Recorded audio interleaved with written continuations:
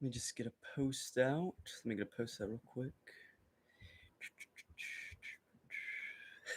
Anyone that's in here that sees the fucking title, you know what the fuck is going on. You know what the fuck is going on. Fuck Charlie Kirk. Nah.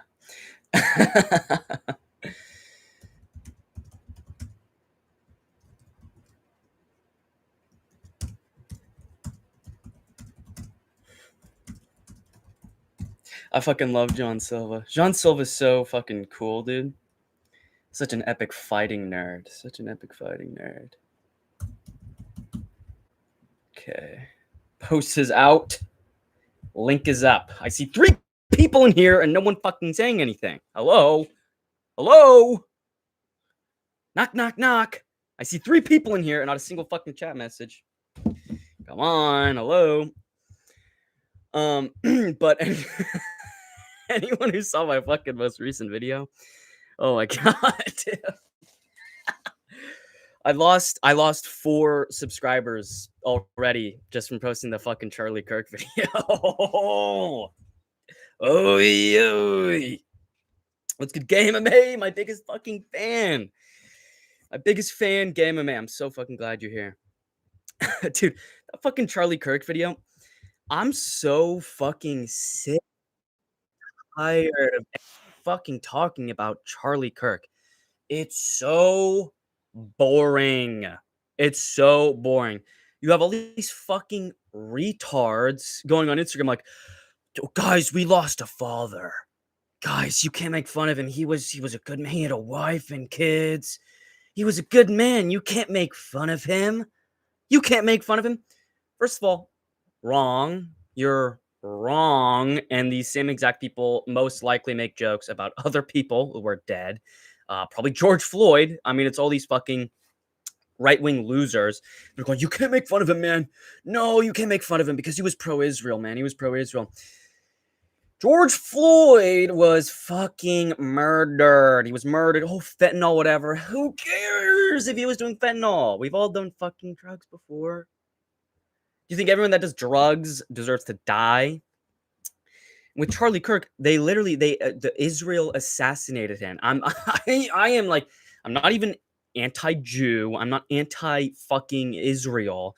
I'm not a fucking loony, but you literally do a minute, 60 full seconds of bare bones research into fucking Charlie Kirk. It's so obvious that Israel killed him to sow the seeds of divide to get everyone hating each other. I said it in my video. Is it a fucking coincidence that they literally voted on the Jeffy files? They voted a majority 51 to 49. Are you serious? 51 to 49 to not release the Jeffy files the same day and time that Charlie Kirk was assassinated. You really think that's just a fucking coincidence, motherfucker? Like, oh my god, these fucking people are so annoying. And all these people pretending to be sad. Bro, this is like like Donald Trump's assassination attempt on fucking steroids, bro. I remember I fucking was on Instagram after Donald Trump got shot in the ear, which, let's be honest, he probably didn't even get shot. It was probably a nano IED or just fake in general. And like people literally like crying. They're going, we almost lost our president today. And I see people doing the same fucking thing with Charlie Kirk. It's like, oh my god, you're a fucking retard. You're a retard. Don't get angry at the fucking bots. Literally bots. They are literally bots. Anybody that's going, yay, Charlie Kirk's dead. Yeah, let's go. This is a win. Win for America. Yeah. Anyone who's doing that is either a straight up robot, very robot, dead internet theory. 80% of the fucking internet is AI. It's probably AI. And if not, then they're just a loony who's fallen for all the fucking propaganda. And now all you retards are falling for the exact same propaganda on the opposite side of the fucking spectrum. It's literally Charlie Kirk is George Floyd for white people. And it's fucking annoying. Make fun of Charlie Kirk all you want. Do not let people tell you this is the one thing you can't joke about. The right, the fucking conservatives being like, oh yeah, you free speech, you can make fun of 9/11, you can make fun of fucking 9/11, you can make fun of 9/11, you can make fun of coronavirus, which fucking killed a bunch of people. You can make fun of George Floyd, you can make fun of fucking anything, but no, don't you mess with King Charlie. King Charlie, you don't mess with them. And I'm not even anti-Charlie Kirk. Listen, I've always fucking disliked him because I get his fucking ads. I literally get his sponsored ads on my Instagram all the fucking time. It's so annoying. He's also politically pretty retarded. He was super pro-Israel 48 hours before he was assassinated. The first time in his political career, he criticized Israel, and he was, I think, in the Hamptons or something. He was in some fucking fancy, like the Marriott or something, with some other politician where they had a big argument on whether or not Charlie Kirk was going to be paid to go to Israel. I mean, literally do the bare bones minimum amount of research, and it's so fucking simple. Make fun of him. Don't let anyone tell you can't make fun of something. That's retarded. Sorry. That shit is just like it's all over fucking Instagram. It's like these fucking there's this one I watch called like Both Sides News, who's actually like a good content creator, and he actually does give both sides of the news and both opinions on every single thing, like every big thing that happens. And he's posted like 20 fucking videos like, guys, he's talking like me, he's happy. Yeah, really pumped up. And then when he's talking about Charlie Kirk, guys, we lost someone today. Guys, we lost a pro-Israel shill who was assassinated by Israel because he started turning on them. And God, I'm just seeing people online being happy that he died, and it just hurts me. It hurts me to my heart. If that's what hurts you, if that's what offends you, makes you so sad that someone's making fun that Charlie Kirk died, I think there's bigger issues in the fucking world. Yeah, Game MMA, Zapper Solo, what's good? John Dong, what's good? And Hob Knocker as well. We got the fucking team. Based alert, Israel being based by assassinating. They got Israel, dude, listen. As much as I want to criticize Israel, they're pretty fucking based with, they donated Donald Trump like $230 million. You know, they are like the biggest fucking shitheads, rage baiters. Like, they throw stones in a glass house and then call the police when they get a scratch, right? Like, it's so fucking funny. Like, Rabbi Shmuley, I think his name is, dude. I just saw this video of Rabbi Shmuley, fucking mole rat, Rabbi the mole rat. And he's like, heated at like a Palestinian rally or something. Go to it. And this fucking white guy just comes up behind him and just like taps him in the leg with his foot. And he goes, "You just fucking assaulted me. He just assaulted me." It's like, that's so fucking based, dude. Getting like just like rage baiting the fuck out of people and then calling the police when they like react. It's literally like it's the fucking Lost Soul playbook, bro. Jesse on Fire has been on a schizo rampage lately. Well, I would assume that. I haven't looked at Jesse on Fire's channel for so long, because literally ever since the Donald Trump assassination attempt, he's straight up just a political YouTube channel. I mean, does he literally even make any MMA YouTube videos anymore? Like, let me fucking go to his channel. Like, when is the last time he made a fucking MMA UFC video? Holy shit. Oh my god, oh my god. See. I guess this Rampage one counts. If we want to count this, I don't know if we want to count this because it's Rampage. It's more of like an external thing. He's a former UFC fighter. So, I mean, getting something that's relevant to the UFC this 4 weeks ago. 4 fucking weeks ago. And everything else is just fucking political shit. This fucking nerd. The FBI is hunting the conspirators who planned his assassination. Yeah, no, they are. No, Jesse on Fire, you're right. The FBI, they're gonna get them. The FBI is gonna get the people that killed Charlie Kirk. They're gonna get them, right? They're gonna get themselves. They're gonna arrest themselves, right? Right, and dude, this fucking Kash Patel guy, I've always known this guy's just a fucking loony. Look at his face. Look at Kash Patel's face. Look at his face. He literally looks like he has like a clamp on his penis 24/7.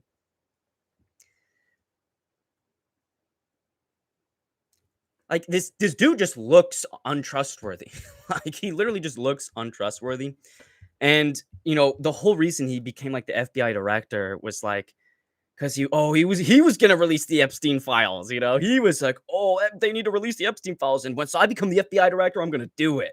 It's like, yeah, obviously that was never gonna happen, and you were never gonna be the fucking one. Some random fucking dorky Indian dude who looks like he has a stick up his ass, like that's never happening. Anyone who trusts any of those fucking people is just stupid. Like, oh my god. Hey, what's good, Lost Soul? What's good, Alex, as well? If even Nick Fuentes doesn't believe in Israel conspiracy, it probably ain't true, though. To be honest, what conspiracy does he not believe? Does he not believe Israel fucking killed Charlie Kirk? That's pretty obvious. I mean, he's like Mr. fucking anti-Israel, dude. He's always literally from like the start of fucking time. You can go back to like my early streams and hear me fucking talking about how my Instagram algorithm is constantly pushing Nick Fuentes on me and like Charlie Kirk and shit. He can be funny. He can be funny, but he's a little, he can be funny. He can be funny. Who wins, Diego Lopez or featherweight Max Holloway? They knock out each other at the same time. That's what fucking happens because they're both fucking retards. Both of them have a sub fucking 60 IQ. I mean, holy shit, dude. Oh my god, dude, the fucking Diego Lopez Johnson. You know what I love more than anything in the world? Do you know what I love more than anything in the whole fucking world? Is when a UFC referee is just a good person. They're just a good person with a loving heart. And they just want to save people. When a UFC referee wants to save a fighter who signed up for brain damage. I love the fact that they stopped Jean Silva versus Diego Lopez early. It's actually so much better that we didn't get a fight of the year. I'm actually so much happier that we will never get a fight of the year equivalent to anything pre-2020 because the referees are just saviors. There are knights in satin armor. There are kings. They're here to save us and the UFC fighters. We don't need to see that. We don't need to see UFC fighters take damage. I know they're cage fighters and they take knees to the skull and they get kicked in the balls, but the UFC referees need to save them. They need to save them. That fight was a fucking early stoppage. It was disgusting. I don't even like Jean Silva. He's a fucking pro-Israel shill. He's a dork. But that fucking stoppage was disgusting. And fucking Diego Lopez would probably lose to Max Holloway at featherweight, let's be honest. He was getting tagged the fuck up by Jean Silva. Like, he was getting tagged the fuck up. Max Holloway's not going to bum rush into a fucking spinning elbow. And he probably has the UFC referees paid off, too. He probably has the UFC referees paid off. So they wouldn't stop it early. Rabbi Shmuley is such an alpha. He's such a fucking Chad. I love Israel. They're my favorite country. They're America's greatest ally. 25 states, one Israel, right? Or what right was there was like 50 states, one Israel, something like that. He farmed Charlie's death for donations. Brew Nick Fuentes. That's kind of based. That's kind of based. Synagogue of Based Dan. Yeah. They're the fucking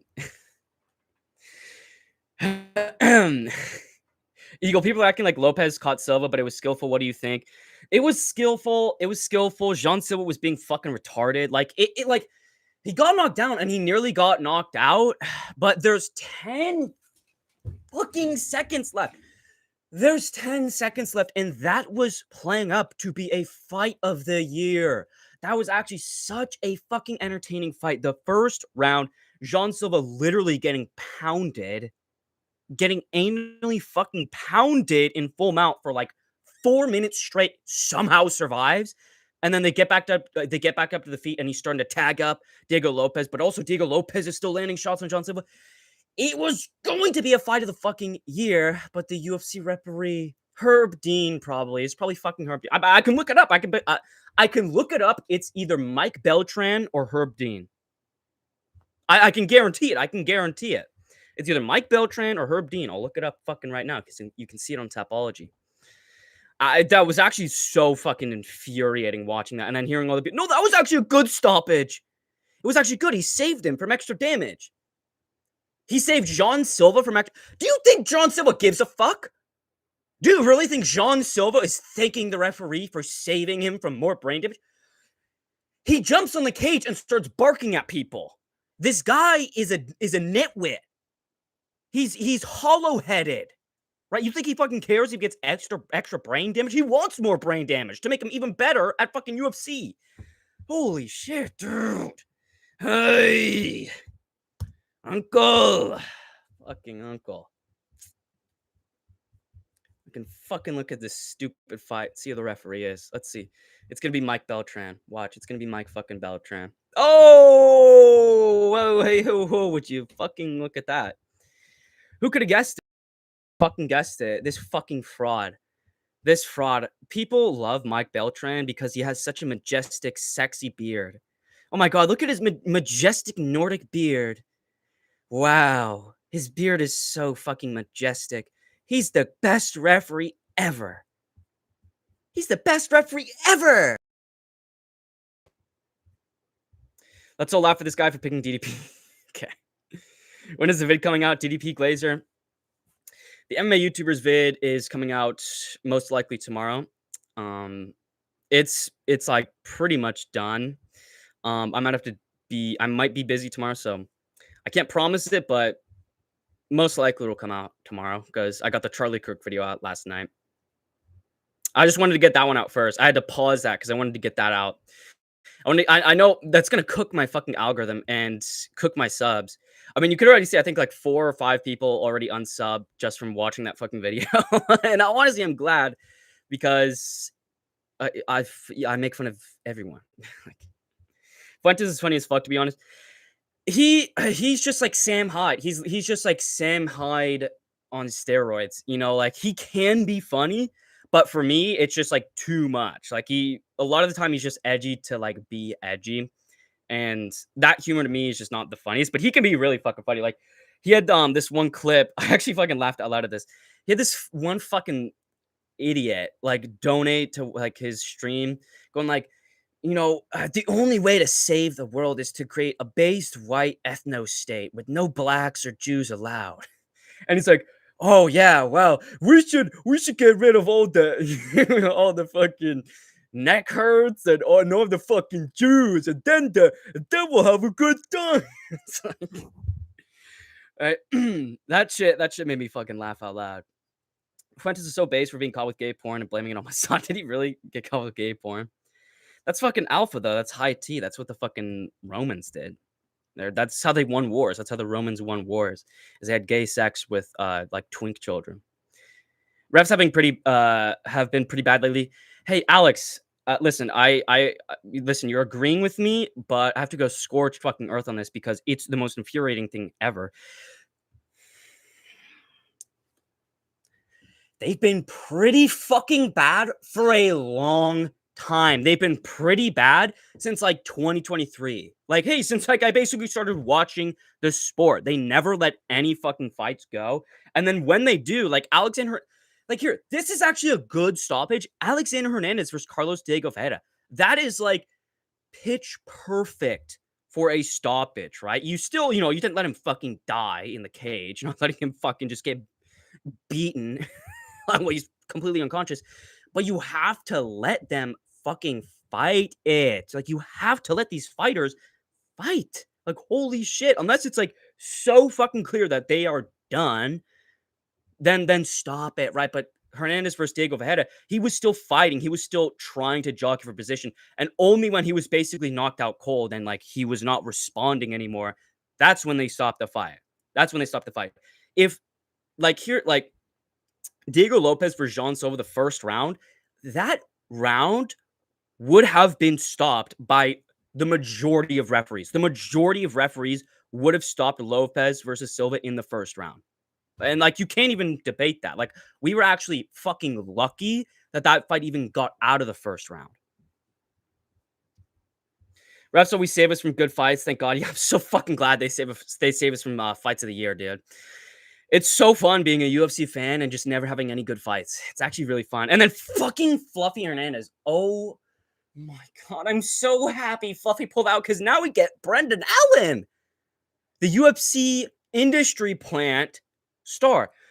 Brendan Allen is like the biggest fucking UFC industry plant ever, right? They have been promoting him since his UFC debut. Like, Brendan Allen has literally done nothing in the UFC. He's straight up done nothing, and he gets gifted fucking matchups, and he's constantly promoted by the UFC, dude. I remember when I first started watching the UFC, I thought Brendan Allen was like a title contender. I literally thought he was a title contender because they had him on promotions with like Justin Gaethje, Dan Hooker, and everything. And then Brendan Allen. I'm like, oh, this guy must be like one of the top guys. And then I started watching and I look at his fucking record. Literally, his best win is Chris Curtis. That's his best win ever in his entire career. Like, let me pull up his fucking record, dude. It's so bad. And they matchups and big fucking fights.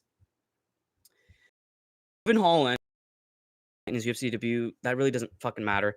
Kyle Dawkins KO'd by Strickland. I mean, you should be fucking cut from the UFC for just that. Beat Carl Roberson, Punahele Soriano. Like, these are literally no-name middleweight bombs that everyone beats. Like, this is a Roman like, this is the resume on par with Roman Kopylov. These are nothing fights. Sam Alvey, Jacob Malkoun. Like, these are Paul Craig. Oh my God, he subbed Paul Craig. His only two good wins are Chris Curtis and Marvin Vettori. And he's constantly being pushed. Dude, look, he's fighting Imavov. He's fighting Hernandez. Chris Curtis, too, like, earlier on. This fucking ad, Jesus Christ. Fought Sean Strickland. Like, every single one of these fights is a big name. Like, why is he only fighting big fucking names? It makes no sense. I'm a fan.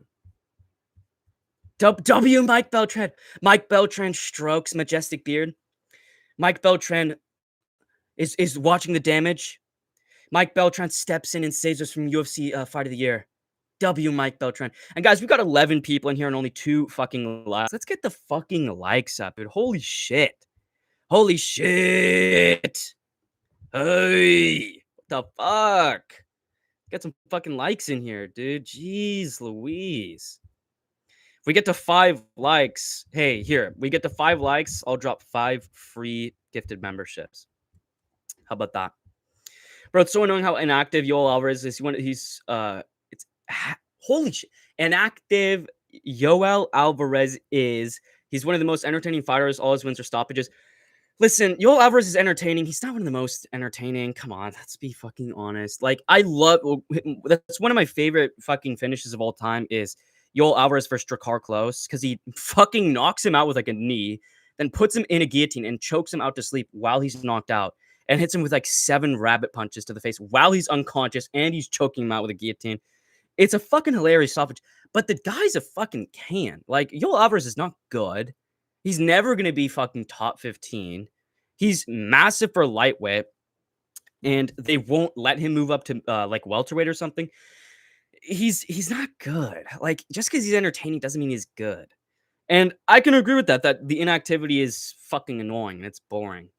That's something that the whole UFC has a problem with because they get paid too much.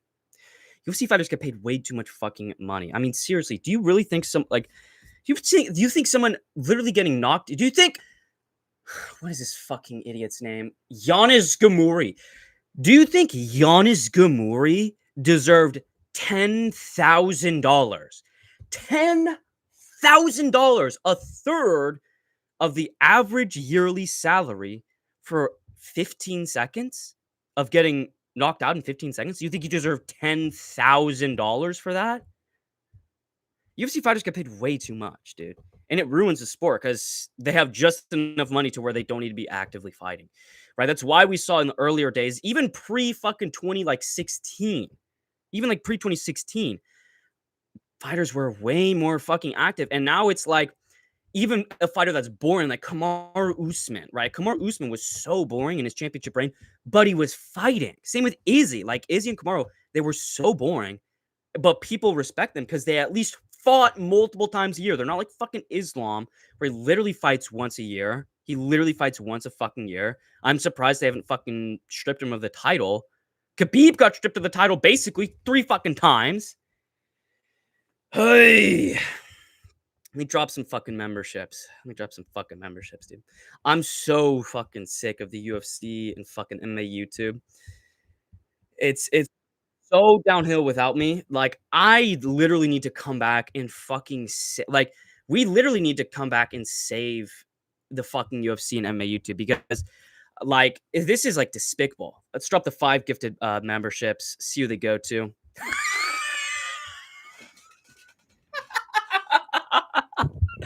No way, dude. No way. Oh my god.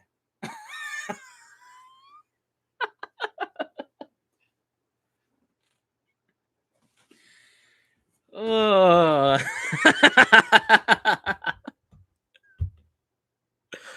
Oh my god, dude. All right, so the 5 gifted memberships. Let's go to more now. The 5 gifted memberships go to Lost Soul. That's a fucking good one. John Dong, Simple, Jimmy the Drunk, all fucking good. And who's that first one? Who's that first one? Dylan Chaikin. Who's that? Who's that? You know, you have to manually go into someone's channel and turn on gifted memberships. You have to manually turn on gifted memberships. Anyone that doesn't know. So he's one of my biggest fucking fans. He's one of my biggest fans. Dude, every single time I do one of these fucking when I gift out these free memberships, there's literally always someone who fucking sucks. Like it's like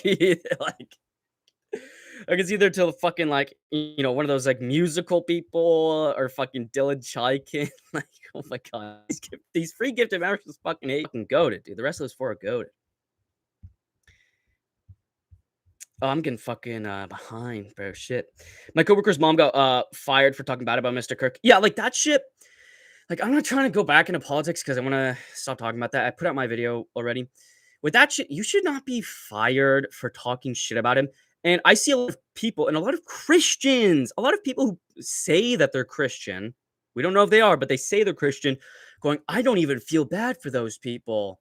Well, that completely goes against Christianity. That literally completely goes against Christianity. Go, I don't even feel bad for them. Good. They deserve it. Like, there was some guy protesting like a Charlie Kirk tribute or whatever. And like the whole crowd like beat the shit out of him. And everyone's like, yeah, beat him up. It's like, how do you not see past this? Like, first of all, spreading divide. They literally have you against each other now with that shit. And second of all, like, you claim to be Christian, but then you're like, you're getting angry at someone glorifying the fact that someone died, but then you're getting happy that the person who was glorifying someone's death is now getting like assaulted or having like their job, like getting fired from their fucking job. Like, that's so fucking ass backwards. But hey, yo, fucking 316 Immortal flying in, diving in with the 14 Californian dollars. The super sticker. I get that little fucking fox. Yeah. I could totally tickle his little fucking belly right now. I appreciate that. Fucking 316 Immortal flying in, diving in, getting the fucking train back on track. Let's go. And what's good, B Wolf? I love you, EagleMMA. Hey man, I saw your post, B Wolf, bro. Listen, that's a pretty universal problem for MMA YouTube. Listen, B Wolf, MMA YouTube is kind of just ass right now, and that's probably why you fucking clicked on the on the fucking video because the title. But bro, you got good videos, you got good streams and shit, bro. Listen, you'll be back on the fucking grind, bro. You'll be back on the fucking grind, and you just have to fucking get past all these fucking losers in the MMA YouTube fucking community. I mean, holy shit, like, dude, MMA YouTube.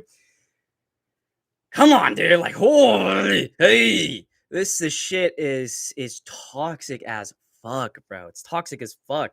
And I'm obviously you're different. You're like, oh, I want to be positive and everything. Yeah, I'm not fucking leaving. Yeah, let's go, bro. Let's go.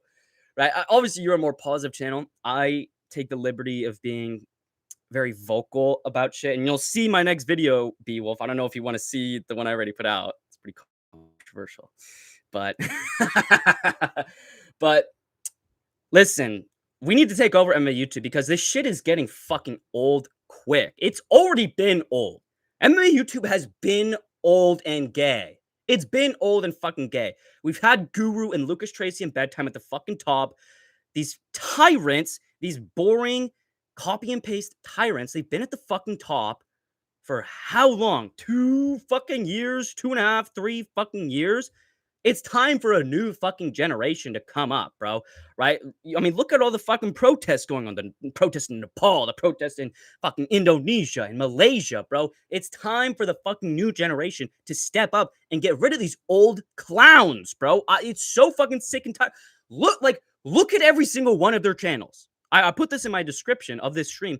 Look at every single one of their channels. Guru, Lucas Tracy, Bedtime, MMA. They all post the exact same videos. They all post the exact same videos. Holy shit. We need to get rid of these fucking people and start anew. We need to bring life back into the MMA fucking YouTube community because I'm sick and tired of this shit. Straight grifters. They are, bro. I mean, literally, like, dude, fucking Guru is the biggest grifter of them all. Because at least Bedtime and Lucas Tracy, they're just like NPCs. And they're just like, oh, yeah. But Guru is an active fucking grifter. I mean, hey, don't make me bring up the Guru bonuses. Whatever happened to the Guru bonuses? Hello, wait. I think I still have, I have it because I did, like, screenshot it for, proof of my fucking video. The problem with MMA YouTubers. MMA Guru bonuses. What happened to the Guru bonuses?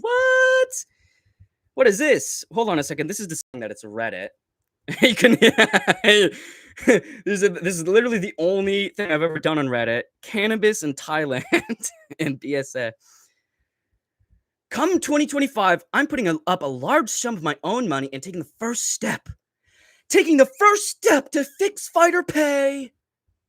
At the lowest levels of the UFC, no more crying and begging Dana White or the UFC to change it. That hasn't worked. Well, this isn't working either, obviously. It's time someone in the MMA media nutted up. Okay, what? Gay? And set a new standard of pay. Yeah, you're right, Guru. You're actually right. It's a shame that you literally haven't given out a single Guru bonus yet.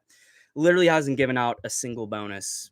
I mean, let's be honest. We knew that was never fucking happening. Active grifting. Active fucking grifting. I'm getting way fucking behind, though, so I need to fucking speed up, catch up. We need a Jew Declaration of Independence from the Jews and bro. That fucking clip is so funny, bro.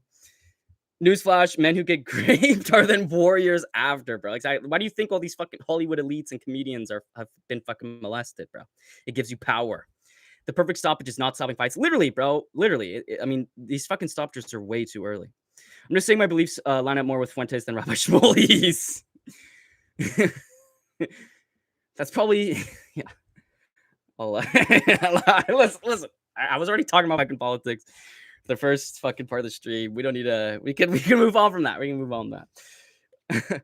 Seriously, why couldn't they at least put someone a little better? I mean, literally. Brendan Allen is gonna make RDR look good. That pisses me off. People are gonna say fucking RDR is gonna beat Hamzat after this. They're literally gonna. They're gonna say that. People are gonna be saying that. Like, listen, I'm fucking telling you, people.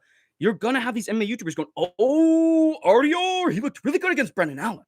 He looked really good. I think he has a shot to beat Hamzat. And they're gonna tell you in their prediction videos, oh, this is a close fight, and I have to lean RDR. They're gonna do that. Don't fucking listen to them. These MMA YouTubers have no fucking idea what they're doing for picks. They all thought Steve Erseg was gonna be a future fucking flyweight goat. They thought John Silva and the Fighting Nerds were gonna be great. They thought fucking all these other bums, Benoit Saint Denis. They thought Benoit Saint Denis was a fucking killer. They thought what's his name? The big black guy. What's the big black guy's name at heavyweight? What the fuck is his name? Like whatever. This fucking giant black dude who people were saying was Ngannou, and he lost to Mick Parkin or some shit like that. Like, these MMA YouTubers have no fucking clue what they're talking about, and they're getting you to spend your money through their prediction videos on random fucking picks. On random fucking picks, they go, "Oh, I don't know. It's a toss up, but if you're gonna spend money on this guy." What the fuck are you talking about? What? We need to fucking get rid of these people. And you're right, fucking lost. So like literally, like Brendan Allen out of all fucking, I would have rather had Strickland. I would have rather had fucking Robert Whitaker versus RDR rematch. Like holy shit, Brendan Allen is the biggest nobody. He's like nobody. He's nobody. Herbert's a weird ref. He reffed Luke Rockhold versus Weidman 2 when Rockhold almost killed Weidman.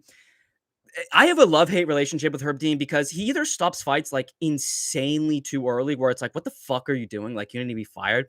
Or he just lets fights go on for like 10 extra follow-up fucking punches that are not needed. You know, I have such a fucking love-hate relationship with him. I need Fluffy versus DDP to show how unimpressive what Hamzat is in comparison to what people think. I'm done people pretending he was so impressive. DDP just sucked. Yeah, we all just overrated DDP. Like because on the feet he was looking good. Like for the 30 seconds I was on the feet, he rocked Hamzat. He just has shit defensive grappling. He'll be top 15, but never top 10. He'll be top 15. He gets like Grant Dawson. Like he would fucking murder Grant Dawson. Yoel Alvarez would murder Grant Dawson. Like holy shit. Yoel Alvarez, never top 15. Dude can hang with the top dogs. No, we can't. Yoel Alvarez is legit. Kopner. Isn't he like 35 years old? Isn't he like old as fuck? Yoel Alvarez. Isn't he like old as fuck? He's 32 years old. He's 32. And he's beaten nobody. You know, he beat Drakkar Klose, Elvis Brenner, Mark Chikasi. Like that's Joe Duffy. Oh, and he beat Joe Duffy. You know, like he lost to Armin, got killed by Armin, and he lost to Damir Ismagulov. That's a really bad loss in hindsight. I mean, he just loses to like the entire top 10. I'm like pretty easily. I've heard Josh Thompson say the fighters spend thousands of dollars on training camps in the lead up to fights. You don't have to. Look at Anthony Fluffy Hernandez. First of all, that's on them, right? You're choosing to be a UFC fighter. It's like choosing to be a musician and then getting angry when people are putting money in your fucking guitar case. You know, it's not a job. The UFC is not a fucking job. It's not a 9 to 5.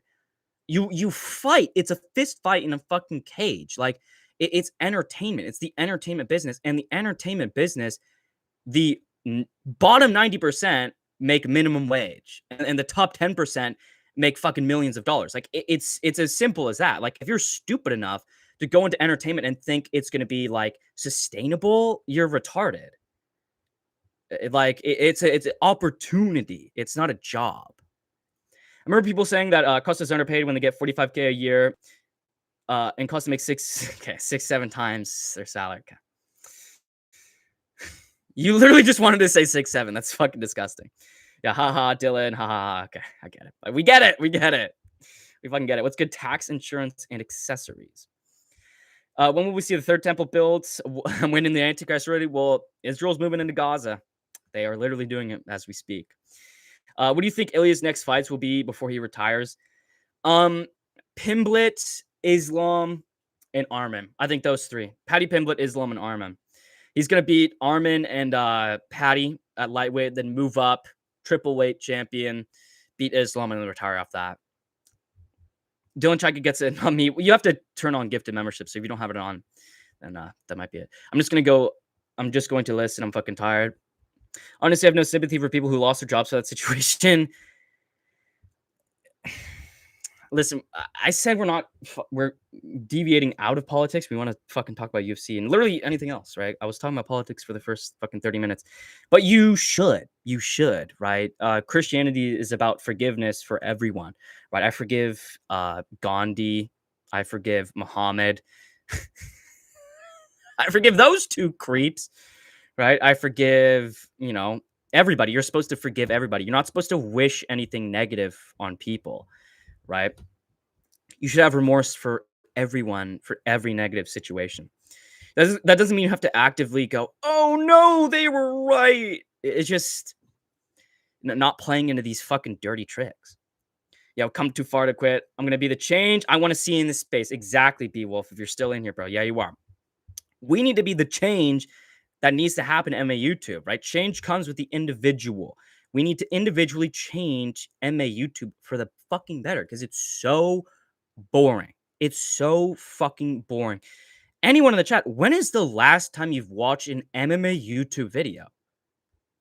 Literally, like, when is the last time any of you have watched a fucking MMA YouTube video? And before that, when was the last time, right? Like, there's nothing. There's fucking nothing. It's all fucking prediction, news reaction, fucking fight recap. It's all the same shit. It's boring, and MMA fans are fucking tired, bro. Innovation is needed. Straight grifters. Exactly, bro. Eagle, the reason Guru is big is because of his accent. Literally, bro. Literally. Dude, it's something with the fucking UFC fans. They fucking squirt to British accents. I have no idea what it is, but UFC fans goon when, like, someone's fucking British. It literally makes no sense. Any British fighter, any British talking head, people just glaze the fuck out of them for no reason. It's so weird. People are obsessed with Brits. Lucas comes off as generic, which is easygoing, and he walks on eggshells. Yeah, exactly. That's right. Literally, it's so funny. I say that too because his channel description is no walking on eggshells. Lucas Tracy's not walking on eggshells. Yeah, I'm fucking pro Israel too. Like, what the fuck? What are we talking about? Like, Lucas Tracy not walking on eggshells?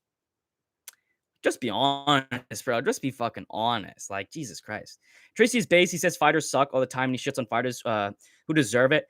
Tracy is the best out of all of them, and I've said that from the start. Lucas Tracy's still modded on this channel because he is a fan of the channel. He literally is. Lucas Tracy has commented on multiple of my videos. He's been in my live streams. There's literal proof. You can look at my problem with MMA YouTube video. It's one of my most popular videos. It's my first popular breakthrough. He literally commented on that, going, "Oh, this is funny as fuck." Lucas Tracy's my fan, and I still respect him for that because he is an NPC. He's not an active grifter who's just pushing out fucking slop. He's just an NPC, dude. It's the same thing with fucking Kenny Okoye. Like, Kenny Okoye is just the black version of Lucas Tracy. They're both just NPCs that have a crazy take here and there. And literally just because of that, I have some semblance of respect for them. Like, Bedtime MMA, Guru, those fucking losers, MHA, there's nothing there. There's literally nothing there. It's just always the popular narrative, and then that's it. It's just the popular fucking narrative, and then it's just boring. It's just fucking boring after that. Shitting on fighters is the problem. Like, this is the, like, B-Wolf, we're very opposite on that. We're very opposite. And I respect your take on that. I respect your take. I read your community post. I'm kind of the opposite. Right? But in this sense of, like, the popular fighters, like, we need to make fun of Max Holloway. We need to make fun of Alexander Volkanovski, but not make fun of, like, the actual fun, entertaining fighters. Like, you know, who's like Fluffy Hernandez. Like, you know, no one's gonna make fun of Fluffy. You know, DDP, right? All these fighters, I don't know. But even that, I think we should make fun of those fighters as well. I think very polar opposites on that, but that's good. That's a good thing that we're polar opposites on that. That means it's different ideas. That's the problem with MMA YouTube, is it's all the same idea. It's all the same fucking idea, same narrative, same videos. It's copy and paste. We at least have different opinions, and I can fucking respect that. That's what I just said about why I have some semblance of respect for Lucas Tracy and Kenny Okoye, because every once in a while they at least deviate from the popular narrative, right? Just even that is all we fucking need. It's just people having different opinions, even if they're shit. Even if someone says, "Oh, the fighting nerds are actually still great.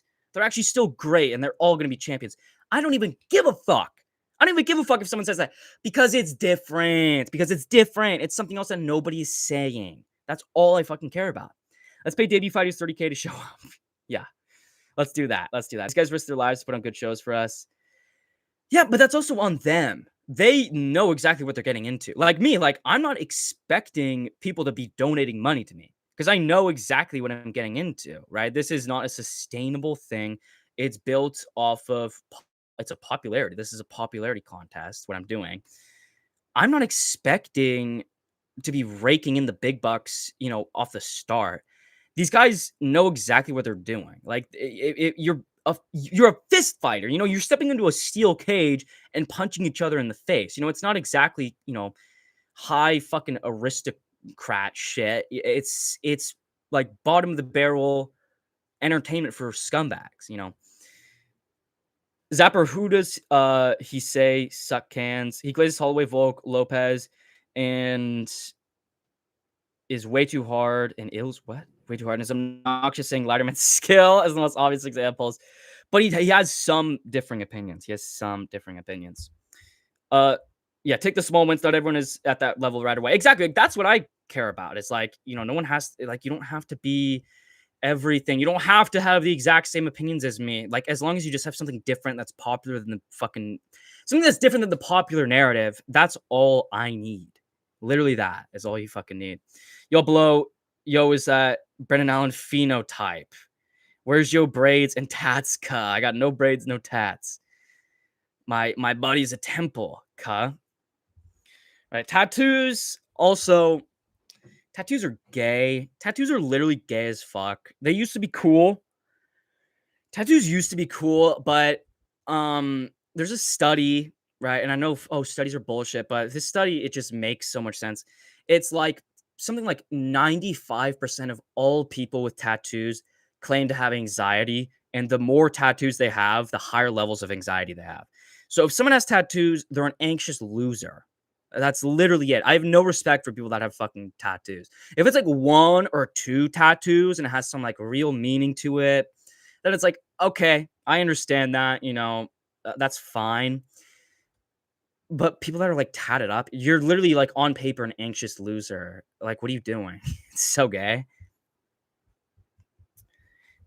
Yeah, Rebellious to Spain. That was his fucking name.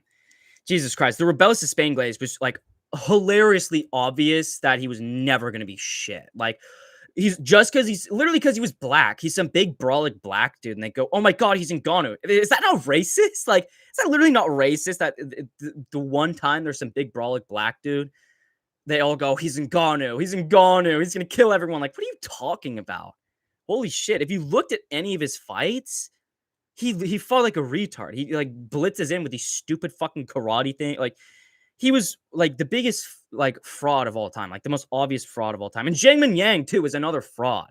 Right? That's another fighter where it's like, if any MMA YouTuber is telling you that Jiangmin Yang is the next big thing or he's gonna be a top 10 fighter, stop watching them immediately. Stop watching them immediately because they're grifting you. I'll put up Jiangmin Yang's record right now. And I've been saying this since his first fight in the UFC. I picked Brenson Haberio, which was his UFC debut. I picked Brenson Haberio to beat Jiangmin Yang because I looked at his record. I looked at Jiangmin Yang's record, and obviously he beat Brenson Haberio and some other bums, right? Oh, who else did he beat? Ozzy Diaz and Anthony Smith. That's who he beat in the UFC. Is Ozzy Diaz, Brenson Haberio, and Anthony Smith. That's who he beat in the UFC. And who did he fight after that? Let me pull up his Tapology, because this is how you know all these MMA YouTubers are fucking frauds, because they don't even look at the fighters' records, right? One of the like top tests on if a UFC fighter is actually good, you literally just look at their record and not like, oh, they beat cans. Like, if a fighter is fighting people with negative records right before they get into the UFC, they're cans. Let's look at Jiangmin Yang's record. Right? Brenson Haberio, road to UFC. What was this fight right before he got into the UFC? He's 14-6, fighting a 1-3 opponent. A 1-3. 1 win, 3 losses. He has -2 wins. And Jiangmin Yang fought this guy when he was 14-6. Before that, he fought a fighter who was 6-9, -3 wins. Before that, 9-6. Before that, 5-8, 2-2, 8-6, 1-2, 9-11. Look at that. 0-0, 0-0. Like, look at his record. Like, literally, anyone who has a positive record beat him on the region. And then his 2 wins leading up to the UFC is 1-3 and 6-9. That's a 7-12 record leading up to the UFC. Anyone who told you Jiangmin Yang was going to be anything other than like maybe a top 15 fucking gatekeeper is a fraud. They're literally a fraud. It's a joke. MMA YouTube is a fucking joke. We should have had an RDR Mikhail Alexeychik fight. Honestly, I literally wouldn't have minded that as much as fucking Brendan Allen, because Brendan Allen is just so boring. He doesn't have any fun fights. He has no personality. He's a UFC industry plant. He sucks. There's literally nothing good about Brendan Allen. The Ilya Glaze also pissed me off. Yeah, I fucking hate the Ilya Glaze. Like, he beat 3. It's literally just because he beat the fan favorites. If Ilya beat the exact same fighters, if Ilya went on the exact same 3-fight win streak, but everyone hated those 3 fighters, everyone hated Holloway, everyone hated Volkanovski, and everyone hated Oliveira, he would be seen as just another UFC champion, just another double champion. He probably would have never even gotten a double champion fight. People are only glazing him because he beat their fan favorites, dude. It's literally the same shit that you can see with Lucas Tracy and Alexander Volkanovski. Right now, he's glazing the fuck out of Diego Lopez because oh my god, how good is Diego Lopez? Holy shit, he lost to Volk, but then somehow still beats Johnson. Like, holy shit, holy! It's so annoying. It's just because they beat the fan favorites. So then they have to turn around full circle and go, oh, this guy's actually so good because he beat a guy that I like. Because he's honestly not as good as people think. He gets hurt in every single one of his fights. He was getting hurt. He completely dominated Alexander Volkanovski, but he was getting hurt in the Holloway fight. He got hurt, I think, once or twice in the Oliveira fight. Like, he's not fucking indestructible. Arman beats him. I think Paddy has a really good shot at beating him as well. I think his defensive ground game is pretty underrated or overrated. I think Ilya's defensive ground game is really overrated, and we're gonna see that when he fights Arman and or Paddy. How good do you think Arman is? Do you think he's the second best lightweight? I think he's tied for the best lightweight with Paddy Pimblett. Because I think I'm actually really high on Paddy. I think he's actually pretty good, and I think he has a really good shot at beating fucking Ilya. And he honestly has a really good shot at beating fucking Arman, and he beats everyone else at lightweight. Lightweight's such a dead division, dude. I've literally been saying this for over a year. Lightweight has been dead. Lightweight has been dead. Who in the top 5, who is in title conversations at 155 other than Paddy and Arman? That's it. Those are the only 2 fighters that are in title conversations at 155. Those are the only 2 fucking fighters. Two. You look at every single other division, there's at least 3, except for maybe flyweight, but that's because Pantoja's like a dominant force, and he's fucking fought everyone. Right? Lightweight is just full of these old head bums. They keep these old head bums around. Like, I'm so glad Dustin Poirier retired. I was like, I couldn't have been happier that Poirier retired because we finally get these old head bums out of here. Holy shit. Like, oh my God. Like, either have them fight the up and comers or fucking fire them. Just fire them. Get them out of the fucking UFC because they're doing nothing. They're literally doing nothing. They're holding up the division. That's the only Ilya would not have been the 155 champion if fucking Gaethje, Poirier, and all these old head bums were cut from the UFC before he became the featherweight champion. Arman's fight versus Charles is a lot less impressive than what I remembered. It's a really tough stylistic matchup for Arman. DDP has no scrambling. It's actually crazy. Yeah, I hate it. Shut up. Shut up. Ilya ain't beating Arman, no fucking way. I mean, there's a good chance. You're one of the first 500 plus channels that subbed to me, I think. The World of You Dude. I think the first, actually. Listen, I appreciate that, man, if you're still in here. Probably not, because I'm way fucking behind. But if you are still in here or you're watching it back, I appreciate that, bro, because that's something that I pride myself on. I always pride myself on giving people who don't have, a shit ton of subs or, a lot of influence, giving them, the green light and shit, trying to promote them because we need the new generation to take back MMA YouTube. I do it with Lost Soul all the fucking time. I shut him on like half my fucking videos.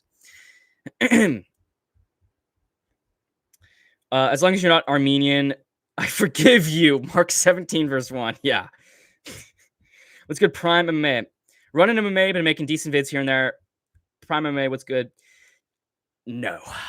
Ronin MMA. Listen, Prime MMA, if you're still in here, I want you to go to a video on my channel. It is, let's see, which video is it? If you think highly of Ronin MMA, I want you to Go to, I think it's the MMA situation just got worse. No, it's the Eagle MMA situation just got worse. I'm pretty sure. And go to like the very end of it. Go to the very no, it's the MMA Guru is finally done. That's what it was, I think. I know it's one of my fucking slot videos. But Run MMA, there's literally a video of him in a bunny costume, in a onesie bunny costume, and there's this fucking guy who's like a toxic parasite of MMA Guru, who he's like 40 years old and begs for money on the street, like records himself, streams himself begging for money on the street.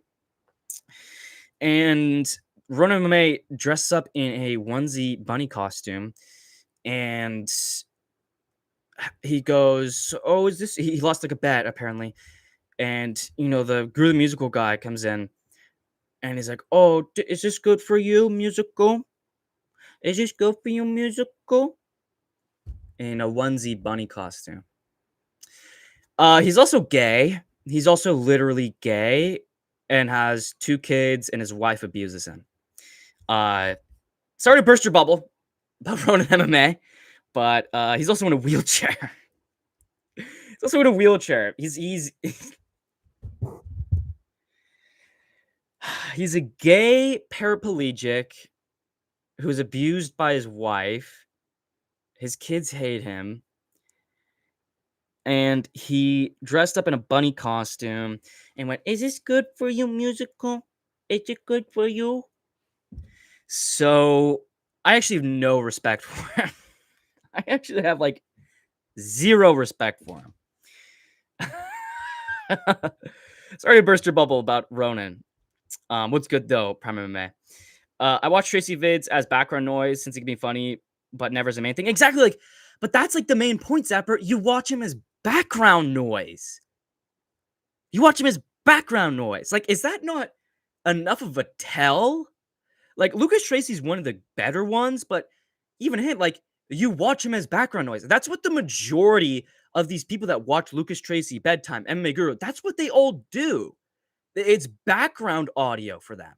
Is that not literally like the biggest insult to a content creator, that your content is background noise? It's not even like, oh, people aren't watching it, because then it's at least, oh, maybe they don't know about it. It's background noise. They don't even have to pay attention to what the fuck you're saying. Tracy's one of the better ones. He can actually be funny sometimes. He's kind of based. Listen, Lucas Tracy's kind of based with his politics, but even him, he's background noise. He's literally background noise. I watch Lucas Tracy, but that's it in terms of my YouTube. Exactly, like one person, and then background noise as well. Tracy hasn't watched your shit since 22. That's wrong. That's fucking wrong.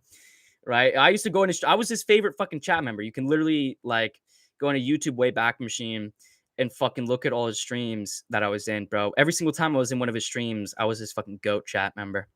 I've heard Lucas mention that he thinks you're funny. Exactly. Steven Alex is saying it, motherfucker. Like, let's not fucking twist the truth here.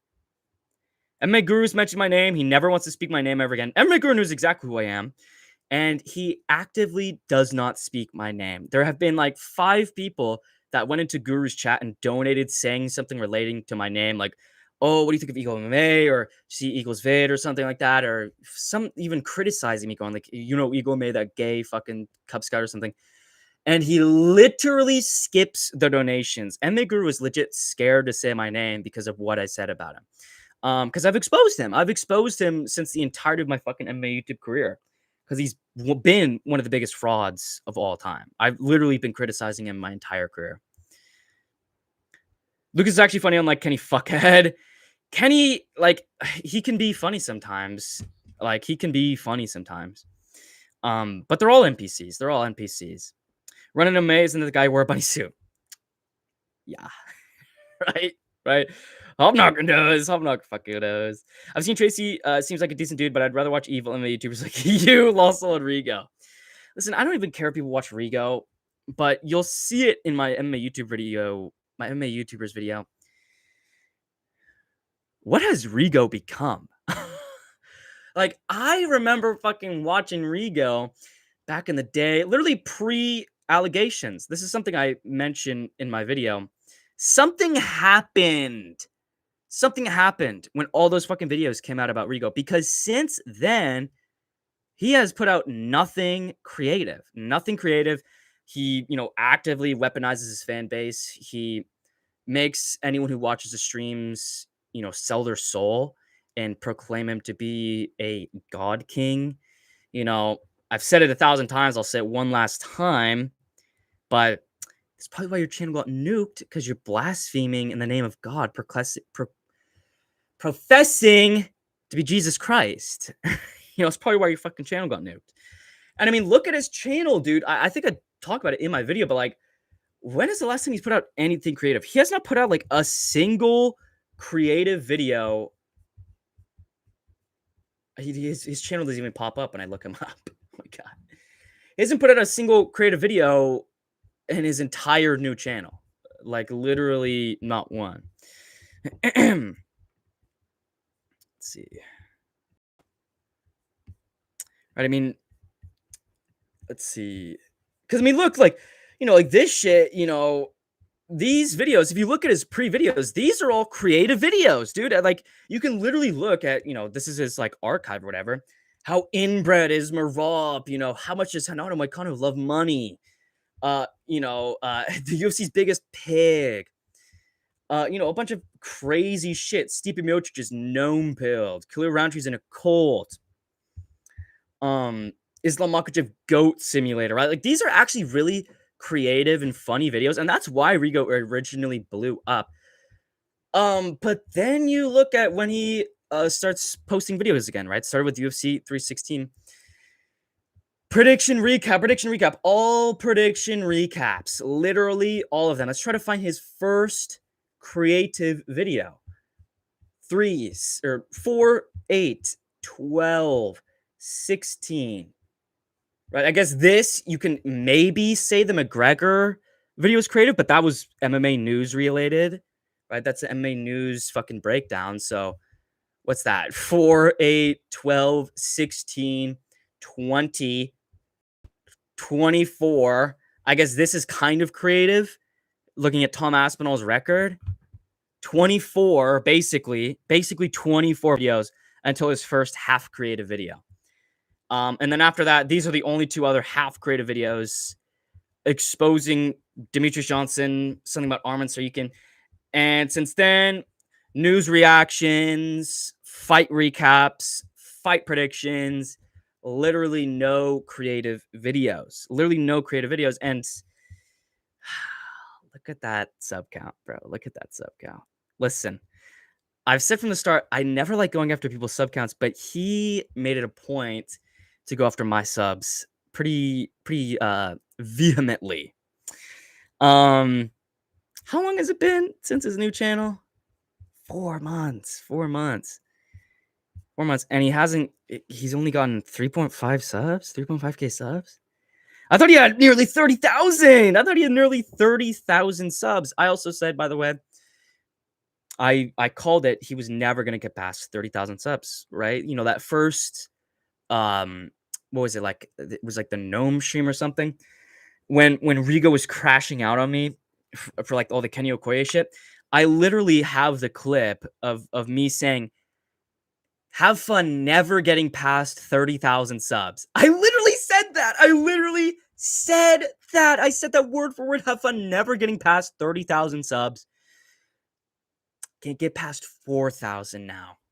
Maybe it's because you're not putting out anything creative, and you're only putting out predictions, recaps, and news reactions, right? Somehow, one of the most creative MMA YouTubers, like I said, like, you look at these old videos, these are actually really funny videos. Like, you can rewatch these videos.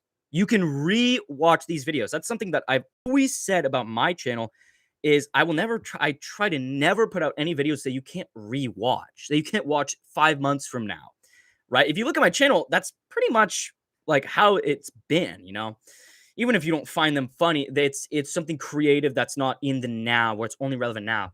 And you look at these, like how racist is Ian Gary, like I would rewatch that. It's a funny fucking video. The Curse of the Light Heavy, like these are all funny, creative videos. And then soulless after proclaiming himself to be a god king in the name of Jesus Christ. Come on. Come on, uncle. You got this, bro. And I genuinely hope Rigo comes back because, like I said, he was one of the most entertaining and creative MMA YouTubers. Like, almost like by far. Like, it was literally me and him were like the only creative MMA YouTubers. Now it's just me. And I've been taking some fucking time off, right? I've been letting the fucking MMA YouTubers slide for too long, bro. It's time to fucking get back at these people. People ask racist questions saying Kenny Okoye talks over we people loudly. They just hate him because of his skin color. That literally is it, because he's just Lucas Tracy. Like, he's just Lucas Tracy, but like more controversial. He's Lucas Tracy if Lucas Tracy actually didn't walk on eggshells. And they fucking hate him for like no reason, bro. It's so weird. It's so weird. And every insult they have about him is about him being black. Like I'm not the type of person to ever like try to call people racist, because like we all make fucking racist jokes. I mean, I was fucking talking about Israel earlier this stream, and like it's funny to make fun of people like, you know, being racist and shit, but like literally the only thing they talk about with him is his skin color, and it's really weird. It's like, it is really weird. Just want to correct myself. Lucas hasn't watched your shit since 2022. That's literally wrong. It's literally fucking wrong. MMA YouTube is boring. If everyone shout on Volk, this subculture of MMA YouTube is fun because it's special. If everyone shout on Volk, the subculture of MMA YouTube would be fun because it's special. Yeah, I mean, we just need to shit on all the fucking fan favorite popular fighters. Like everyone glazes the fan favorites. Like, everyone likes the fan favorites. Nobody makes fun of them, and it's fucking annoying. It's boring. Tattoos were cool before a dog raped my computer. Zhang Minyang was so obviously going to lose to Walker. I picked Zhang Minyang to beat Johnny Walker because I thought, you know, like, Zhang Minyang's not good, but Johnny Walker sucks, right? But I've literally been saying from the start, Zhang Minyang sucks. Like, he's not good. So Durgas Dumas is the most motivational fighter I've ever seen. He honestly is such a Chad, right? If you get kicked in the balls, you should quit the fight. Like, why would you fight someone after getting kicked in the balls? Dustin Jacoby would knock out Zhang Minyang in the first round. Yeah, she was 14, bro. She was 14. That guy, bro. When's the last time? Can't remember, but like, he always kept on trying to message me. I think, like, when's the last time did I block him? I didn't block him, did I? Yeah, he's literally like once every like 3 months, he tries to like message me on Instagram. And it's like I'm never gonna talk to this guy ever. Like, what? He's like still obsessed with me. It's so weird. Oh my god, wait, dude. Oh wait, I looked at his channel. Holy shit, dude. I looked at his channel. Cause it was when I was gathering fucking clips for my MMA YouTubers video. What's his name? Wheelchair Guru.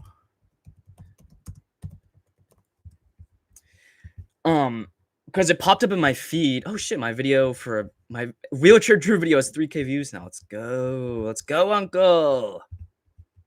Can you even find his fucking channel? What?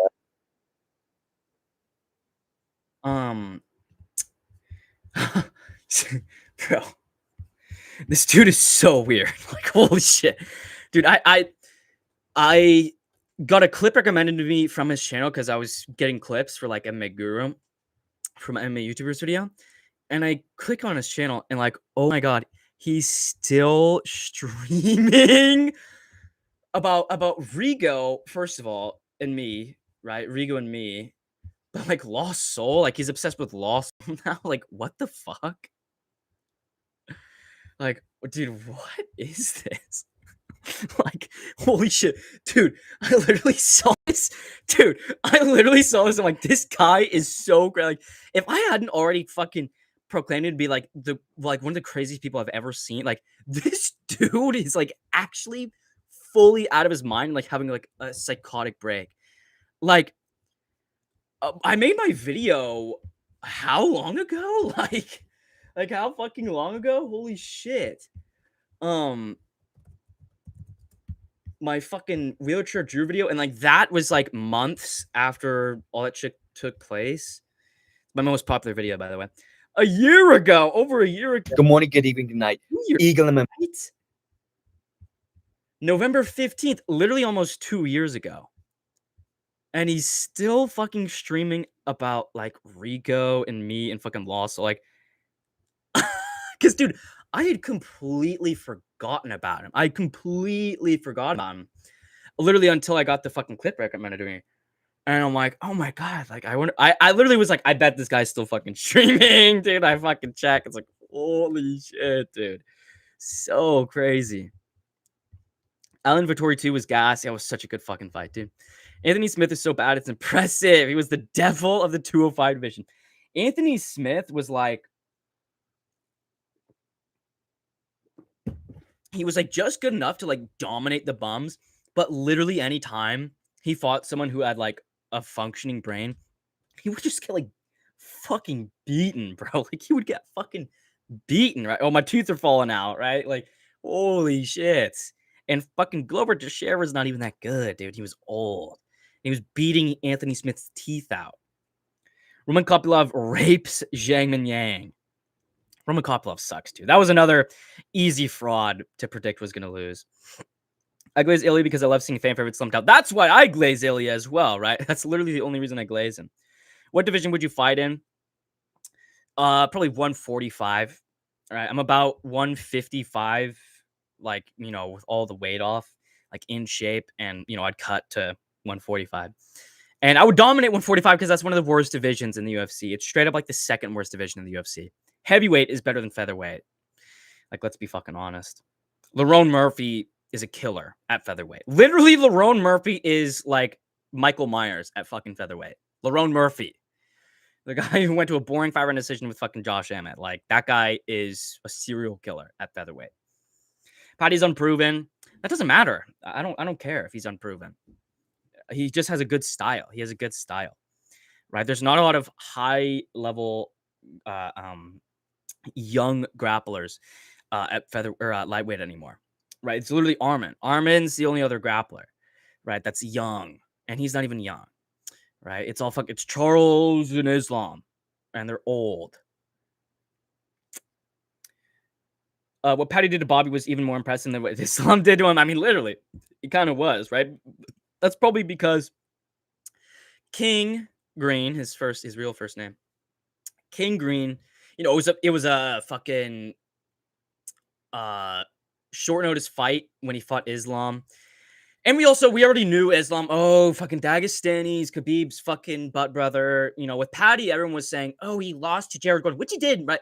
Rewatch the Patty versus Jared Gordon fight. It's pretty clear that Patty beat Jared Gordon. I remember watching that fight live and being like, yeah, Patty won that. Like, you know, people just hated him. They fucking hated him. And they thought he was going to get dominated by fucking King Green. So they were just like, oh, well, now he's actually the best because I thought he was going to get dominated. But then he dominated Bobby Green. It's literally just the MMA YouTube cycle is where they criminally underrate a fighter because they're stupid and we're emotional in a fight. And then when they beat someone, they go, oh, actually, this guy is the best ever. He's not the worst. He's the best ever. Not just, oh, he's good and he's better than I thought. No, he's the best ever now, and now he's a future champion. That's literally the cycle of MMA YouTube. You could see it with every single fucking prospect. Alex, look what Ruffy did. So what? You and Rigo were coping about Guru in 2024, saying he'd fall off next year. I mean, he did. He literally did. He has like little to no influence anymore. And you can see the public of MMA YouTube. I mean, you saw like the Vampiric Legs video criticizing the prize picks and shit. There was like another video I saw that was criticizing Guru. People are turning on Guru. Like they really are because it's so obvious now. And like I said, you know, the Guru bonuses, all the other shit, the prize picks, saying, I will never do any ads because I already make too much money. And then a year after that, making probably $100,000 more, now he's doing prize picks with ads in his videos. He has ads in his videos and he's doing prize pick ads for his fucking prediction videos. It's like, come on. Like, holy shit. Like, people are starting to see, like, the only reason, like, Guru will always have a fan base. He will always have a large fucking diehard fan base Because it's all a bunch of loser incels that fucking watch him. They're obsessed with Guru. They're literally all obsessed with him. They all donate their fucking life savings to MMA Guru. Right? So he will always have a very large audience. But the fallout that I was talking about, and I still am talking about now, is just like the public perception of him. Right? You know, oh, we got these fighter interviews, but like, okay, like how many more fighter interviews is he gonna get?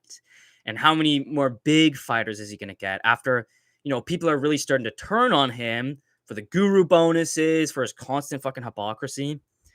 So, you know, it's not like he's gonna lose 200,000 subscribers in a day. Like, it's a slow burn, and he is falling off.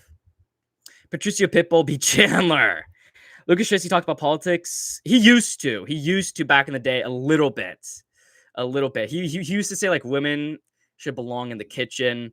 He's very he's based. He's got some based ideas, right? Guru makes gay porn for $2. Exactly. Like that too is like, how long is that going to be funny? How long is it going to be funny to do these gay fucking impressions for $2? I mean, he talks about it constantly how he hates doing those impressions, but still does them. MMA Guru's Jewish, right? I mean, listen, I hope he gets some lineage on him, because I can almost guarantee you he's fucking Jewish. Who wants to bet money that MMA Guru has some Jewish descent in him? If he isn't ethnically Jewish, he's an honorary fucking Jew. I mean, come on, bro. Money grubbing, fucking victim card, constant hypocrisy. Come on, bro. What Patty did to Bobby was even more impressive. I already read that, right?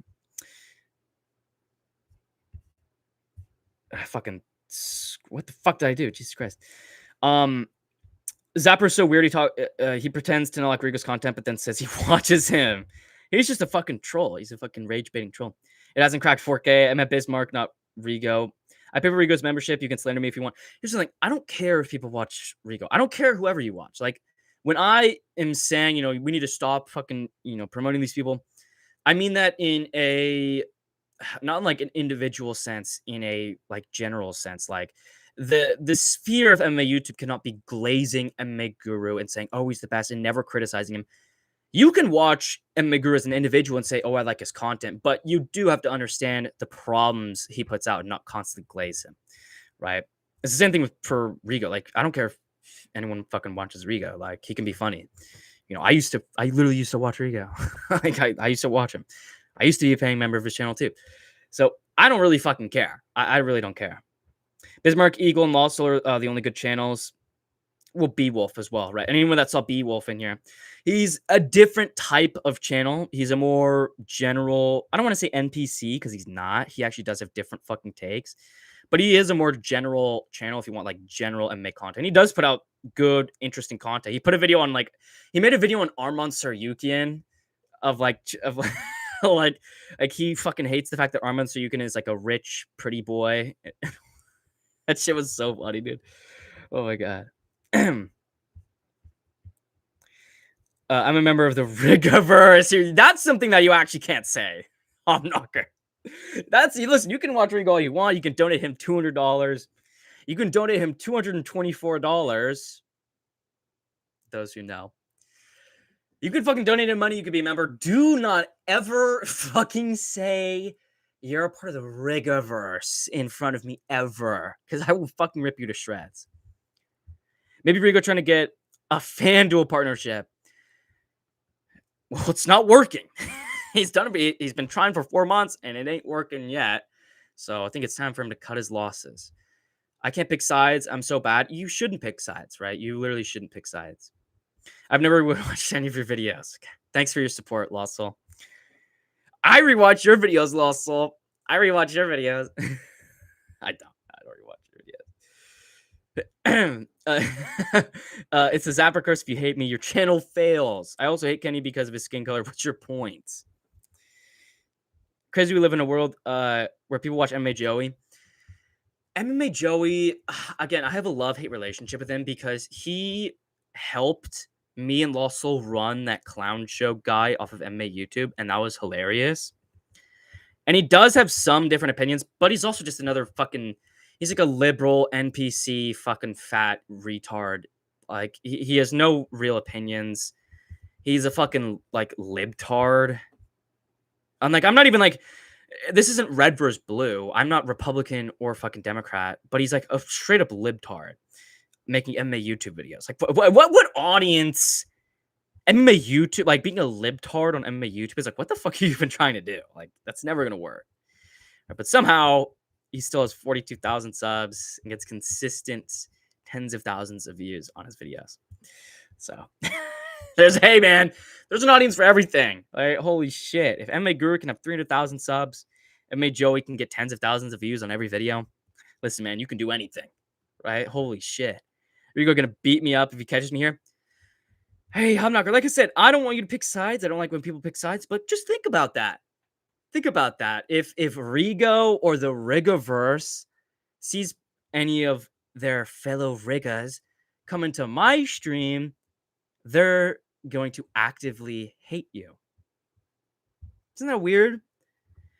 Isn't that weird? If any of you show your face on any of my videos or my streams and the Rigas see it, they will actively hate you. I don't do that. I don't do that. Isn't that weird? Isn't that weird? That's just something to take into account. Like I said, if you watch Rigo, I have literally no fucking problem with it. But, you know, sometimes you got to think a little bit. Sometimes you got to think a little bit. You know, why is that? Why is that? It's a little weird. You should review every reel I've sent you live. I need to fucking catch up with your reels, bro. Because I really, like, I've been mostly using Instagram for fucking Christianity. I still like watch some reels sometimes, but it's mostly been, you know, for Christian content. I've been getting a lot more into my Christianity. And I think all of you should. Anyone in chat, you know, if you're thinking, wow, and I fucking lose a like when I start talking about Christianity. Whoever fucking unliked the stream when I started talking about Christ, you're the devil. You're the devil. The fuck? You look like a bug catcher, Pokemon trainer. Great. Yeah, Pokemon reference. Yeah, I guess I've never played a single Pokemon game ever because I'm not a nerd. Pokemon's for nerds, dude. Holy shit. Oh my god, fuck Pokemon, dude. That's one of the lamest fucking games ever. Like, that's one of the biggest psyops is like people fucking like gooning to fucking Pokemon, the Pokemon. Heck, I've tried to play Pokemon one time and it was so boring. So boring. You know what I play instead? Fossil Fighters is the better version of Pokemon. And we lost another like, dude. Why are we losing likes? What the fuck? We had 7 likes, now we have 4. Literally right after I started talking about Christianity. Right? Something to take into account, motherfuckers. Man, how to glow up. Yeah, also you fucking had to glow up, bro.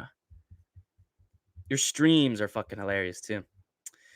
I wouldn't say they're better. Your streams now are better than your previous ones, but they're on par, right? Bro, you need to get back into your fucking like scenarios. Dude, those fucking I was like going through my screenshots to like delete a bunch of shit to get more space on my computer. And I'd screenshot one of your fucking scenarios you typed in like my chat. It's like, what if it was like, what if MMA Joey like was sitting on Luke Thomas's face and farting on it for like 4 hours straight or something fucking crazy like that, dude. Smith did beat Gustafson though. Gustafson isn't good either. Gustafson is really overrated. Damone Blackshear would maul you. Fucking dude. I used to be so high on Damone Blackshear. I literally was saying Damone Blackshear was gonna be a future champion, and then he fucking got flatlined by some like Montel Jackson.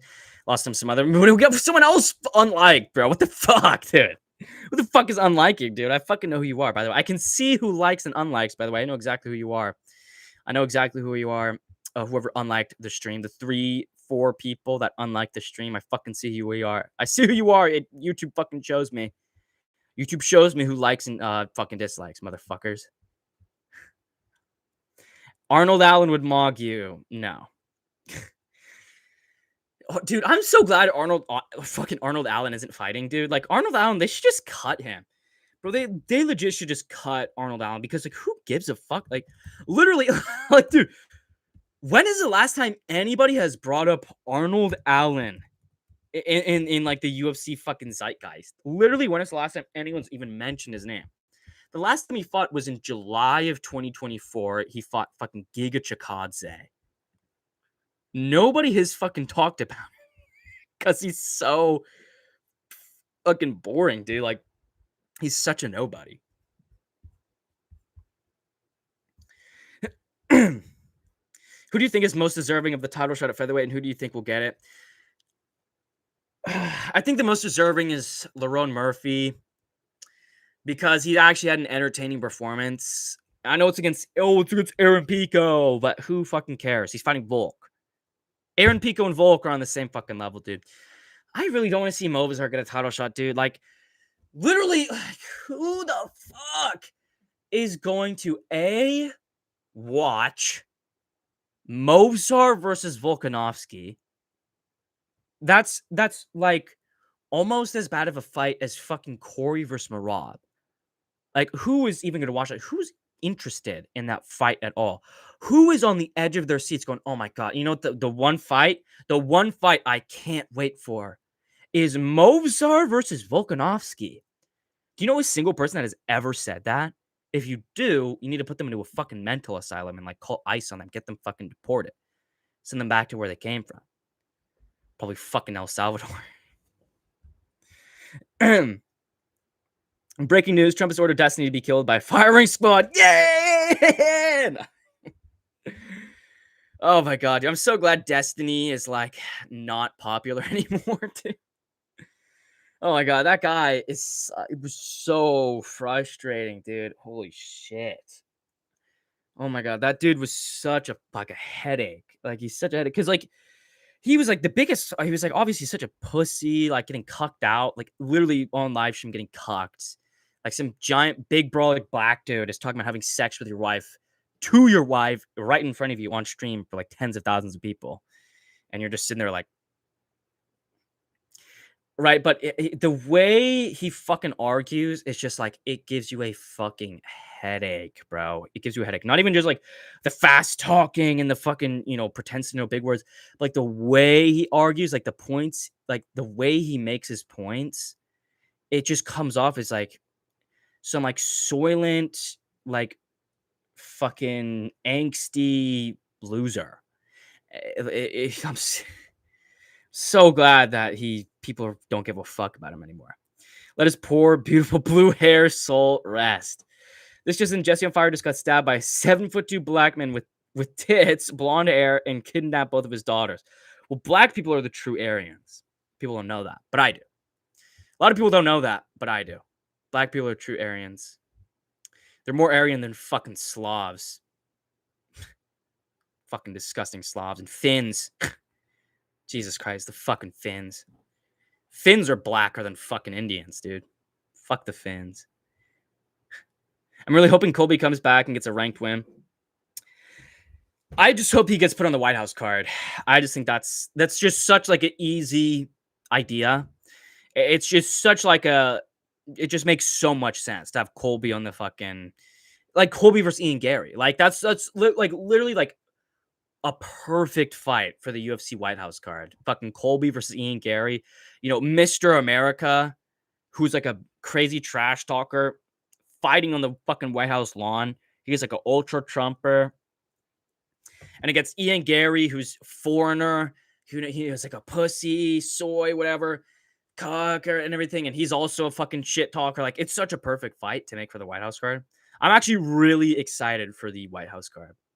Guru can have my Jew card. I think I lost it by now. Yeah, I think you did, Sapper. I think you lost it I think you lost it on that Lost Soul stream. D-Rod is ranked 23. Oh, no. Okay. Oh, my God. I thought you said D-Rod is ranked. I'm like, no, he's not. Like, D-Rod is not fucking ranked. No, he's not. He's ranked 23. He's ranked 23 in the unrankings. Colby should fight him. 13. No, he's not ranked number 13. No, he's not. No, he's not. D-Rod is not ranked number 13. What?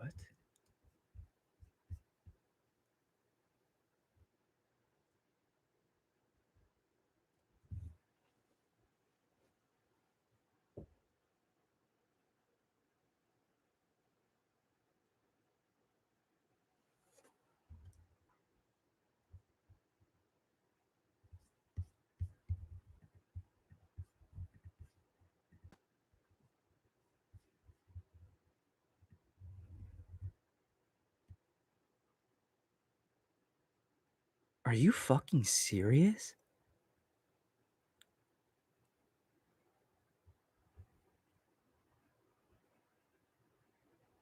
Is Hunter Campbell smoking Delta 8? In what multiverse? In what parallel upside down universe does that even make a lick of sense? Daniel Rodriguez, number 13 ranked?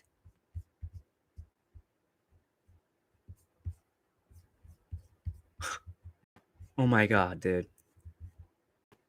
Oh, well, he's on a 3-fight win streak. He beat Alex Morono, Santiago Ponzinibbio, and Kevin Holland. And he's ranked number 13. After welterweight Kelvin Gastelum getting choked out by Neil Magny.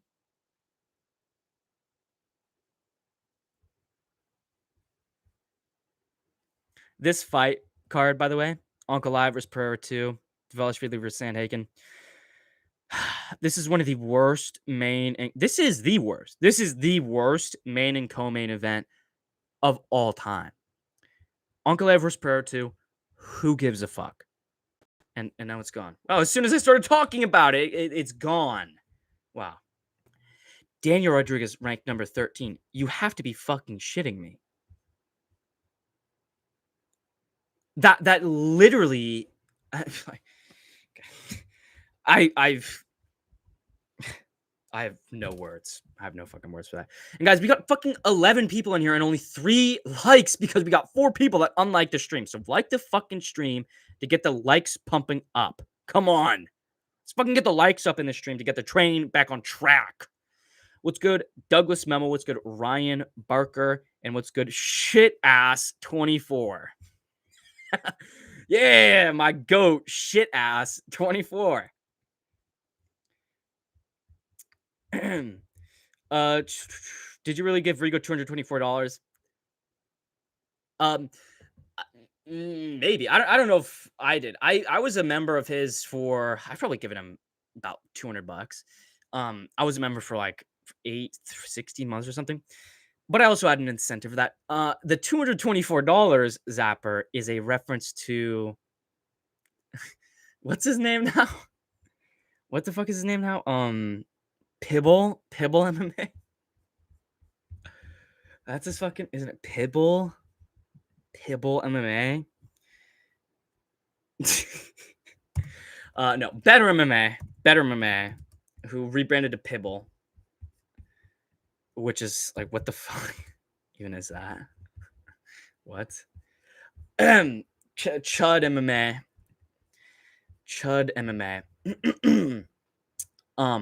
He donated me $224. $224. He donated me $224. That is like a fat YouTube paycheck. That's literally double a YouTube paycheck, right? YouTube pays you at $100 per month. He gave me $224, and then turned, and now he says, "Oh, all this, right? Whatever." We don't need to talk about him because he's literally irrelevant. I mean, come on. Right? I mean, come on, bro. Come on. $224, bro.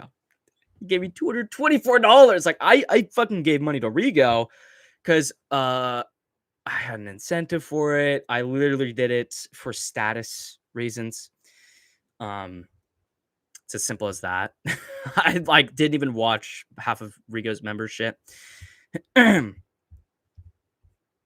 How can you be a libtard and a big UFC fan? It has to be a troll, dude. That's what I'm saying. It's like, how you, like, first of all, a UFC fan, like, UFC is so ingrained with, like, Red Wing politics and fucking Trump. And not only that, but being, like, a libtard. It's like a libtard UFC MMA YouTuber. Like, what the fuck? Mateusz Rebecki has been in 2 fights of the year contenders in his career. I know Mateusz Rebecki is one of my favorite fighters, Alex. He's one of my favorite fucking fighters. He's so entertaining, dude. He's so fucking entertaining. Him versus Oral Bay should have been the fight of the year of 2024. And what was his other fight? His other fight was against some bum, but it was a fucking crazy fight, dude. I've been saying, like, he needs to be not glorified, but he needs to, like, stop getting these retarded fucking matchups, dude. They need to push Rebecca because he's actually entertaining. I remember being on Contra StreamYard saying I gooned Rigo and Lawson and trolling this retard Hank the Tank, dude. Oh my god, Hank, dude, do not even bring up Hank the Tank, dude. Holy shit, Hank the Twink? You mean Hank the Twink? Holy shit, bro. Hank the Tank is like the biggest pussy of all time. Hank the Tank said he'd rather be an MMA YouTube legend than get a lot of sub. MMA YouTube legend. Do you have nothing better in your life? My feed is filled up with theology stuff on Insta and YouTube. That's a good thing. I'm glad that it's a lot of theology stuff for me. To be honest, my streams are better now. I'd say they're equal. Because it's different. They're just different now. It's apples and oranges, right? Before, it was a lot of scenarios and shit, but now it's like a lot of making fun of UFC fighters. What if Guru's fan base lynched Kenny Okoye? James Lynch Loki has good-looking feet. Okay, well, we're back to where the train's back on track. We're talking about James Lynch's feet. That's great. What am I even supposed to do with no UFC? Have a life, Ryan Barker. Come on, bro. Come on. I'm not even trying to make fun of you because I haven't seen you before. But your life should not revolve around the UFC. It's entertainment. You know, your life should not revolve around the UFC. That doesn't mean, you know, like my Saturdays line up with UFC. I try not to schedule anything for Saturdays. But if the UFC's not there, then I just go out and have fun. Just go out and have fun. Go do something. Go to a party. Go hang out with someone. I don't know, stay in, watch a movie. There's a ton of shit to do. Come on. Bro, really don't think Michael Johnson would beat Zell Huber, the Menace. I really didn't think Michael Johnson would beat Zell Huber. The Menace is the best ever gatekeeper. Dude, I thought Zell Huber was going to run through fucking Michael Johnson. The fact that he lost to Michael Johnson is like literally one of the most pathetic fights. That might honestly be the most pathetic fight in the UFC. Zell Huber losing to Michael Johnson.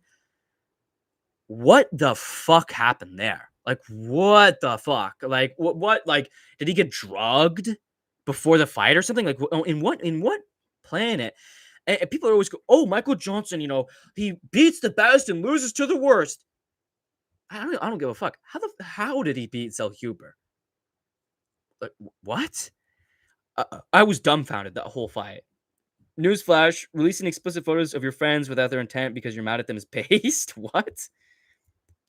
Who did that, Hobknocker? What? What are you, Hobknocker? What the fuck are you talking about? Who the fuck did that? Well, we was in Agartha and shit. We was, bro. We was, dude. I ain't no dirty Finn. I ain't no dirty fucking Finn. Or some Slav, some Slavic ape. Or some Finnish dog. Finns are basically, yeah. They're dog people. Finns are dog people, dude. They're the lowest of the low. They're worse than like sub-Saharan Africa, bro. They're worse than Northern India. Holy shit. It'll be such a slap to his face if they leave Colby off the White House card. They won't. Colby will be on the White House card. But book Masvidal to rematch Nate Diaz on there. A fight I really would like, honestly, and I wouldn't mind, is Conor versus Nate for like the main event of the UFC White House card. Because I don't like the UFC White House card should not be about skill. Like that card should not be about putting the best up against the best. You're having a fight on the White House lawn. Like it really doesn't matter if it's the best versus the best. Oh, it's Tom Aspinall versus fucking Charlton O'Malley. No one gives a fuck about that, right? You need to make that the biggest card of all time, the biggest, most entertaining card of all time. You need Conor on there, 100%. Who is he going to fight, right? Nate Diaz has said he wanted to come back to the UFC. You know, I'm not a matchmaker. I don't know the ins and the outs, but that would be my main preference for the main event of the UFC White House card. Like more so than John Jones versus fucking Aspinall. That would be the best, right? Just Conor on there in general, but Conor versus Nate or Conor versus Patty would be really good. Why did Gamrot just get moved up to number 6? Good! Probably because Poirier, that fucking bum, retired. Probably because Poirier, the fucking bum, retired. The greatest to never do it. You keep getting the title shot. You keep winning these fights. You keep getting to the title shot. But every time, you still end up losing. He's the greatest to never win a title. Fuck Dustin Poirier. Fuck him.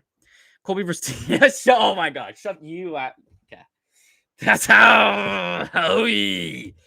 That's actually good rage bait. Colby versus fucking D-Rod at the White House. Oh my god, dude. Good.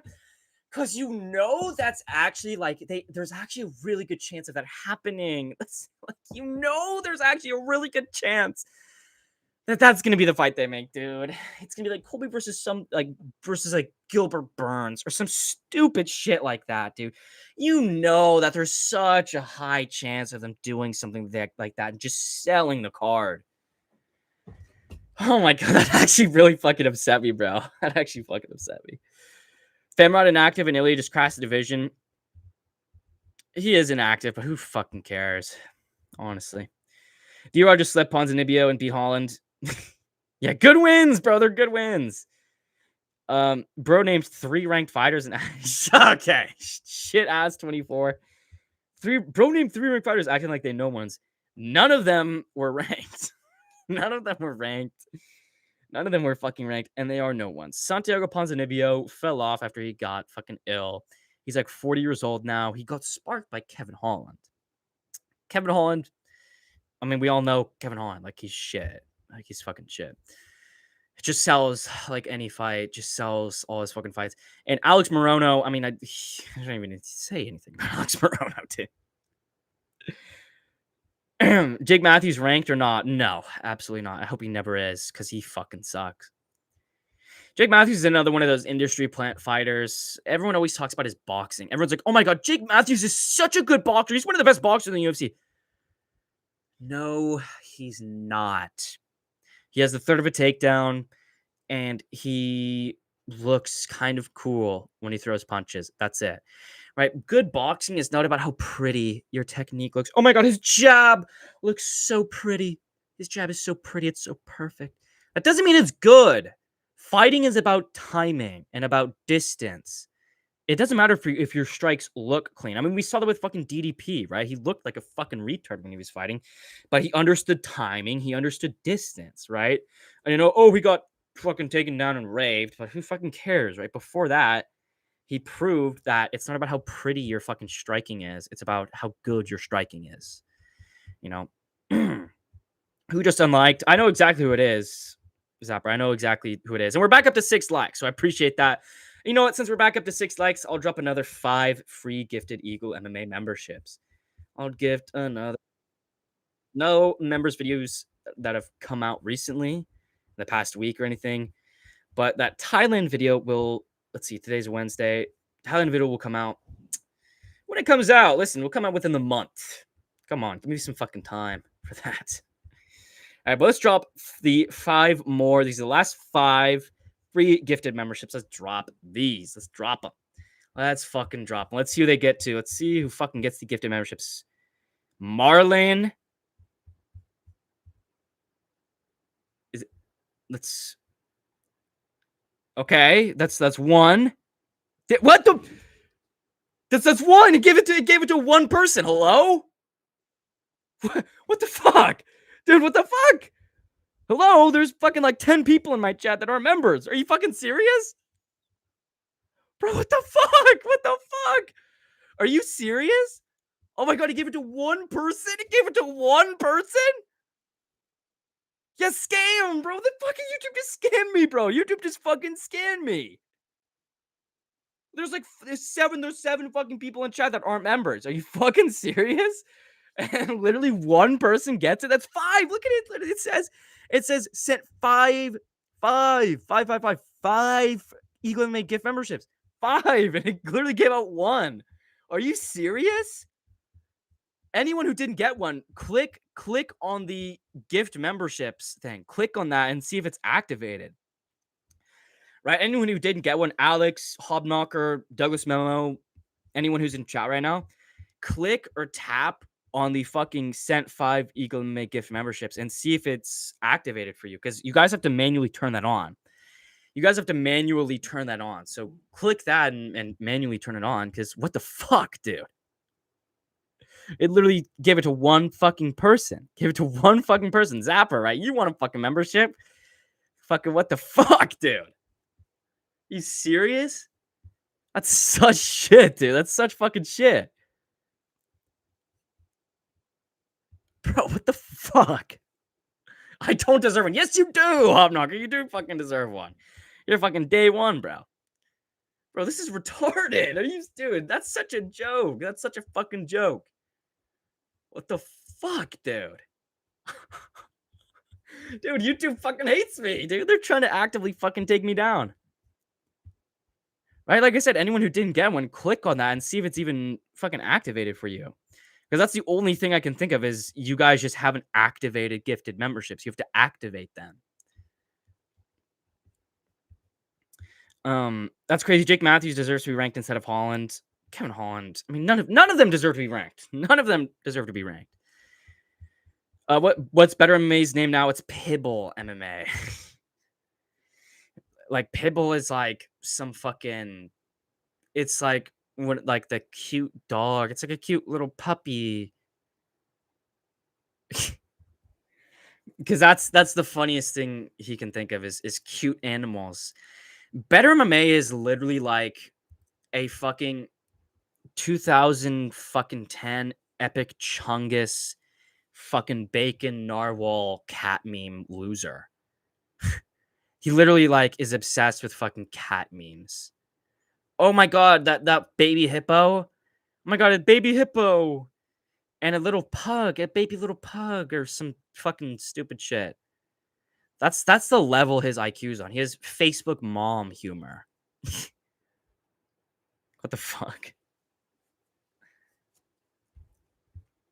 Rebecca versus Duncan. Yeah, Rebecca versus Duncan. That's what we fought. It was one of the most violent fights I've ever seen. That should be a fucking fight of the year, dude. It was such a good fight. And I hate Chris Duncan. Listen, I love Scotland. Scotland forever. Fuck yeah, I love Scotland. I love my Scottish history. I'm a Pict, right? Anyone that knows the Picts, Pict, the Scottish Picts. We were the only people that successfully fought off the Roman Empire. And it was literally through rage baiting. The Picts, the Scottish Picts, were a nomadic pagan tribe in the north of Scotland. And what they would do to the Romans when they were invading, they would come in like the middle of the night and just like attack, like just attack like one of them and like steal like one or two things and then run away. And then wait like 6 hours and then do that again, run away, wait 6 hours, go back. They were like rage baiting the fuck out of the Romans, and the Romans literally just quit. They rage quit after getting fucking rage baited by the Picts. And that's my ancestors, bro. Like I literally have a fucking book. I literally have a book. Right? The McLarens. All about the fucking McLaren clan and the Picts. That's my fucking Scottish history. The original fucking rage baiters who made the Roman Empire. The Roman Empire rage quit against a nomadic pagan tribe. Because they would literally just fuck with them. Dude, when I was reading that, I was laughing so fucking hard. Because it's like, that's me. Like, I'm sorry. Like I am definitely the descendants of these fucking people, bro. Eagle is Jewish. No, I'm not. No, I'm not. No. Not even a single percent. Not even a single fucking percent. Yeller MMA Bull. What? But some days the liberal be acting like a little gay bitch. Would you say that Yuri versus Glover is the greatest fight in MMA history? I'd like, yes. It's not my fit. Like, it is on paper. Yuri versus Glover on paper is the best fight in UFC history because it was a full 5-round fight. It was back and forth. It was light heavyweight, so it's like a higher weight class. There were knockdowns back and forth, submission attempts. It was interesting on the feet. It was interesting on the ground. It was 5 full rounds and a finish within the last 30 seconds. Like on paper, it is the best fight of all time, but it's not my favorite, right? My favorite fight of all time is probably Cowboy Oliveira versus Yancy Medeiros. That to me is like my personal greatest fight of all time. And if you look it up, like the videos, like the video of it, illegal stream of it, I think the caption is like the greatest fight of the century or something like that. It's such a good fucking fight. But it's only like 2 rounds and it's Yancy Medeiros versus fucking Cowboy Oliveira. Like 2 bums. All right. But that is my personal best fight of all time. Glover versus Yuri is on paper the greatest fight in the UFC. How about this? Imagine you, me, and Bismarck kidnapping Lucas Tracy and farting on him until he finally admits Volk was overrated and he was never that good. And then but like we ate McDonald's right before, so our farts like smell like shit, and he's like throwing up, and like he gets like pink eye, and he's like throwing. He's like, Volk isn't even that good. Bleh. Oh my eyes, right? And in the blue corner, we have Kenny Fuckface MMA with a record of 5 wins, 2 losses. And in the red corner, we have the reigning, defending James Lyncher MMA. James Lynch is such a fucking goat. So Huber was blasting the guard of the Menace with roundhouses throughout the second and third. I thought they were just going to give him the win. They'll just give it to him. I mean, he lost the fight. I'm actually glad that he lost that. Like, if he won, it would have been really bad for lightweight because he would have just lost. Like, he would have, if you're losing to Michael Chandler or even having a competitive fight with him, Carlos Diaz had flatlined him, and he's a grappler. Like, you should be knocking out Michael Johnson. Even the fact that he had a close fight and just the fact that he lost. If he won that on the judges' scorecards, he would have just lost his next fight,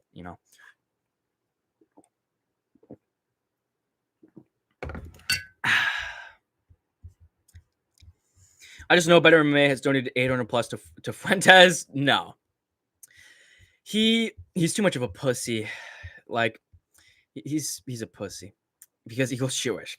Yeah. Not even true. Why you got 2 Jew braids in your yellow head of feathers for? What the fuck are you talking about? Jake Matthews just ran through Cheaty. Cheaty is a middleweight. He's a fucking middleweight. Don't we know that middleweights suck? Neil Magny's still ranked. I hope fucking not. The AI bot on Guru's channel said Guru is talking about depression. Oh my god! Like the AI overview of like the fucking chat. The AI bot on Guru's channel said Guru is talking about depression and being alone, even though he has lots of money and that life has no purpose or some shit like that. Oh my god, dude, that's so fucking funny. Holy shit. Right? Oh my god. I mean, like, obviously, like, if you don't love yourself, you're gonna be fucking depressed. Like, if you are actively doing something that you hate, yeah, you're gonna be fucking depressed, you idiot. If your whole career is built on incels having a toxic parasitic relationship with you and donating you $2, which YouTube takes 40%.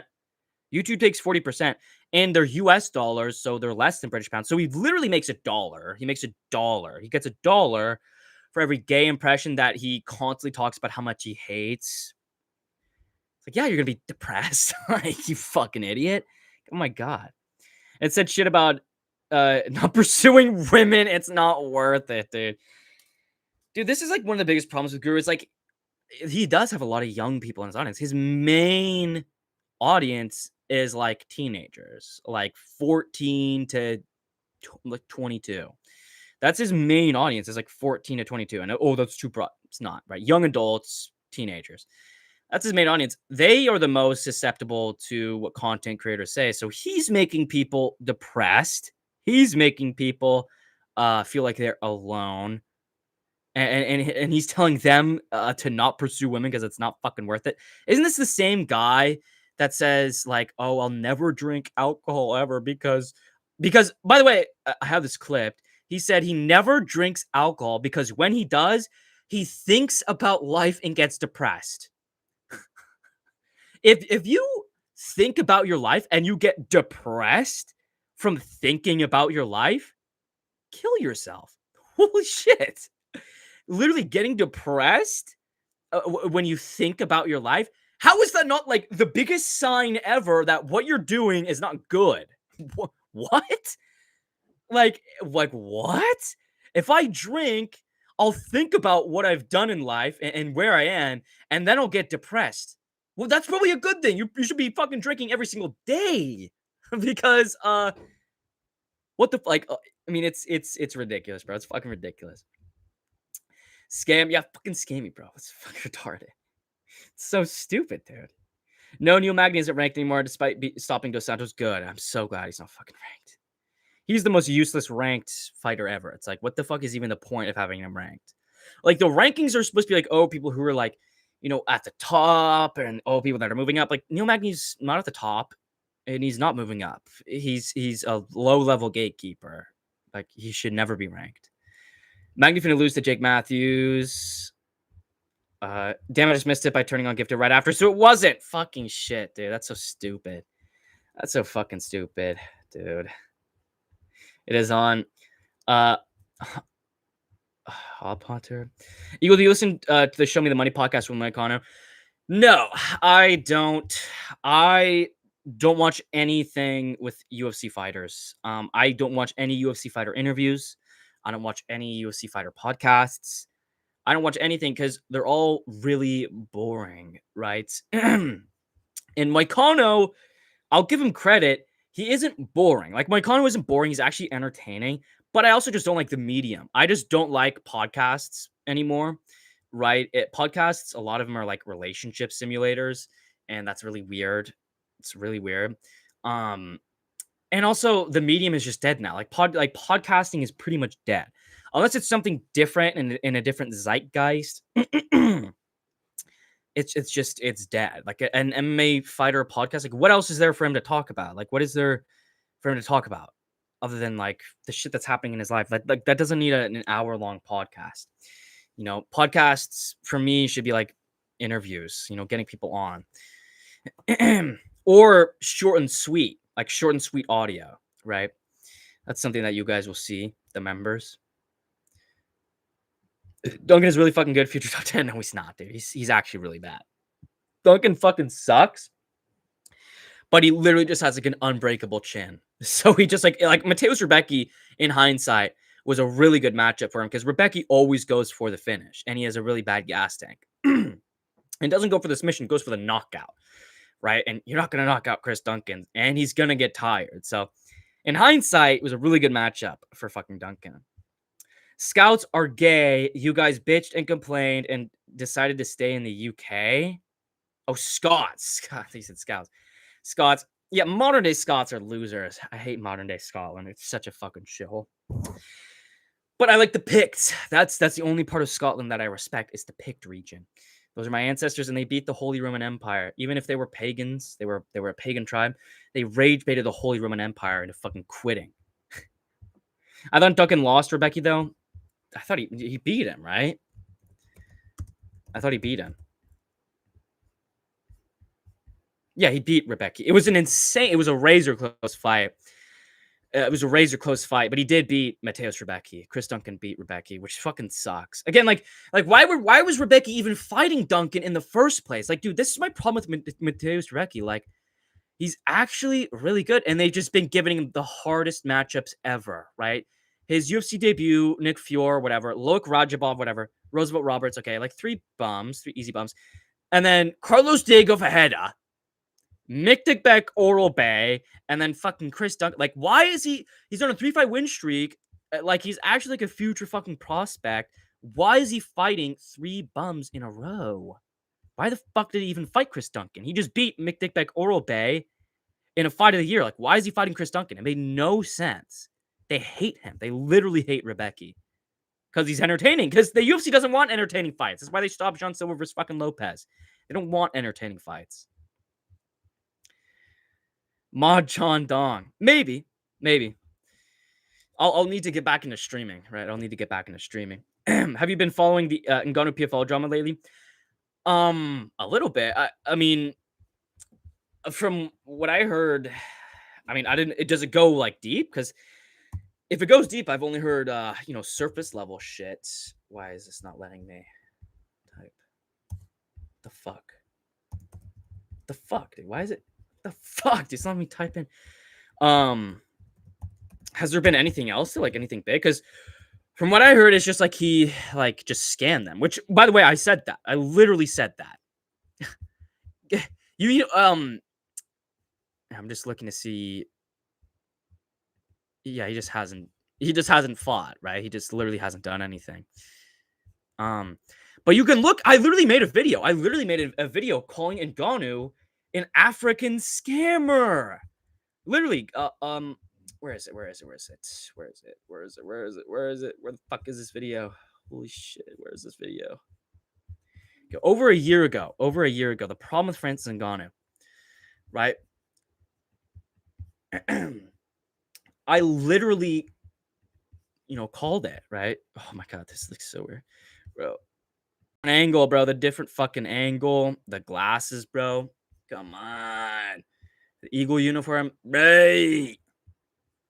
Right. The problem with Francis Ngannou. Hello, I'm calling about your car's extended warranty. Oh, thank you, Girth. Thank you, Girth. Right. I made that video, and from the start, I had been saying Ngannou was literally just going to scam the PFL. I'd been saying that from the start because it was obvious. It was really fucking obvious. Like, he fought for the PFL once, and that's it.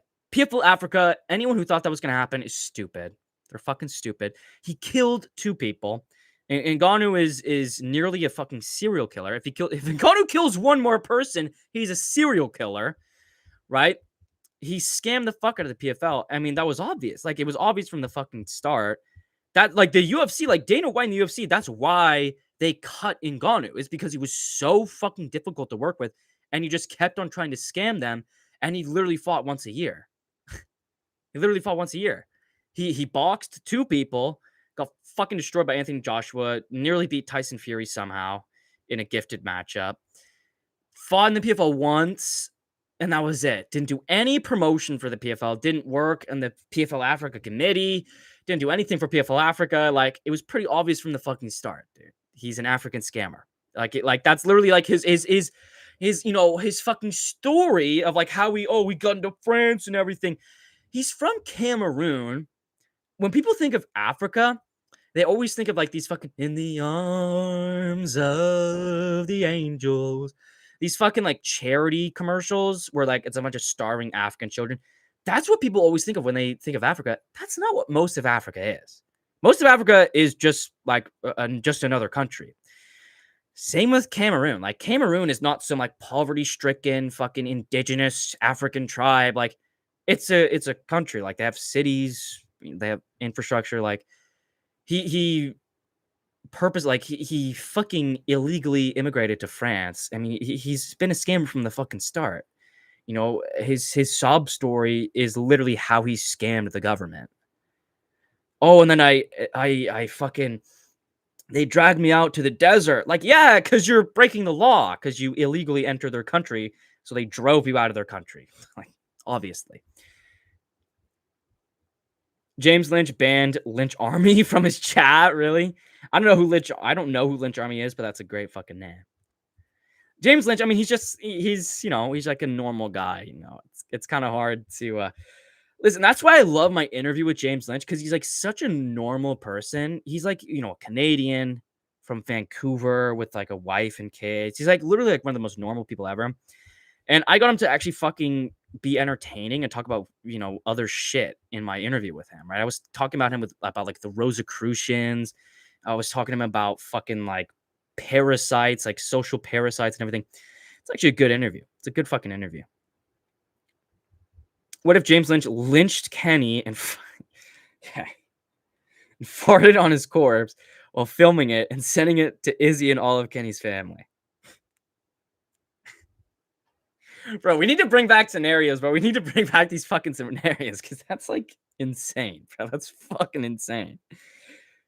Dude, like, what the fuck? His feet are amazing, by the way. Why are you talking about James Lynch's feet, bro? Let's talk about Chael Sonnen's feet. Holy shit. Just look up on Google Images Chael Sonnen feet. You'll see what I'm talking about. How did you think Murphy looked against Emmett? Do you think he's elite? He's not elite. He's not elite, but nobody's elite at featherweight. There's not a single featherweight fighter that's elite. Like, let's be honest. There literally isn't.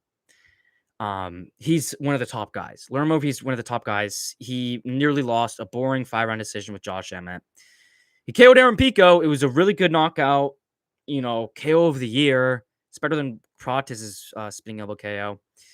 But he's not elite. Like, he's not elite. There's no one at featherweight that's elite. The top guys are him, Volkanovski, Lopez. Like none of those guys are good. Someone just unliked. Yeah, I can see who it is. What's good, Jebediah? Springfield? That's a Jewish name. No, we don't need to be talking about politics anymore. Doug, I'm going to pin you down and fart on your face for 3 hours, no mercy. Yeah. UFC fighters have been gay and boring since 2022.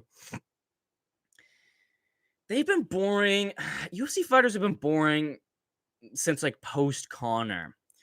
They've been boring since post Conor because Conor brought out all the fucking trash talk and everything. Everyone wanted to be like Conor. But after Conor like stopped fighting, basically around 2020, right? Basically around 2020, the bubble had popped and pretending to be like Conor McGregor just didn't work anymore. And you actually needed like an entertaining personality. So since 2020, they've all been shit. They're literally like despair feel. Like Ian Gary is actually funny. Colby Covington used to be funny. Those are like the only two I can think of, literally off the top of my head. What do you mean by podcasts being relationship simulators? Like if you see like it's mostly like co-op podcasts, like Matt and Shane's podcast, like all these podcasts with multiple people, but still podcasts with single people, like just one person. A lot of the audience, they have a parasocial relationship and get way too attached. Because I mean, you listen to these people for an hour minimum, like once every single week, if not more than that. It becomes a part of your routine to like, listen to this person. And, a lot of people, I mean, you can see with YouTubers, you can see with literally anything. You can see with any content creators, with any celebrities, there's always parasocial people that attach themselves. But with podcasting, you have people like talking about their day-to-day lives. Like, oh, I went out and got mail today. So it makes you feel like you know them personally, right? It's very similar to live streaming in that sense. Like that's why you see a lot of live streamers have parasocial, like way more parasocial fucking fans than just other content creators. Because the people that are watching you think like they know more about you and they actually know you as a person because you talk more and they like listen to you more. So that's what I mean. Like, I mean, if you watch any podcast, I mean, that's why I stopped watching podcasts because it literally just like turned into people talking about their fucking day-to-day lives. It's like, why the fuck am I listening to this? Like, I listen to shit and watch it to laugh and to like, be engaged and maybe learn something. Like these people are just talking about like, oh, I went to this fucking my friend's house and we ate mac and cheese and then we watched The Lord of the Rings. It's like, what the like, I don't like this literally is like, why the fuck am I listening to this? The Holy Roman Empire wasn't in Britain. That's the normal Roman Empire. I don't think I ever said the Holy Roman Empire. I think I just said the Roman Empire, but I might have misspoken. How do you think the Imavov versus Hamzat fight is going to go? Hamzat's going to fucking sub him in the first round. Like, let's be honest, dude. Imavov has shit ground game. He's a Frenchman. I don't need to remind people about the French. He's going to get fucking destroyed and subbed in the first round. Like, let's be honest. And Hamzat's overrated. Like, Hamzat's overrated, but he's going to fucking destroy Nasruddin. Mike Belshit stops a good first fight of the year. Prevented W. Mike Beltran. W. Mike Beltran looks at the action, saves UFC fighter. W. Mike Beltran. Fucking hate that guy so much, dude. Because people think he's like way better than all the other refs, literally because he has a beard. Like that's it. Like what has Mike Beltran done to be better than all the other referees? Literally, what has he done? He just has a fucking beard. I mean, he has a majestic beard. W beard. W majestic Nordic beard. Do you think Fluffy would beat Imavov? Yes, absolutely. I think Fluffy beats Hamzat.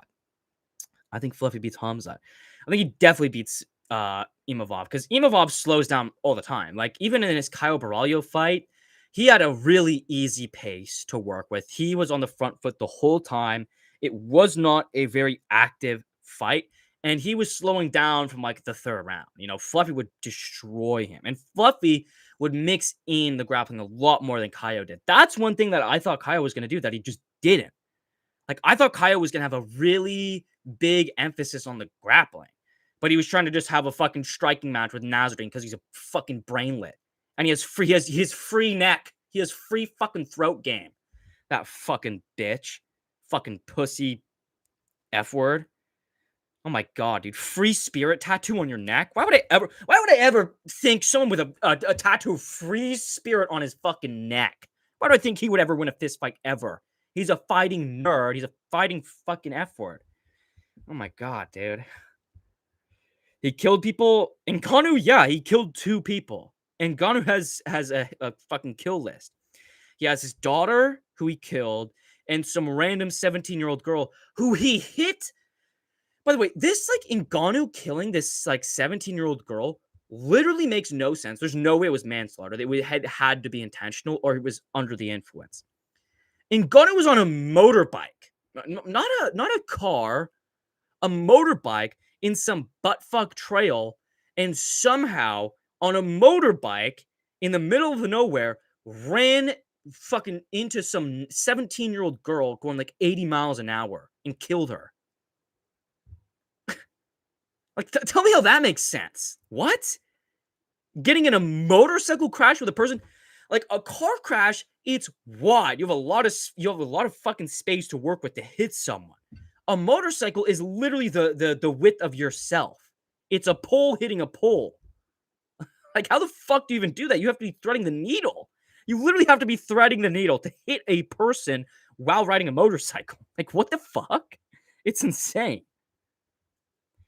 Brian Battle just signed. Shit. Where Brian Battle just signed with the PFL. Why do you think he left the UFC?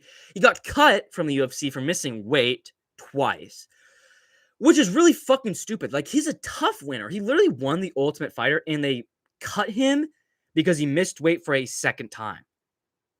Kelvin Gastelum missed weight for the 5th time fighting fucking Dustin Stoltzfus. Like, it made no sense why they cut him. They probably just were paying him too much, and they're like, we just don't. This guy is like, we're just gonna have to pay him money. And you know, his last fight wasn't entertaining against, what was it, like Randy Brown or something.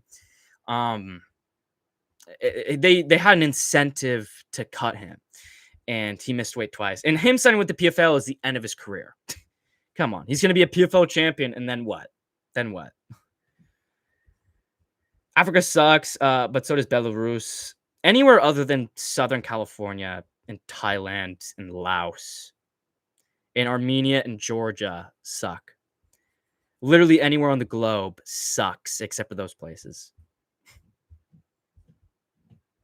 Yeah, and then Ngannou almost tanked the PFL. Yeah, the PFL spent so much money on Ngannou, and people were like, yeah, Ngannou, steal the money. People were celebrating the fact that Ngannou was robbing the PFL. Like, dude, like, literally, they're like, yeah, you go, Ngannou, get that payday and ruin the PFL, right? We're going to complain about how the UFC is a monopoly, but then we're going to celebrate the fact that he killed the PFL and he stole $10 million from them. What? Probably even more than that. Like, holy shit. Which is one of the only options for fighters who can't get into the UFC. Yeah, like, he's literally a fucking scammer. He's a scam artist, and people were celebrating that. And it was stupid from them. They were like, get that bag, Ngannou, because we don't like the UFC, because they're a monopoly, and Dana White this, and Dana White that. And then also, like, when it came out that, like, oh, Ngannou still hasn't fought in the PFL, and he hasn't done anything for PFL Africa, everyone's like, yeah, who really cares, though? He got his bag. What? Like, why are we justifying scamming? Like, what?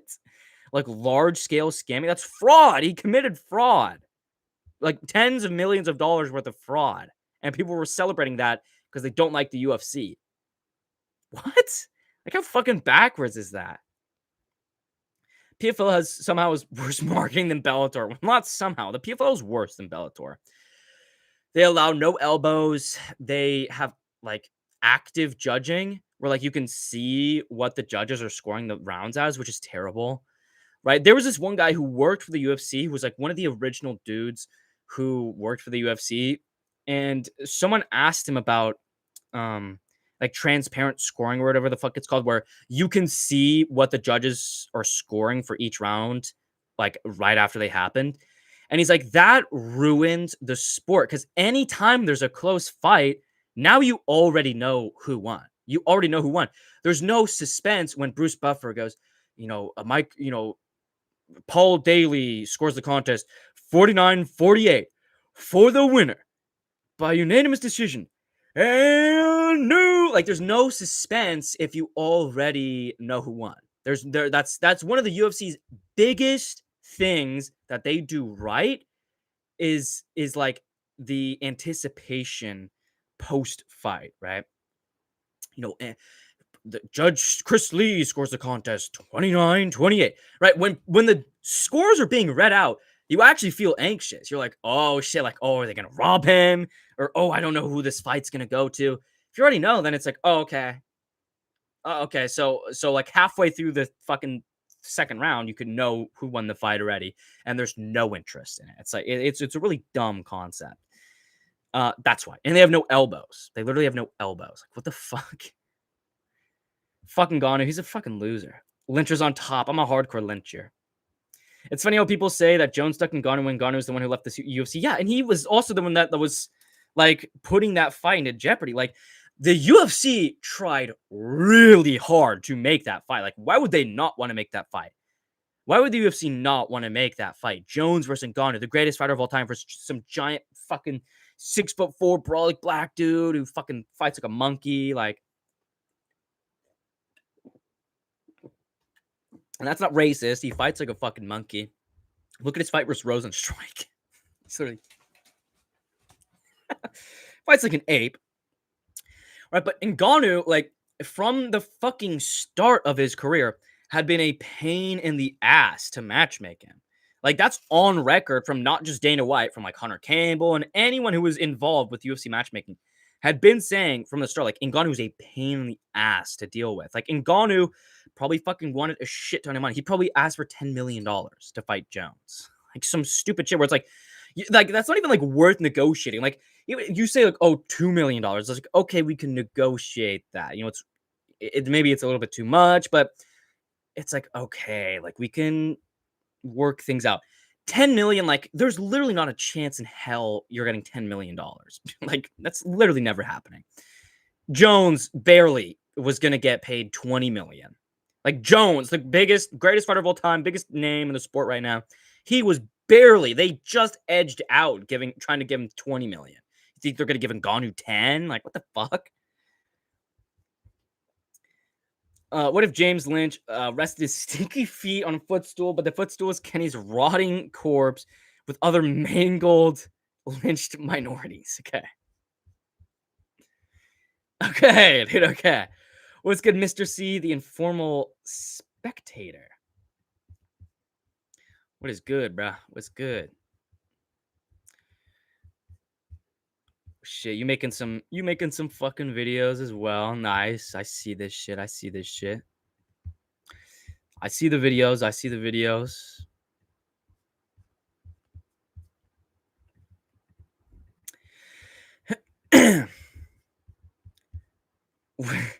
We made the left ref pregnant. Okay. Who do you think would win if Lopez and Murphy fought? Probably Lopez, because Lerone Murphy's just not good, and he's just like a pussy. Like Diego Lopez beats people that are pussies. Lerone Murphy just has like nothing special to him. Like there's no X factor to Lerone Murphy. Bilal was peak UFC. After him, everyone is boring. I actually really liked Bilal as a champion. And his 2 championship fights, bro. Bilal's 2 championship fights were actually really entertaining, bro. Him versus JDM and him versus Leon were both actually really entertaining fights, bro. UFC fighters can be fun on press conferences, but they just decide to stop being fun in interviews. They're not even fun in press conferences. What's the last press conference that stood out as being funny? I literally watched a single press conference in my entire life. And it was like, what was it? Like Colby versus Leon or something like that. I literally watched one because I straight up had nothing to do. There was like nothing on YouTube. I wasn't busy with anything. That was the only thing I was on.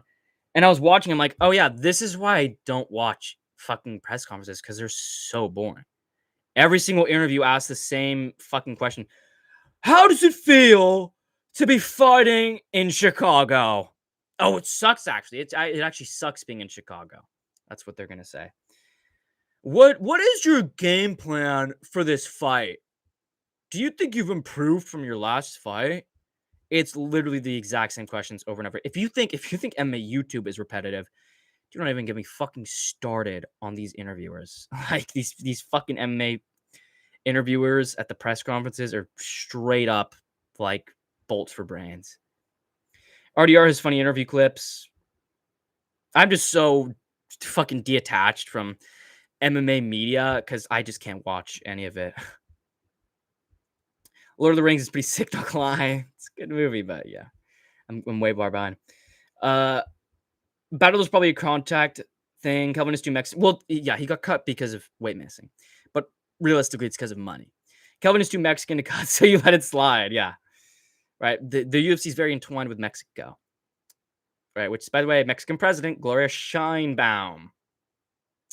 It's a little weird. Scheinbaum? Is that a Mexican surname? I don't know. Based in Ghana, stealing shit. What are you doing, Douglas? What the fuck? Gastelum made weight against Piper, but missed weight before that against D-Rod. I think he doesn't diet in the lead up to his fights against lesser opponents. Yeah, I mean, he just doesn't care. I mean, like, he knows he's been in the UFC for like 10 years. You know, he's been in the UFC forever. He's a UFC vet. He knows he's never going to be the champion. He knows he's just fighting for money. So, like, and like fighting for fun. Like, it's like, why would he risk, the weight cut? He'll just take that minus 20% and win and still make more money. Like, it's he doesn't have a reputation to lose. Open scoring is for gays and gay boxing. Yeah, open scoring is dead. I thought that Kobe at least deserved a draw in the rematch against Usman. I did too. I did too. I thought that fight was a draw. I thought that fight was a fucking draw, dude. And that was like one of the first fights that really fucking pissed me off, bro. Because I was a big Colby Covington fan. Because he was actually entertaining. Like, oh my God, I have never watched any MMA fighter interviews. I would actually watch Colby Covington interviews. That's literally the one fighter. The only fighter. I have an MMA YouTube channel with fucking 900 subs. I've been fucking watching this sport for nearly 3 years. 3 years. The only fighter I've ever watched an interview of out of my own free will was Colby Covington, because he actually used to be entertaining. He used to talk shit on a ton of people. He used to wear the fucking MAGA hat and go on like the Candace Owens show. like that shit is so fucking funny, dude. Oh my God. But now it's like basically after he fucking lost to Leon, bro, it's like he just died. Like he died inside.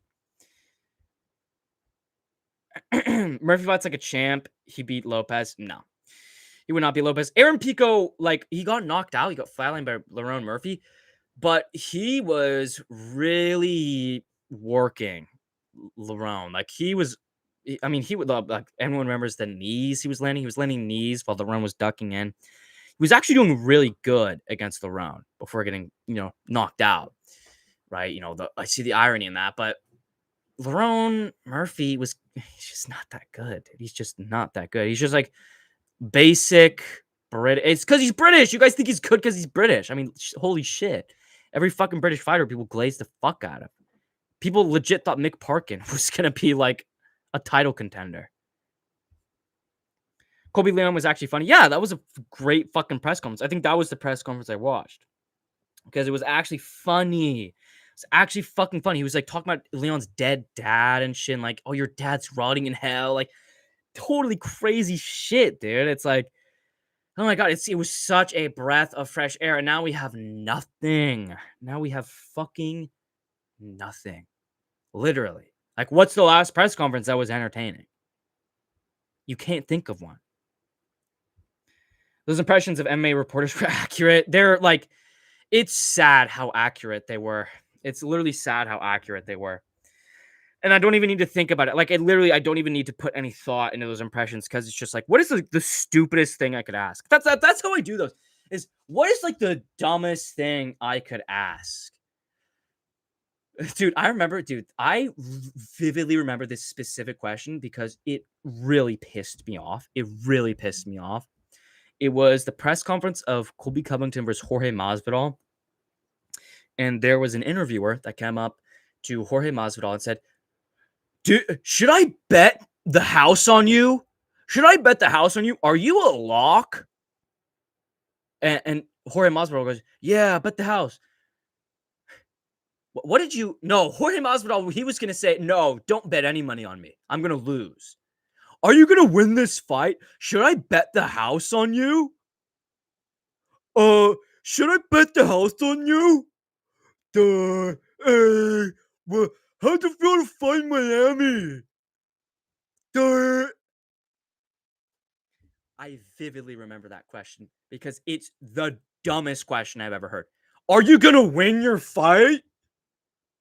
I have a question. Are you going to win your fight or are you going to lose? Oh, I'm going to lose my fight. Don't bet any money on me because I'm going to lose. Like, what the fuck did you think he was going to say?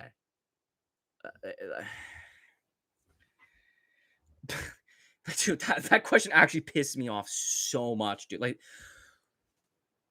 Like you actually have such a great opportunity. It was a press conference in Miami with Jorge Masvidal and Colby Covington. Like a non-title main event is really rare. Really, really rare. You get that for Conor McGregor. You get that for Colby Covington. A non-title pay-per-view main event. And it's like, fucking blood match. Like they fucking hate each other. And the fucking one question you ask, are you gonna win? Should I bet money on you?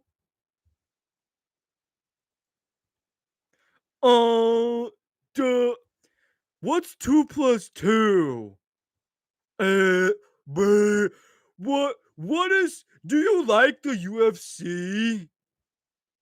If you were offered $1 million, would you take it?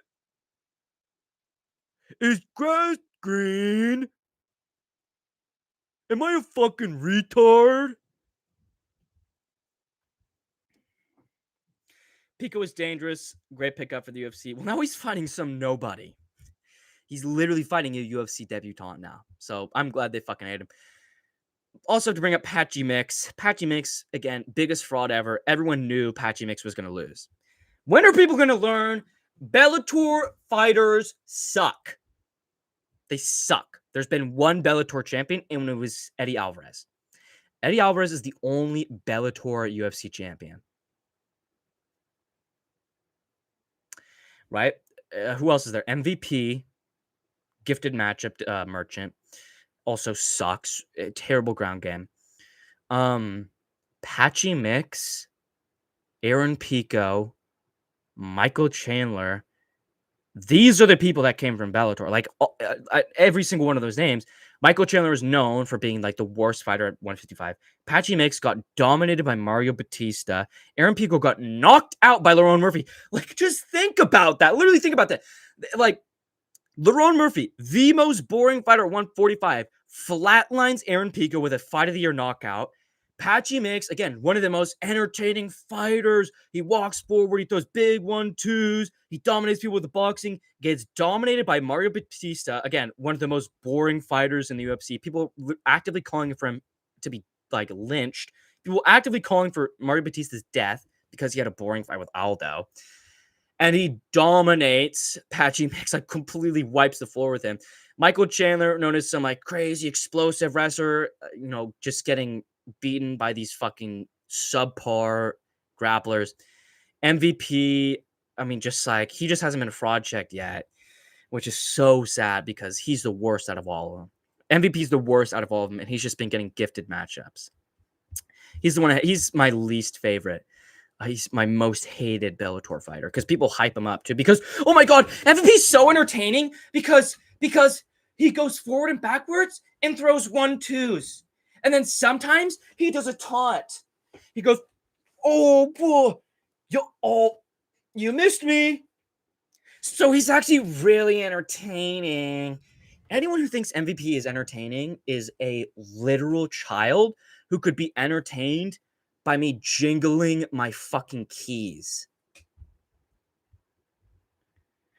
Remember when Kobe was going back and forth with Bisping? Kobe used to be great. Yeah, he's like, I'm gonna kill. Like, watch out, dude. Oh my god, like literally giving Bisping death threats. Like, Bisping, you better watch out. When you're walking on the streets, you better watch out. Like, literally threatening to fucking kill him. Dude, he used to be so fucking funny. Vince McMahon should go to MMA gyms and do seminars. Literally, like, they need to. And like, it kind of sucks that Vince McMahon was kind of outed as like a mega creep.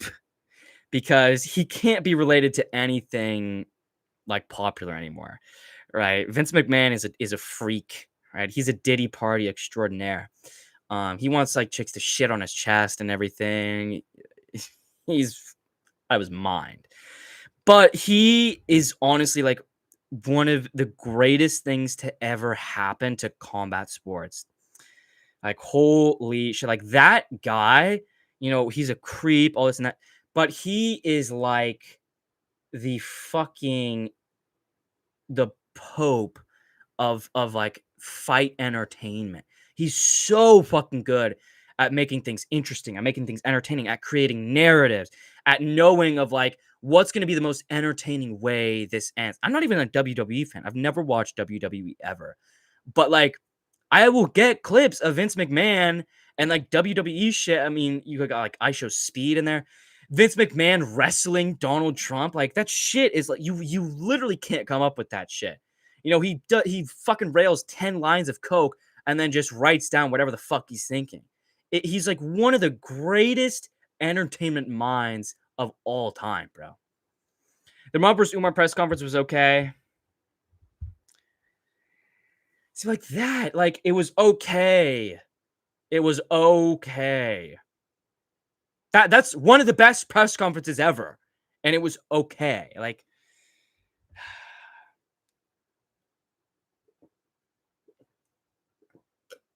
that's a real question. What was a real question? I don't know. Whatever. It's too far behind. Michael Johnson is usually trash talking his opponents at press conferences too. I like Michael Johnson. Bro, his trash talk against Justin Gaethje was hilarious. Calling him like inbred and shit. Dude, Michael Johnson was based before everyone else was, dude. He was calling fucking Justin Gaethje inbred. He was like, oh, your mommy and daddy, sleep with each other. And like he's so like CTE ridden that he can't put a full sentence together. So he's like, oh, what did your mommy and daddy, like, what were they sleeping together? And they had you and like, you're inbred. It's like so fucking stupid, dude. Oh my god. Pico wasn't supposed to be good. He's entertainment. Same for Jean Silva. People don't understand how to watch him. Exactly, bro. Like, it's like that's the thing with all the Bellator fighters. Is like none of them were ever going to be champion, and that's what the UFC knew. Like the UFC knew these people aren't going to be champions. They're there to just be an entertaining name. It's like they do that with a lot of fighters nowadays, which is fine. Like, which is fine. I only want to see entertaining fights. I really don't give a fuck about seeing the best fight the best. I want to see Moser versus Volk because it's the two best fighters. I don't give a fuck. It's going to be so boring. It's going to be so boring. It doesn't matter what the result is because no one's going to care what the result is. People only care what the result is if it's entertaining. Michael Johnson calling Gaethje an ugly inbred is awesome. Yeah, that like going fucking off on it, bro. What are you doing, Douglas? Bad Douglas. What? You're off the fucking fence, bro. You're off the fence. Bellator's Loki saving the UFC. I mean, they're getting highlight reel fucking KOs, dude. They got fucking a KO of the year from Aaron Pico. They get Michael Chandler having fights of the year. They get Patchy Mix building up fucking Bautista, giving Bautista an entertaining fight, which is like really funny. How far do you think Steve Garcia will go at featherweight? He'll be like a top 10 gatekeeper. Like highest rank, like 8 or 9. But against like bums. Like he's not gonna get ranked number 8 or 9 from fighting fucking the number 3 guy or whatever. Like he's just gonna have like a long range streak of beating lower level fighters, and that's fine. Like Steve Garcia is one of the most entertaining fighters in the UFC right now. He doesn't have to be a champion. Like with that guy, you can just give that guy entertaining fights. Like I have no problem with not fucking pushing him to the top because he's so entertaining. I just want to see him have entertaining fights. I really don't give a fuck about moving him up. He's a Diddy blood. We need Don King back. We need to fucking start scamming MMA fighters, dude. Like, holy shit. Rob Boomer was funny as fuck. Come on. I didn't even watch that, so I don't even know what happened. Do you think guys like Max Holloway will have issues with CTE in the future? What are you serious? Guys like Max Holloway, dude, he is having problems with CTE now. Like, holy shit. Dude, I was watching, I got a short recommended to me like a couple days ago of Max Holloway's interview, like before his UFC debut. And he's like, what, like 19 years old or something? He sounds like a normal person. Dude, listen to Max Holloway now, bro. He is suffering the fucking consequences of CTE. He's absorbed the most strikes in fucking UFC history, like by far. That's not a good thing. It's not a good thing. He goes, "Oh, I don't spar." Well, you're probably making up from all the damage you'd be taking in sparring with all the fucking damage you take in the octagon. Right? I mean, yes, like really obviously, yeah. He's dealing with it right now. And another one is Nate Diaz, right? Fucking Nate Diaz, dude. Listening to Nate Diaz right now, trying to actually listen to what he has to say is like sticking your fucking ear in a meat grinder. It's incomprehensible. He's speaking the Wigger language, bro. He's literally one of the Wiggers. He's one of the Wigger people. He was with that Diddy shit? Hell nah. What? You with that Diddy shit? Hell nah. Who wins, John Silva or Steve Garcia? John Silva. Right, John Silva. John Silva is still good. And like Steve Garcia is a brawler. He's a brawler who's very open on the feet. John Silva would be able to capitalize on that pretty easily. He's a counterpuncher. That's like his main thing is his counterpunching. He would really be like really easily be able to beat Steve Garcia. I will fight anyone, motherfuckers, after making their first meal. Do you think Max and his family are noticing that he sounds different? 100%, bro. 100%. Bro, I mean, we already saw, that shit with when he was going to fight Khabib, when he was scheduled to fight Khabib. That was a good part CTE. Like, oh, he was a concussion or whatever. Concussions don't make you sound like you're half asleep, dude. I've had concussions before. I've had one concussion. I had 2 concussions. But they don't make you literally, That's like literally how he was laughing, bro. Like, yeah, they're noticing, bro. And they probably don't give a fuck. They don't give a fuck. They shouldn't, and they shouldn't. What's good voice of reason? Silva would have beat Lopez. He literally would have, dude. That stoppage is so fucking shit. Oh my god, dude. That stoppage was so fucking shit. And it's like not even the fact that it was bad. It was the fact that it was bad and it was gonna be a fight of the year. That literally was fixing to be a fight of the fucking year. And then everyone going, "Oh no, it's actually a really good stoppage, and it's actually such a great KO." It's not even that cool of a KO, dude. It's not even that cool of a KO. Like, yeah, spinning elbow, and then he just lands pitter-patter punches after that. Like, it's not even that cool of a fucking KO. The aftermath, looking at Jean Silva's face after, is cooler than the fucking KO. It's such a fucking disappointment, bro. You look gay. They should take you off air like Jimmy Kimmel. They shouldn't have taken Jimmy Kimmel off the air because of what he did. Jimmy Kimmel should have been taken off the air 10 years ago. right? He shouldn't have been taken off for what he said about Charlie Kirk. He should have been taken off because he's a fucking liberal twink. It's a fucking fruitcake. That's why he should have been taken off the air. And I look gay. You're probably a fucking gay lord. How about that? Boom, roasted. Steve Garcia looked really good against Cater, though. Against Cater. Yusuf Zalal looked really good against Cater. Aljamain Sterling looked really good against Cater. Cater has been shit since he lost to Max Holloway. Like, I'm sorry. Cater's such a fucking fraud, dude. Still won't let me look shit up. I have no idea why it's not letting me look anything up. Calvin Cater. Isn't he on like a 3-fight losing streak? I mean, he's doing really shit. Literally right after his fucking... Dude! Oh, I didn't even realize it was this bad. Holy shit. What the fuck? I forgot it was this bad. He beat Steve Garcia, right? Or Steve Garcia looked good against Cater. Right? He looked really good against Calvin Cater, who, you know, that implies that Calvin Cater is like a good fighter. How many is that in a row? 1, 2, 3, 4, 5 losses in a row? And then before that, beat Giga Chikadze in a fight he almost lost, by the way. That fight came down to the very last round. And then before that, Max Holloway, but like... He's done nothing. Does he have a negative UFC record? I think he literally has a negative UFC record. 1, 2, 3, 4, 5, 6, 7.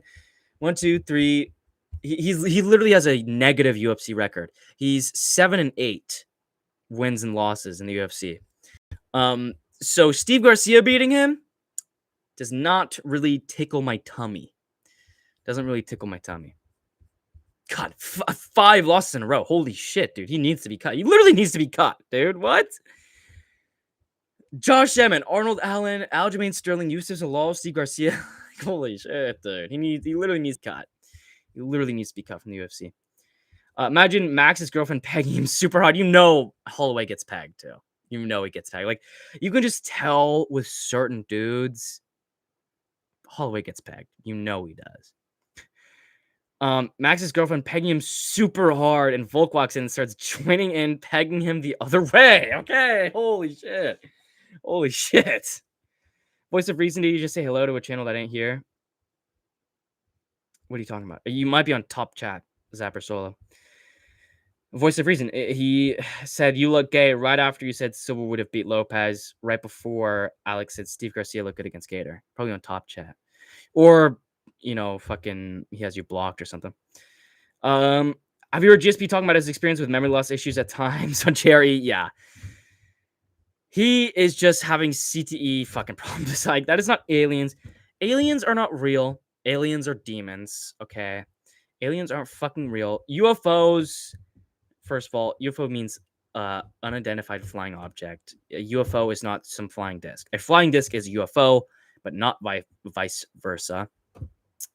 And we've had UFO technology for a very long time. We've literally had it for a long time. Like, there's this guy who made a prototype. There's literally this guy who made a prototype of a UFO, a floating disc, no propellers, no anything, and he made it with mercury. Right? If you have a magnet on the inside of mercury around, you can have the mercury cyclone. I don't know all the fucking science and physics to it, but we've had UFO technology for a long time, like since like the fucking 60s. You know, even before that, Hitler, if you look at the Hitler fucking documents and shit, he had UFO technology back in what, like the 40s?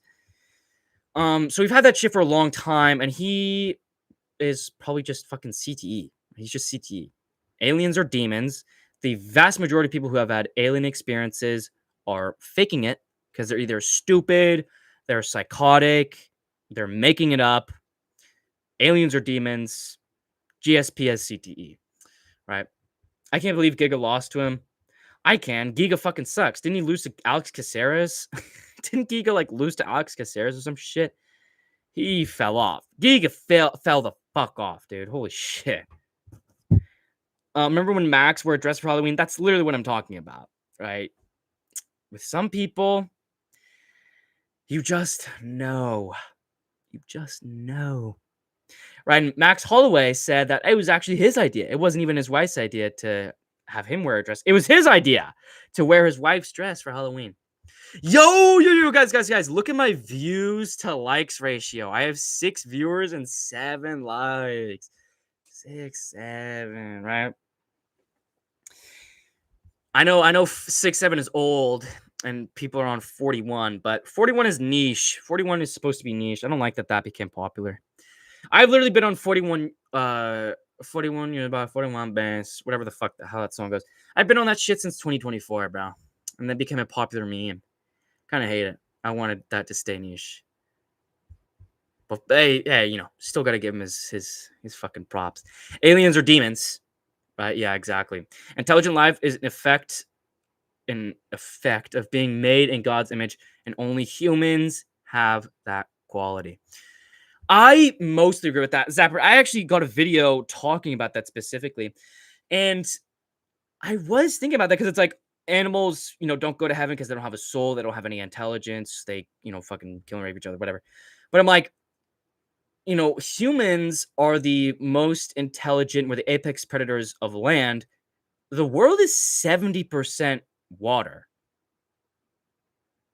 The world is 70% water. We are by far the most intelligent apex predators on land, and we already know how smart dolphins and whales are. And we don't even know how smart they are because it's illegal to talk to them. So if we're the smartest animals on land, what are the smartest animals in the water? It's 70% water. It's a big, big ocean. We probably don't even know. And hey, listen, my theories get a little bit crazy, but inner Earth theory. That's what that is. It's inner Earth theory. That's why we don't explore the oceans. It's inner Earth theory. Inner Earth is in one of the poles, right? It's in one of the poles. Is the big entrance. There's a lot of entrances to inner Earth, right? If you look at cave systems all throughout the U.S., that's where so many people go missing near cave entrances. Like the majority of people that go missing in the United States of America go missing right next to a cave entrance. And by the way, speaking of cave entrances, on paper, we haven't discovered like 30% of all caves in just the US. And that's a lot, dude. That's like thousands of caves that are unexplored, completely unexplored. And even the ones that we have explored, do we really want to trust, the people that are exploring them? So there's just so much shit that we don't know. So much shit that we don't fucking know. 41 was cool when it was niche 3 months ago, even like 6 months ago. It was cool literally up until it became popular. Because like people saying, oh, it replaced 6, 7. It's a completely different thing, bro. It's a completely different thing. 6, 7 is like, it's like not a holy number, but it's like a fucking 41 is just not the same. 41 is the song, 41, but I got 41 bands. Right? It's a good song. Just the number 41 is not enough, right? The number 6, 7 is way funnier, but the song of 41 is a lot funnier. So GSP is seeing aliens, no CT. Opposite, bro. He has CT. He's not seeing any aliens, and aliens are demons. Have you ever been in an argument with someone in public? Yeah, obviously. Obviously, I've been in an argument with someone in public. I rarely ever try to. Anyone that's watched me for a long time knows I'm like the what's good, pipey, the pipe bomb. Okay, what's good. Anyone that knows me knows I'm like a very anti-angry person. I rarely it really takes a lot for me to be genuinely angry at someone. Especially enough to have like a real argument with someone. But yeah, I've had an argument with someone in public, like literally one time. I can like count on 2 hands the amount of like real arguments I've had in the past 5 years, you know.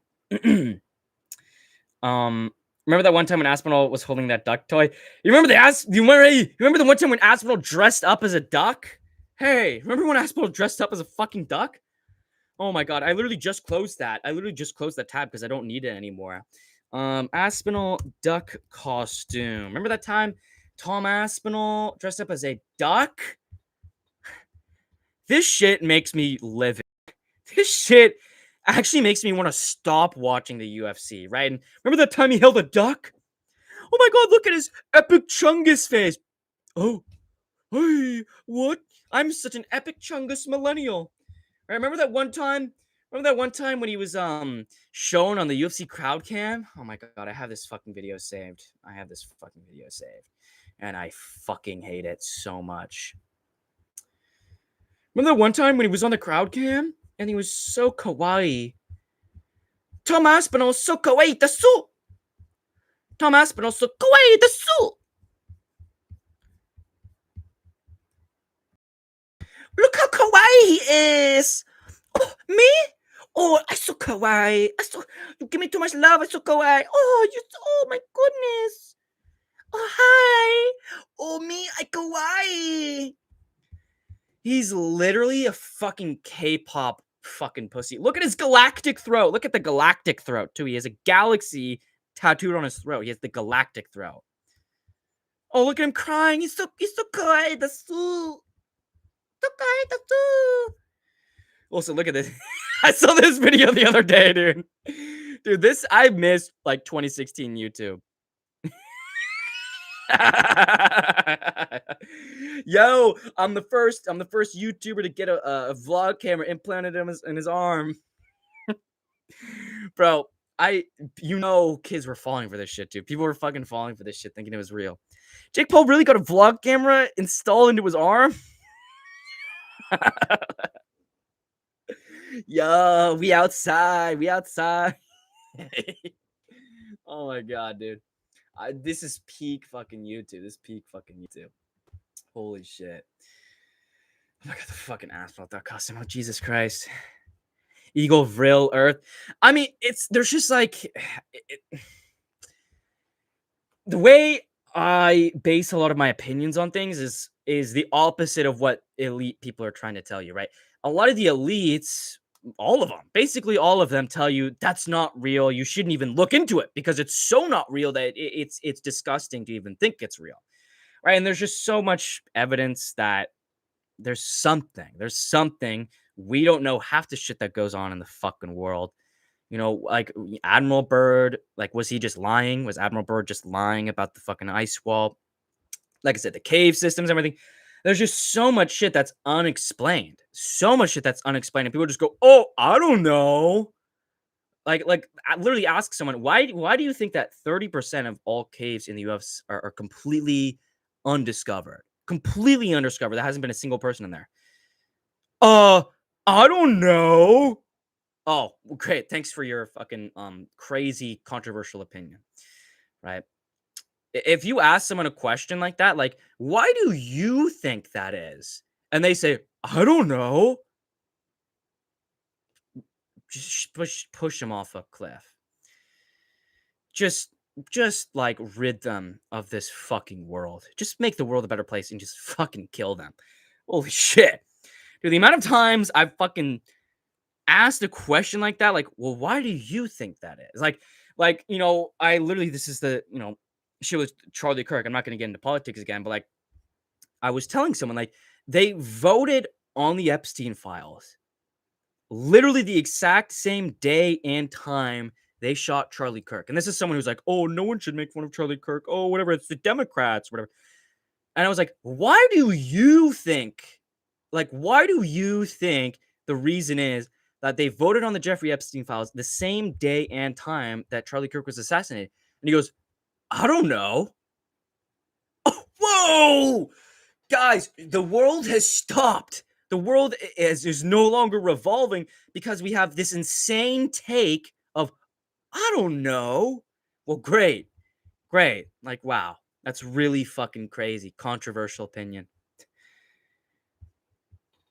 That shit actually pisses me off so much, dude. It's like, do you literally have like no like thoughts in your brain? I don't know. Oh my god. Animals actually do have a soul, but not an intelligent soul like we do. So animals aren't forgotten by God. Have you ever thought about dropping some content about talking about God and scripture and stuff?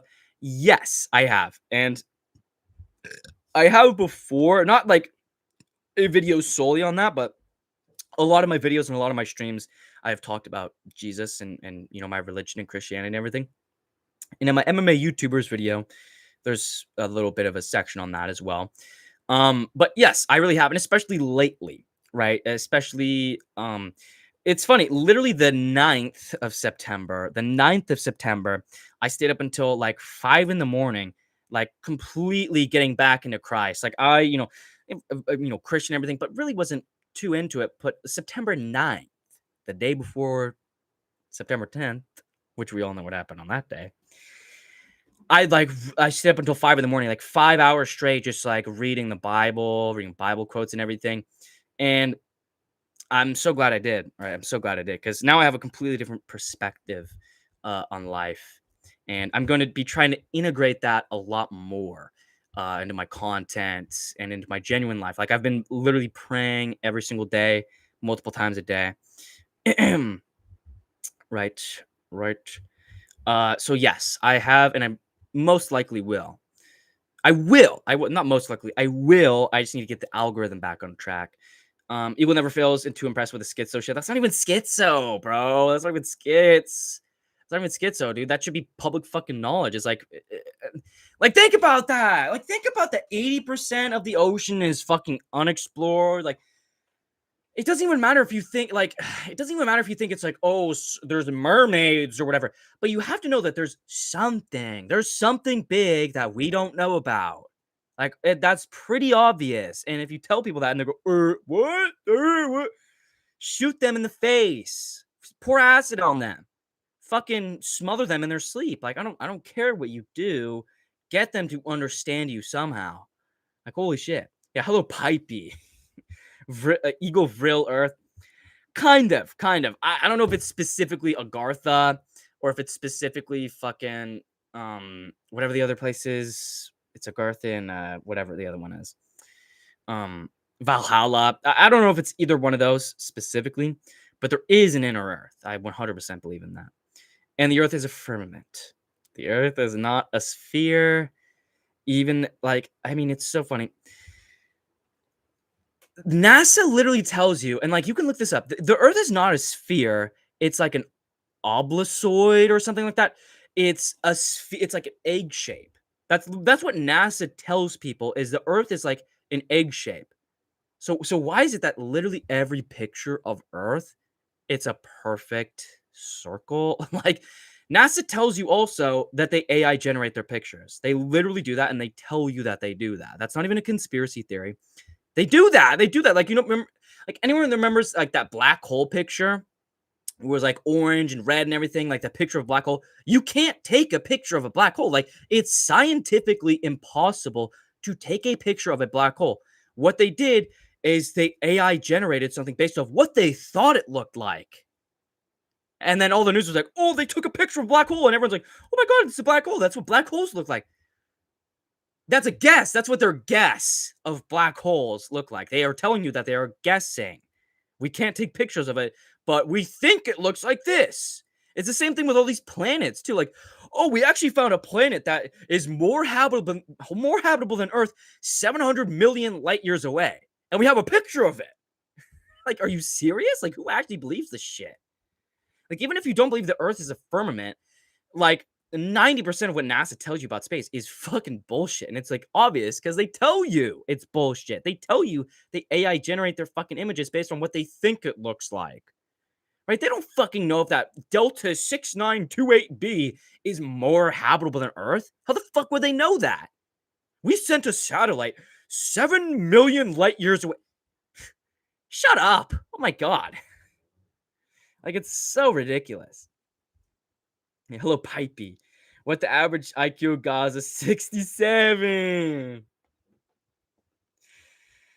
We're so brain dead. Aren't octopi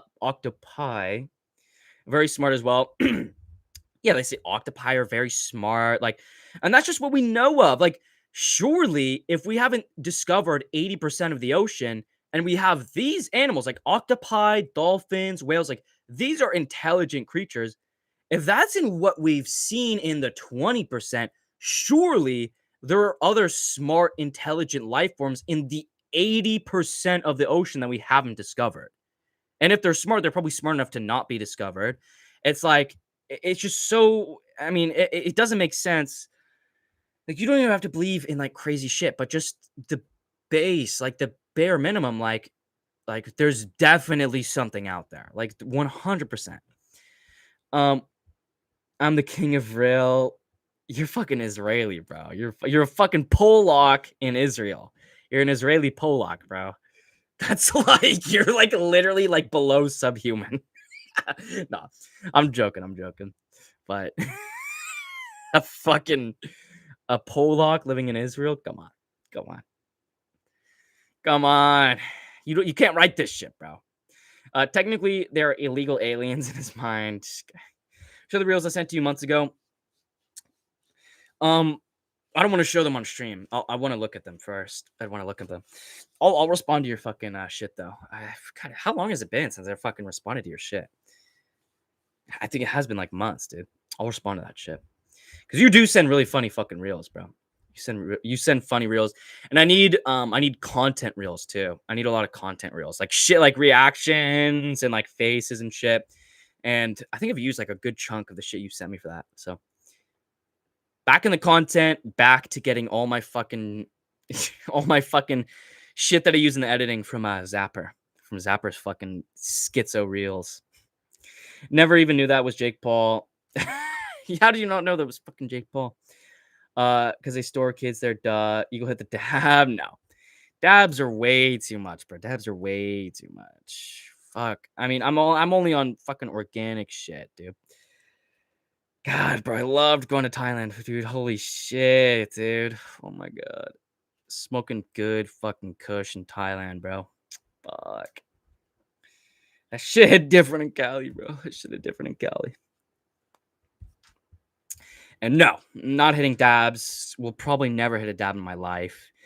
I stopped smoking wax pens completely like over a year ago because any of that synthetic shit, I mean, it's synthetic. Like, at least if you're smoking like bud weed, it's natural. You grow it. You don't grow live resin. It goes through a chemical fucking process. Just shit, bro. And it feels like you get zapped, bro. Speaking of zapper, I mean, you feel like just like zapped in your whole body. It's like it's a completely different feeling than just like bud weed. Aren't cave systems mostly all connected or something? Real tunnels. A lot of them are. That is, I don't know the full extent of that, but a lot of them are connected. Fam dangerous. The real conspiracy is setting up the technocrat cult, which will prefigure the Antichrist. Yeah, I mean, like you said, that's why they want Gaza. That's why they're moving into Gaza to build the third temple. They sacrifice the red heifer. That's actual real schizo conspiracy shit, right? Israel is trying to summon the Antichrist. If they haven't already, right? Peter Thiel. Peter Thiel is the fucking Antichrist, right? I mean, holy shit. If you fucking read the shit that like God says about the Antichrist and what like the Bible says about the Antichrist, it's literally Peter Thiel. Like, it's literally him. And you rearrange the letters of Peter Thiel, it spells the reptile. Come on, bro. Like, you can't write this shit. You can't write this shit. Fuck you, Peter Thiel. And guess what? Like, every single thing I've said on the stream is going to be recommended to me in my Instagram reels.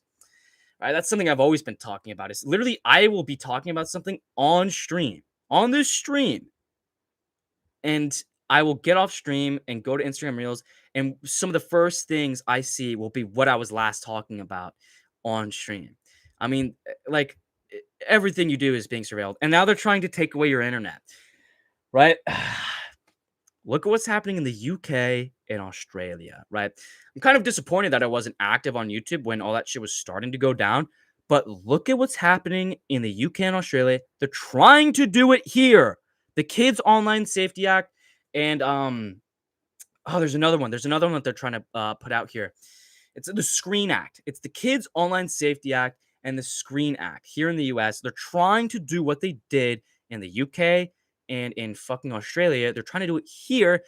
And the first ever person and the only ever person to be arrested for freedom of speech was arrested in Florida about a month ago for anti-Semitic views. Arrested, literally arrested. No, nothing like, oh, I want to kill all Jewish people or something like that. Just arrested for not liking Jewish people in Florida. And this happened like a month ago, like 2 weeks ago or something. They're trying to do it here, right? Texas and a good chunk of other states have already made you have to upload your ID to use pornography websites. And that's how they get in. That's literally the exact same thing they did with the UK. That's what the UK did. They said, oh, well, we only want your ID for pornography websites because we want to save the kids. And then, oh, well, now you just need your ID to use the internet. Now you just need your ID to use the internet. And we're going to block Wikipedia. We're going to block Spotify. This is on paper. You guys can look this shit up. They were blocking Wikipedia. Wikipedia! Like, that's an encyclopedia of literally all information. And they were blocking that. Why would they block, like, the dictionary of the fucking world? You know, and they were blocking Spotify. GTA 6, Rockstar Games says you will have to upload a photo ID or do a face scan, an AI face scan, to play GTA 6. They're trying to take away your free will on the internet, and they're literally actively doing it. And that's probably one of the big things they did with the Charlie Kirk shit is they're going to be trying to pass some fucking bill. Like, oh, well, if we had his face on the internet and he, you know, this fucking shooter, if he had to upload his ID to the internet, then we would have known exactly who he was and where he was. Peter Thiel's the fucking Antichrist, and they want to take away your unrestricted internet access. Like, we need to fight against this. I mean, we see this shit with Nepal, too. Like I said earlier, if you saw the shit that happened with Nepal, people go, oh, it's a social media protest. No, it wasn't. Right? It wasn't. It was an anti-corruption protest where 30 children were killed, and then they tried to ban social media to get people to stop talking about it. That's when it turned into the riots, and they were burning down parliament and everything. I'm pro-Nepal, pro-Malaysia, pro-Indonesia. Not the governments, the people. But that's what they're doing. Look up the Screen Act. Literally look it up. Look up the Kids Online Safety Act. They're trying to do that shit here. So do what you can. Do what you can to not let that shit slide. Right? Maybe we need to take some inspiration from Nepal if they really try to push for that shit. AI is such a scam. It's not even that advanced. There was something that came out just recently, Zapper, about that of like AI has hit its wall. You know, the early stages were very rudimentary and it had a giant fucking explosion from all the fucking funding and people finally starting out how to use AI. And now it's hitting its wall. Like, what else is there to do with AI? There's nothing else more. Like, we can create videos, we can do all this shit. There's nothing else more that's going to be here for like, you know, consumers because the technology is not that advanced. It's an algorithm. It's not an intelligence. AI is not intelligence. It's just another algorithm. It's literally just another algorithm. Like, I hate the term AI because AI is basically just making pictures. Like, that's what AI is generating pictures. And even that is just an algorithm. It's just a fucking algorithm. We've had algorithms forever. We've had Google, right? People use ChatGPT as Google because it's an AI. You just use Google. Like, Google is literally ChatGPT. Google is ChatGPT. Why do you need ChatGPT? It's the same fucking thing, and it's better. The only thing AI is useful for is, like, generating images. And even that, it's like AI images are fucking lame. They just look gay. And there's a ton of AI companies that have been exposed for not being AI and just being a bunch of Indian dudes, which is like one of the funniest fucking things ever. If that was true, it would have took thousands of centuries for us to even receive the image. NASA thinks everyone retard dipshits, exactly, but the NASA shit. It's like, and it's not octopi, it's octopods. I actually love the fact that my fucking chat is like a bunch of grammar Nazis, dude. I fucking love being a grammar Nazi. Actually, it's octopi, not octopuses. And then, oh, actually, it's not octopi, it's octopods. Oh my god. My Jew card is gone soon. There's no way it will stay. Do you think they would deport someone from Israel for being like anti-Semitic? Do you think that's like an actual situation that has happened or will happen of deport? I mean, they're doing it in the US. They literally are doing it in the US. I don't want to get back into politics, but it's another thing you should be looking out for is Trump tried to decrease like aid funding, like funding for disasters. He tried to decrease disaster funds for any state that was boycotting Israel. Like, I'm not anti-Israel, I'm not anti-Jew, but I mean, you can just look at the facts put in front of you. Like, holy shit. You know, they're all 90% of them are bought and paid for by fucking Israel. And it's not just Israel, it's the elites. Israel just happens to be the hub of the elites, right? Eastern Europe has a big child trafficking problem. That's something that people just love to forget about is like Eastern Europe has been and always been the hub of child trafficking. They've like, I mean, pre like, 2010, Eastern Europe was seen as like dangerous because of that sole fact. Like, you're going to get kidnapped if you go to Eastern Europe and get sold into slavery. And it still happens today. Israel is just a part of it now, also, which they've also been a large part of it. But it's not just Israel, it's the elites. Israel just happens to be, one of the tops because they worship Baal and Molech. Come on, dude. Like, let's get over this shit. They have been prosecuted for the entirety of human history because of their loan practices and because they fucking sacrifice children. Like, even if you don't believe they sacrifice children now, that's one of the big reasons why they were persecuted throughout all of human history. It's because they were thrown out of every country for bringing Baal and Molech into societies and sacrificing children. Like, this is on record shit. That's not even conspiracy shit. Like, you could say today, like, oh, they're doing it now, that's conspiracy. But in the past, like, that's literally what they did. Their false god is Molech, who is, or I think it's Baal. I always get them fucking mixed up, but Baal and Molech are basically interchangeable. One of them is literally the god of child sacrifice. And, like, it's on paper in the Bible. In the Bible, God is talking about the Jews worshiping Molech and Baal. Like, come on, dude. Like, oh my God. Also, Israel now is not Israel from back then, right? Dude, almost all the early church fathers say that the Antichrist builds the third temple. Yeah, in Gaza. Like, they build the third temple in Gaza. That's literally what they're saying. In Israel, the Israel-Gaza war, obviously.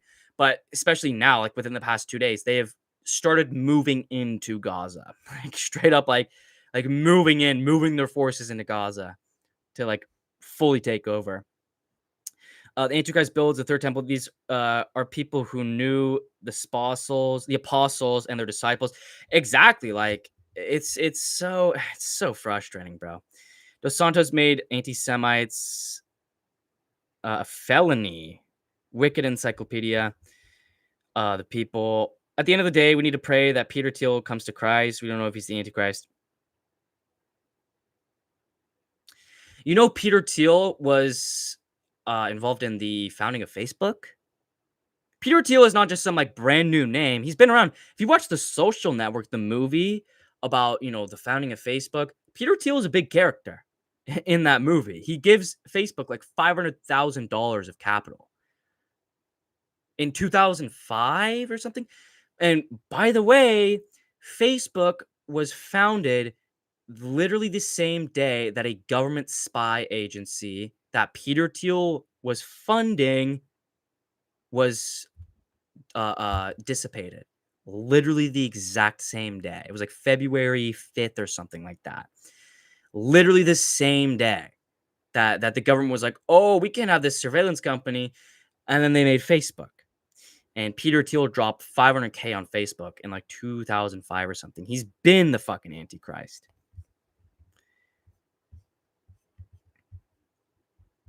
The propaganda makes tech salvation the tech owners.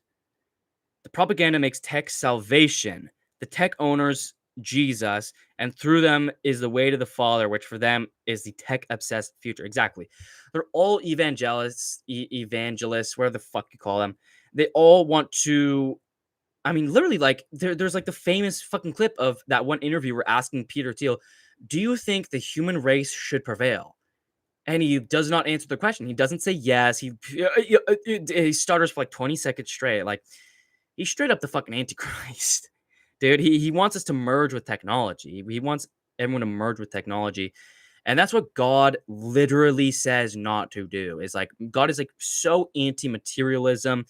They want to live forever. They want to live forever because they know hey, if you don't believe it, they believe it.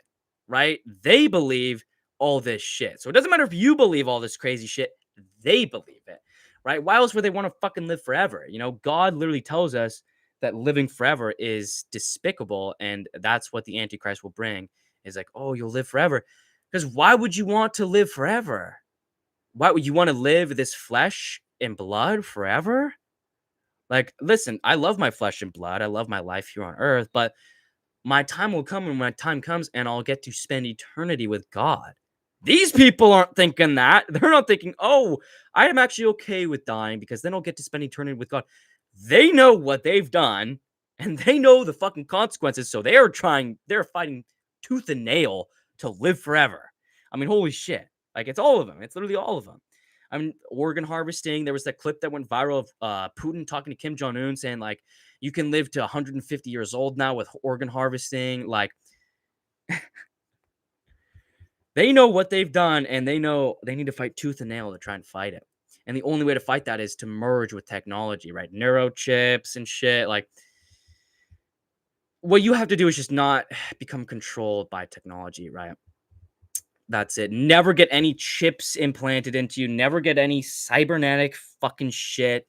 If you lose an arm, you're armless. Do not get a fucking bio hand or whatever. That's literally spitting in the face of God. They made their sacrifice during the 20th century to be in this situation. Does that ever make that be your goal or image of your potential future? Well, I think I will end up in prison at least once.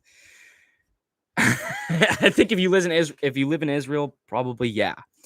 You know, because I mean, if you do live in Israel, that means you have to be an IDF agent, not agent, but a soldier. You have to work for the IDF, and you know, I wouldn't disown you for doing that because it's the law. It's the law that you have to be in the IDF in Israel.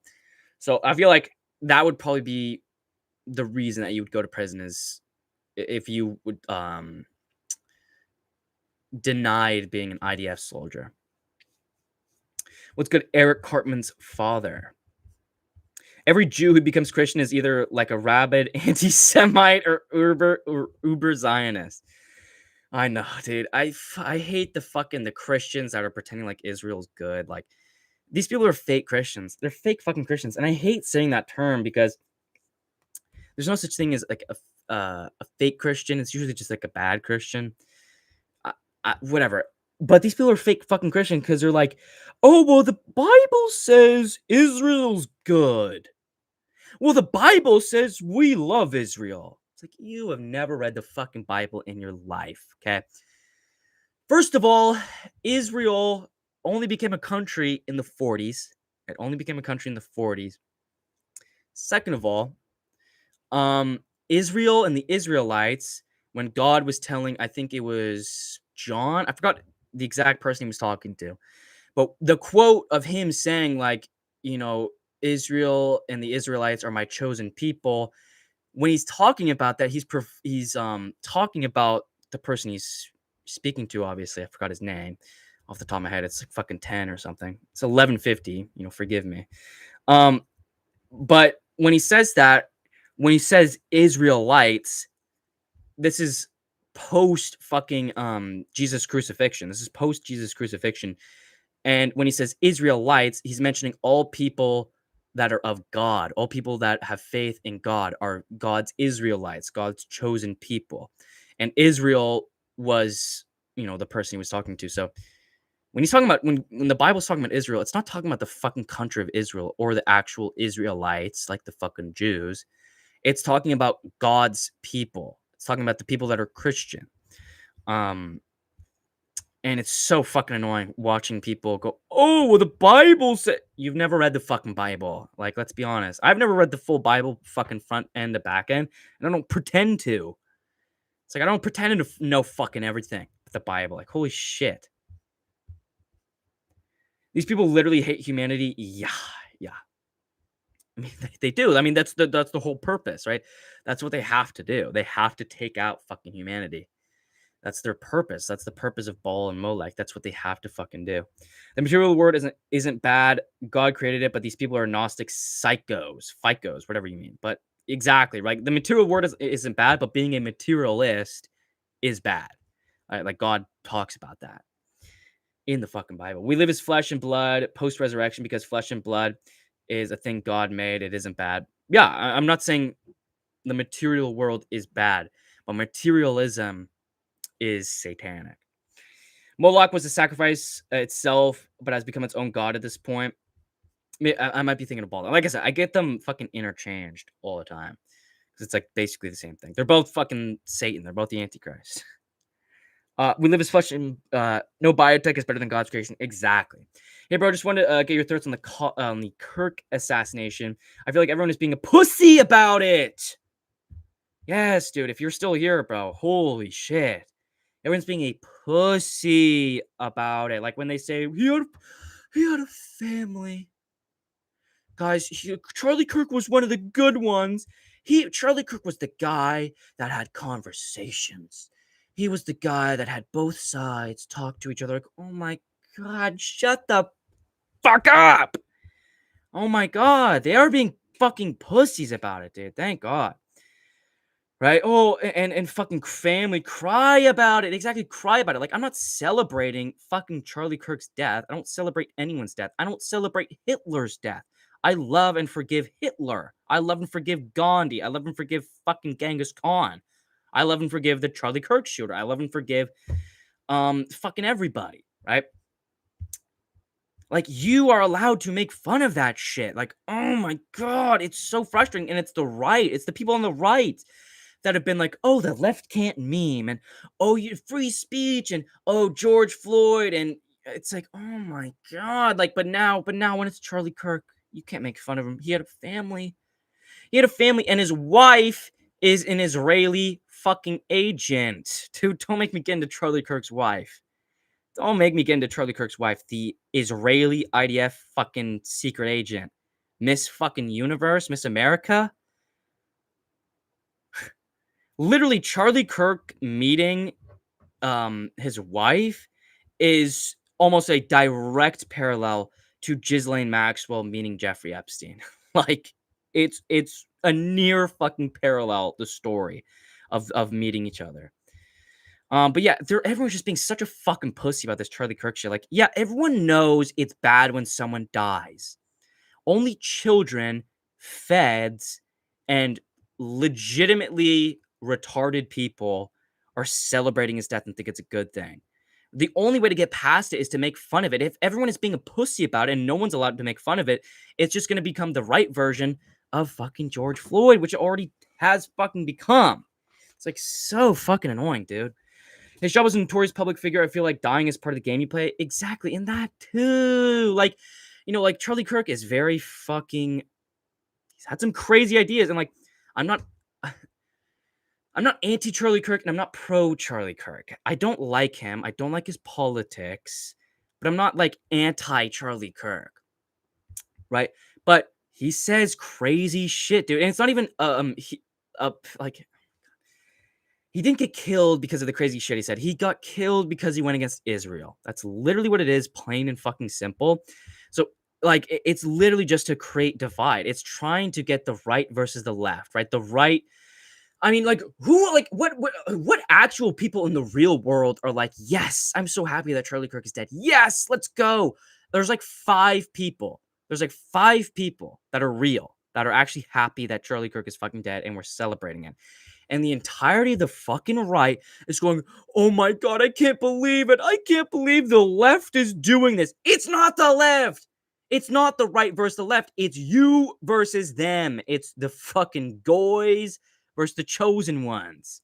Like, holy shit, it's not the right versus left. You're playing right into their fucking game, you idiots. Like, holy shit, it's so obvious that this is just a play on right versus fucking left. They want you to hate each other. I said this 10 fucking times before. I don't think you were in the stream, though, Eric Carmen's father.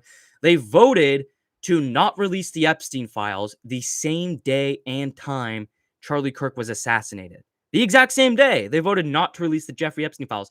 And what do you know? Nobody's talking about that. Nobody's talking about the fact that they didn't release the Epstein files again. Again, for like the 10th time. Now everyone's talking about Charlie Kirk and Charlie Kirk. If you are on the right and you're talking about the left, you're retarded. If you're on the left and you're talking about the right, you're retarded. If you're in the middle and you're talking about the right versus the left, you are a retard. This is us versus them. It's simple as fucking that, dude. I don't know if you watched South Park recently, but I hope they do something based about this Kirk thing. Eric Carmen's father, they took down the Charlie Kirk episode, which I think is just a disgrace. Like, keep that shit up. It was a funny episode. Like, it was funny, by the way, in the sense dude, South Park tried so hard to portray like Nick Fuentes and Charlie Kirk and all these guys as like evil and like ICE agents as evil. And they ended up making like the hardest fucking edits of all time. Like, they ended up making the funniest characters, the most base characters of all fucking time. Their whole plan backfired with that. But keep it up. Like, it's funny. Like, the Charlie Kirk shit was funny that South Park did. Funny for the wrong reasons, right? Funny, like, for the opposite reasons that South Park was intending for. But it was still fucking funny, dude. It doesn't matter if you're making fun of him. The way they were making fun of him was, like, painting them in like, a good light. They're just a bunch of fucking pussies, dude. It's so lame. So fucking lame. People telling you can't make fun of this. This is the one thing you can't make fun of. If someone tells you can't make fun of something, shoot them. Push them off a bridge. Get them into a car ride. Go, let's go to dinner tonight. And then just drive off a cliff. If they tell you can't make fun of something, holy shit. I'm so fucking done with that. And like I said, like, it's literally, he got assassinated by Israel. It's plain and simple. It's literally plain and simple as that. He was assassinated by Israel the same day they voted on the Epstein files to sow the seeds of divide. Everyone's talking about right versus left. Nobody's talking about Jeffrey Epstein. Isn't that weird? Like, imagine they didn't have Kenny dress up as Kirk and he just gets your shit blown off. Right? Like, South Park is supposed to be the edgy show. Like, that is like the edgy show above all edgy shows. Like, South Park is the edgy show, and they're fucking being pussies and taking shit down. It's like, oh my god, dude. Like, wow. How big of a dork do you have to be? How much money does Israel have to be giving you? Holy shit. I've read the most prophets, and I'm no scholar, but it's very clear Messiah's kingdom is not restricted to one place. Exactly. Like that. Like, Israel is the church, as Paul says, not flesh and blood, Jewish nation. If Israelites, then they would be called okay, what the fuck? Charlie Kirk's battle against abortion was respectable. Yeah, like, here's the thing, like, I mean, he's on the right, so he has political opinions that I agree with, just as the same as, like, anyone else that would have been on the right. But he was also a pro-Israel shill. Like, literally, I mean, you can see, like, Bibi Netanyahu, the president of fucking Israel, his Twitter post is like, Charlie Kirk was the greatest ambassador for Israel. Like, he was a pro-Israel shill, and for the first time in his political career, he criticized Israel. He said October 7th was an inside job. There were reports from his close friends and Candace Owens, who's another close friend of Charlie Kirk. They all know it's Israel. They're all saying it's Israel. And there were reports that Charlie Kirk was at like some high-end dinner meeting with some fucking pro-Israel guy and Bibi Netanyahu. And this is after he had a spiritual awakening. This is what his close friends are saying. This is what his close friends are saying, is that he had a spiritual awakening. He started criticizing Israel.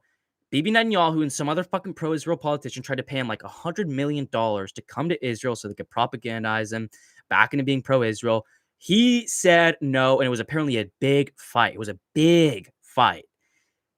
And the day after that happened, he gets fucking assassinated. Like, come on, dude. Come on. If his friends, is literally like his close friends are saying like this was Israel, and like he's like all these literally there's so much shit with Israel that lines up with this. It's too obvious. It's too fucking obvious. Oh my god, dude! I just hate this. I hate the fucking Charlie Kirk discourse so much. It's so brain rotten. It's so fucking brain rotten. Like, yeah, he had some good ideas. So does everyone. So does everyone. Everyone has good ideas. But he was also saying, if you're a Christian and you're not pro-Israel being at war with Palestine, you're not a real Christian. Like, he has bad fucking ideas too. He has good ideas. He has bad ideas. Same with everyone. George Floyd was probably fucking, a really nice guy. Kirk and his wife are in on it. His wife is 100% in on it. I watched part of her fucking her memorial speech about Charlie Kirk. Dude, his wife is such a fucking federal agent. It's crazy, bro. She does not seem sad at all. In the whole fucking speech, she's not even like talking about Charlie Kirk. She's talking about like how she loves Israel and like praising Donald Trump. It's like, what the your husband just got assassinated. And your first thought is to praise Donald Trump? Like, what the fuck? What are you fucking talking about? I actually know people who are somewhat happy. Well, you live in Israel, so Zafra, that's really not kind of take that with a grain of salt. What do you mean on internet, huh? Huh, fan? What do you mean? Like, what do you mean? What do you mean in on it? It's clear that this was fucking planned. Who knows if he even got assassinated? See, that's some real conspiracy shit that I've seen a lot of people, right? The shit about Valhalla, Kash Patel, and brother, I'll see you in Valhalla. Right? There's the picture on the fucking suspect, whatever his dumb fucking name is, on the suspected Charlie Kirk shooters. Like there's a picture of him with like a desktop screensaver. That's an island. That's like a government witness protection island. And one of the place there's like a Valhalla retreat on there. So that's some real conspiracy shit. I'm not as confident in that. Because you do have to reach a little bit. But the Israel shit is just it's too open in your face. There's too much fucking shit with Israel involved in fucking Charlie Kirk's assassination. And that's what it is. It's an assassination. It was a 200-meter shot. And this kid, his family, like, his family says, like, he's a pussy. Like, he's a fucking dork. He has no idea how to use guns. But somehow he made a 200-meter shot and had a lethal carotid artery shot. Literally the one place where you shoot someone where there's a 0% chance they can live. Like, you can shoot someone in the head and they'll live. It's happened a bunch. It happens a lot, actually. Headshots are really not that reliable. Heart shots, you got to get, really direct on a hit. And even then, they can artificially pump your fucking blood. A carotid artery shot, that is like the 100% kill count shot. He bled out in like 5 seconds or something like that. Something crazy, like, and he's an unexperienced shooter shooting a 200-meter shot. Like, come on, dude. And the way he got the gun in and out of the fucking campus. I mean, there's just so much shit that it's like, it's so obvious that this is not right versus left. This is not red versus fucking blue. It's us versus them. And again, with all the other protests, with the Nepal protests, no one's talking about the Nepal protests anymore. Come on. Come on. I'm hesitant to believe in an Israel-related theory that not even Fuentes agrees with. You're like more fucking like conspiracy schizo than Nick Fuentes, bro. And that's like crazy. Propagandize him. Yeah, I mean, it's literally like, I mean, if you are you not listening to what I've been saying? His close friends have been saying like he's actually been turning against Israel and he had a spiritual awakening. And like, are you literally not listening to what I'm fucking saying?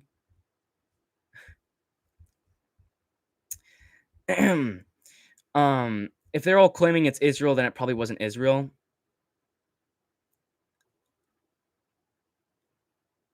What are you talking about? What? Obviously it obviously is. It obviously is because that's what's getting shunned. right? Those are the reports that are getting shunned, right? If it was the popular narrative through like media that it was Israel, then I probably wouldn't believe that. But the Utah campus is literally the shape of a menorah. It's literally in the shape of a menorah. Like I said, all this shit with Charlie Kirk, first time publicly criticizing Israel and literally his entire political career. Like that's crazy. And saying October 7th was an inside job. He's like an actual talking head that can turn voices. Like the right and left are both pro-Israel. A lot of people, young people, watch Charlie Kirk. Like if Charlie Kirk would have gone into like some Nick Fuentes territory and really started to be anti-Israel, he would have changed a lot of people's minds on Israel. They don't want that. They don't want that. Do you see how little Trump cared? Dude, that video is so funny. He's like, oh yeah. And we got this new defense contract or something. Like literally just completely fucking moves on from it, bro. That's actually so based. I get my news from TikTok. Well, I get my news from Instagram Reels. So that's honestly better than TikTok. TikTok, by the way, TikTok has updated their terms of service.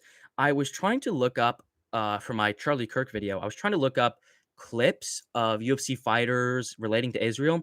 Every single time I looked up anything relating to Israel, I got a warning overhead on TikTok saying, "We have updated our policy changes. We've updated our policy changes." And it was only when I was looking up anything related to Israel.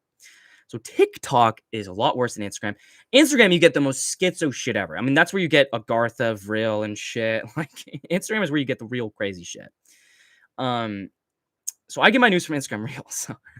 Right? But then I also look into it. I don't just get my news from Instagram Reels. I get the start of my news and then I just look into it on my own because that's the only way you'll get any real information. There's been a ton of shit. I'm like, "Oh, that's really interesting," that I see on Instagram Reels, and then I look into it, like the microplastics thing. Anyone that like glass bottles actually contain more microplastics than plastic bottles. And I got that through my Instagram Reels. I'm like, "What?" Like I was like, "Okay, like it's interesting, I guess, but let me look into that cuz that just seems so wrong." And I looked into it. Microplastics is an umbrella term, but it's also a specific term, right? You can differentiate different types of microplastics under the microplastic umbrella. So there's nanoplastics, there's microplastics, and there's like another version of like microplastics that are bigger. But nanoplastics are like 90% of all microplastics in the umbrella term. So in the umbrella of microplastics, nanoplastics is the vast majority. And then there's like the separate classification of microplastics as well. And in the study, they did not, they literally did not count nanoplastics. They didn't count nanoplastics at all. It was only microplastics, not the umbrella term microplastics, the specific term of microplastics. So they cut out 90% of all of the umbrella term of microplastics. And people are going, "Oh, do you know glass bottles are more microplastics than plastic bottles?" Like, you're such a fucking retard if you believe that ever. Like, do your own fucking research. Holy shit. But everyone gets their news from TikTok or social media, right? So I actually don't know the reasoning why they got him, but I just see him talking about shooters, and then 10 minutes later, he's dead. Well, like I said, I mean, you can just do the bare amount of research outside of TikTok because TikTok will not let you talk about Israel, right? Like I just said, TikTok will not let you talk about Israel. And I'm not even anti-Israel. You can look at all my fucking streams. You can go through hours and hours and hours. I've never been anti-Israel. I've never been anti-Jew, and I never will be. But this is so obviously Israel. Like it's so obviously fucking Israel. But yeah, like I said, I mean, all the fucking coincidences, come on. It's too much. October 7th is beyond sus. There's been a lot of videos of Israelis talking about how like, yeah, it was an inside job. Like there was this one Hasidic fucking Jew in like an October 7th Remembrance Day or something, and he's walking around like, we did this, right? Like this was an inside job. Some stupid shit like that. Yeah, a lot of Israelis agree that it's an inside job. I'm one of those who believe it was so that Israel and USA could get absolute control of the Middle East. I mean, you know about Greater Israel. You know about Greater Israel. They want that shit, and they're trying to do it. Israel is at war with 6 different countries right now. They just bombed Qatar. They bombed Qatar at a Israel peace meeting. How crazy is that? In Qatar, they were negotiating Israel peace, like peace between Israel and the Middle East, and Israel bombed Qatar while they were having peace talks. Like, are you serious? For real, yes, everything I'm saying is true, and you can look everything up. It's like when Connor was talking about breaking Dustin's leg, and he will leave in a stretcher. Then Connor was the one to leave in a stretcher. Karma can be real sometimes. The suspect that they have is totally gay too, right? The suspect that they have literally has a boyfriend. So he's literally a gay shooter. And his fake bullet casings, those bullet casings are fake, by the way. Oh, Bella Ciao, Bella Ciao. Yeah, Charlie Kirk is the fascist guy. He's the guy that's a total fascist. Not the government. Like, oh my god, dude. And all the fucking shit. Oh, the bullet casings were so fake. That was one of the fakest details in the whole fucking plot. Yeah, we just so happened to get all these bullet casings. We just so happened to get them. He's probably aiming for the head. No, he was aiming for the carotid artery. The carotid artery. That's what they teach you. Like, this is the thing. First of all, his bodyguards identified the sniper like minutes before he shot. You can see that. And the carotid artery shot is what you're taught to aim at in like special service fucking sniper schools. That's literally where you're taught to shoot because, like I said, headshots are not as reliable as people think unless you have like a 50 caliber fucking sniper. Center of mass shots, you're gonna have to get multiple off, and there is a high likelihood that they'll survive. The carotid artery shot is the most 100% effective kill shot. It just so happens that he made that shot from 200 meters away. Like, if you don't know anything about guns, that's a long shot, dude. 200 meters is a long shot. And a gun novice, he's literally a novice. He's literally a gun novice. Supposedly, the way he got his Mauser fucking rifle into the campus was carrying it in his pant leg. Have you ever tried? I mean, just put like a walking stick in your pant leg and try to walk around with that and have nobody notice you. Now have it be the shape of a fucking gun and be trying to walk around with that. Are you serious? That's how they say he fucking got the gun into the campus. There's so many, like, every single detail. If you just know the bare minimum about what they're talking about, they're fucking lying. Like I said, like the shooter, like if you know anything about guns and shooting, you know that a novice is not going to get a carotid artery shot from 200 meters away. Like, that's theoretically fucking impossible. Like, he would literally have to have divine intervention for that to happen. 22-year-old caught during the 22nd. Yeah, there's a lot of 33 and 47. Right? The 47 hats, right? Look at all the 47 hats. 47 degree Mason. Right? During the 22nd hour on the 11th. Well, it was on the 10th. He got shot on the 10th. After a 33-hour manhunt. Exactly. 33-hour manhunt. Come on, bro. Like, really? And it wasn't even a manhunt. His parents turned him in. Like, are you serious? My brother was in the army before Kirk was announced dead. He did say that he saw similar injuries and people survived. Of a carotid artery shot, I think that's being misinterpreted. Nobody gets shot in the carotid artery and survives. Literally, don't make me fucking look this shit up. How fast does a severed carotid artery kill you?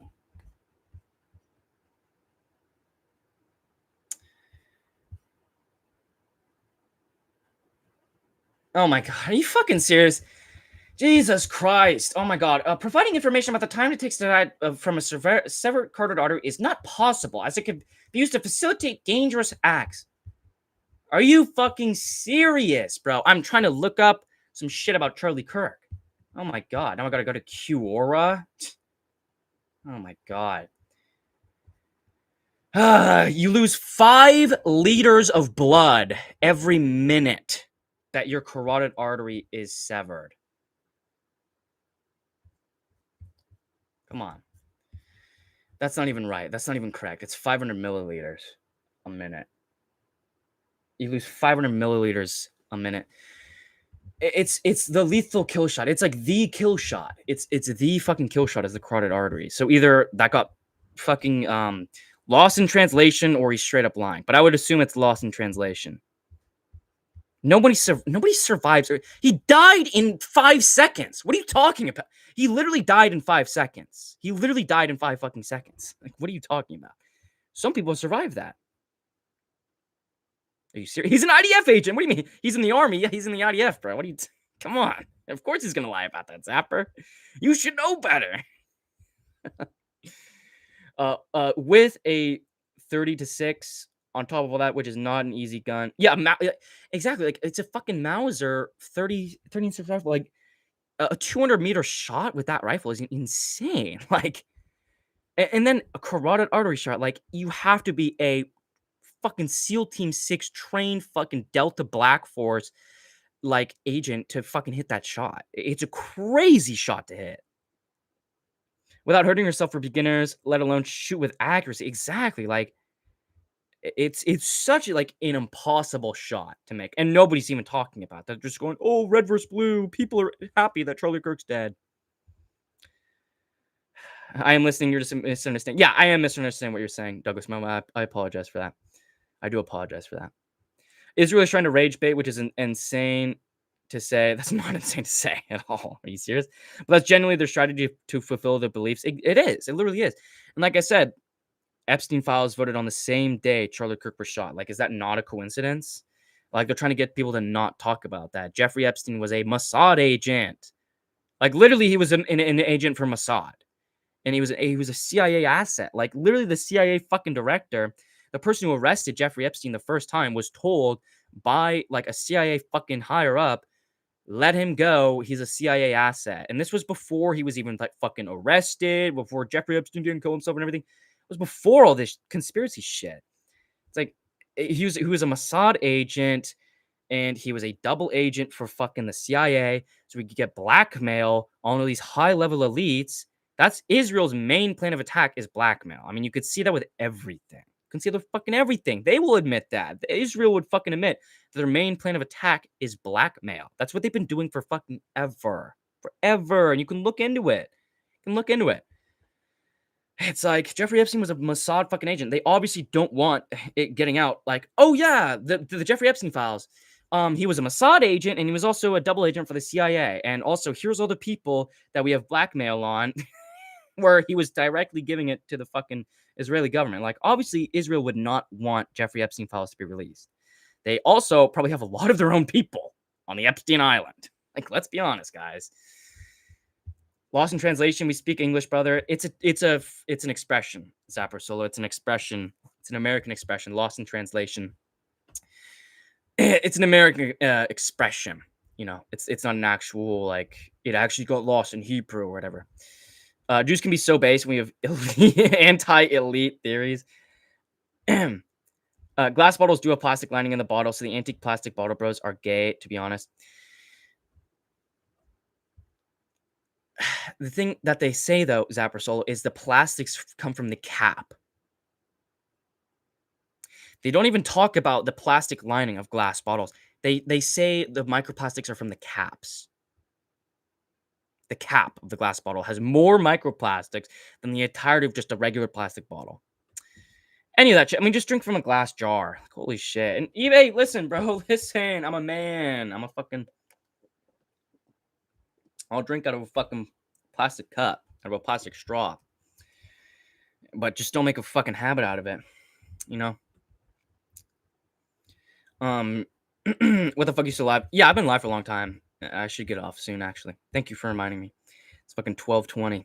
This has been a good stream, though. I mean, you know, it's not been the most viewers because I kind of nuked my fucking algorithm with the Charlie Kirk video. And I haven't fucking streamed for like 3 months or something, but it's been a goated fucking stream. It's been a goated stream. Makes sense. We can get tie casings. Makes sense. We can get the casings where he left the gun, and we saw where he left it. The casings are fake, though. I mean, like, really, like, oh, he wrote down Bella Ciao, Bella Ciao. He wrote down anti-fascist. He wrote down, if you read this, you are gay. Or what else did he fucking write?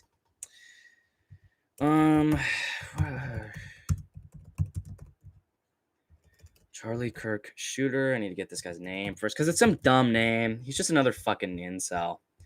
Tyler Robinson, fucking gay lord. Tyler Robinson. Bullet casings. Let's see. Let's read all of them. Oh, create a free account or log in.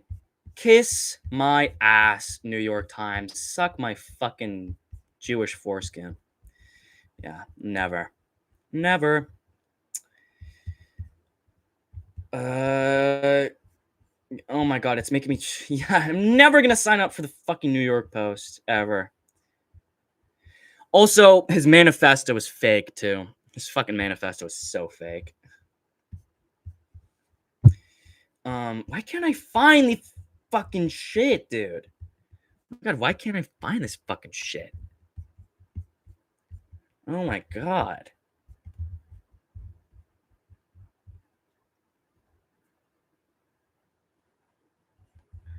Jesus Christ, dude. Why doesn't it just let you fucking see this shit? Oh my god. I'm literally like trying to find this shit. Oh my god.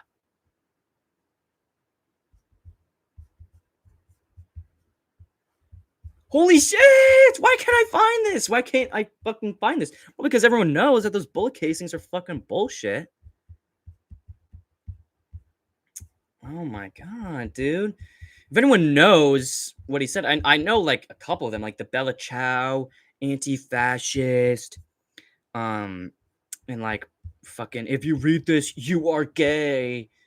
But there were other ones that were like so clear, like, dude, you can tell like just the way, like, it's Fed talk, it's fucking government talk. It's like you can tell when the government is saying something because they can't say certain things. They have to say things in certain ways, like Bella Ciao, Bella Ciao. What real person on earth is gonna etch in Bella Ciao, Bella Ciao, Bella Ciao, Ciao, Ciao into a fucking bullet casing? What real person is gonna do that?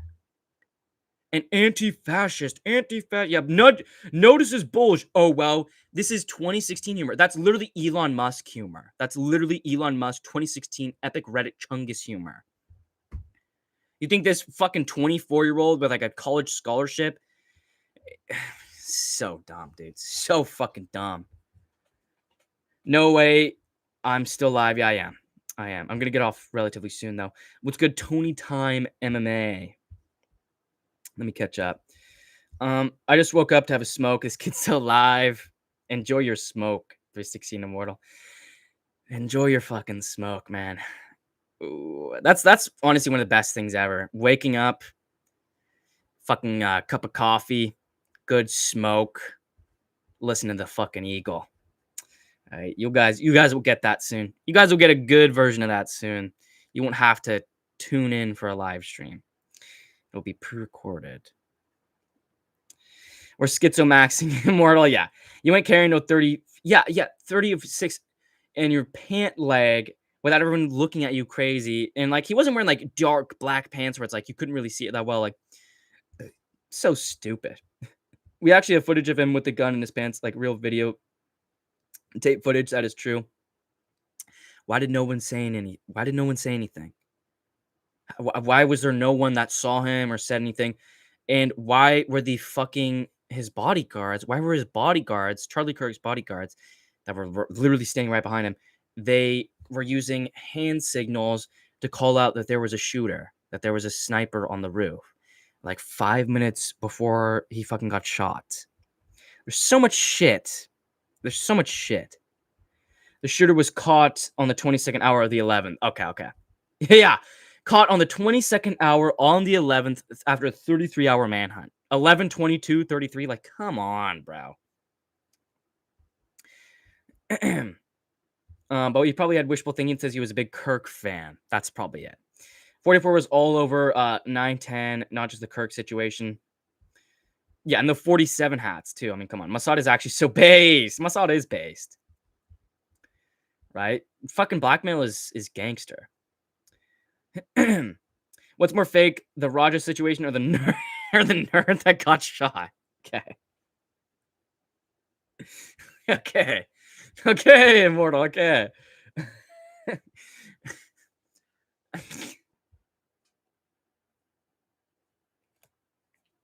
The fucking Raja situation is faker. That's faker.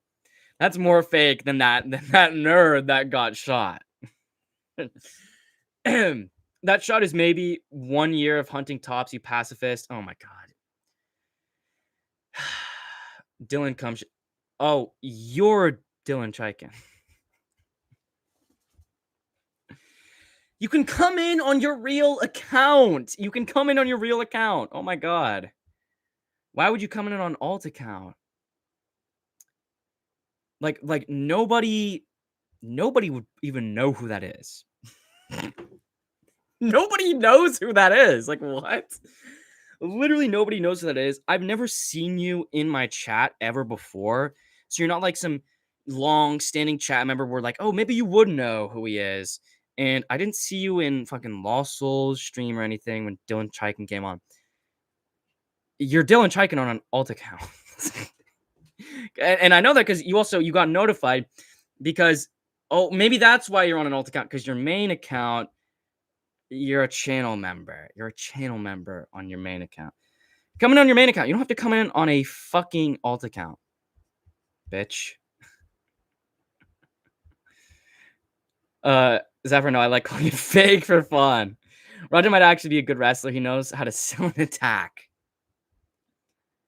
Dude, the Roger shit, again, with that too, that was so boring. It's like, the Psycho Stew, I mean, first of all, Roger Jackson literally deserves like 30 years in prison. Like, it's attempted murder. Like, it's straight up attempted murder. He was based, honestly, goated ref, dude. The fucking ref, the Roger Jackson for Psycho Stew ref is so fucking based. Literally lets Roger Jackson steamroll Psycho Stew, the fucking wrestler, like literally 15 punches to a fully unconscious face. And then after that, he fucking gets down on the ground and goes, 1, 2, 3. Like selling the fucking knockout. Like, oh my god. Like, this guy is literally like gonna have like severe fucking brain damage. And you're like, 1, 2, 3. Like, holy shit, dude.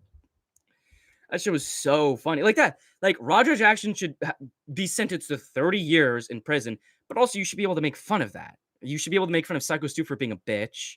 You should be able to make fun of the ref for being based. Like, that shot is maybe, oh wait, you double typed it. What's good, UFO? Let's go to UFO.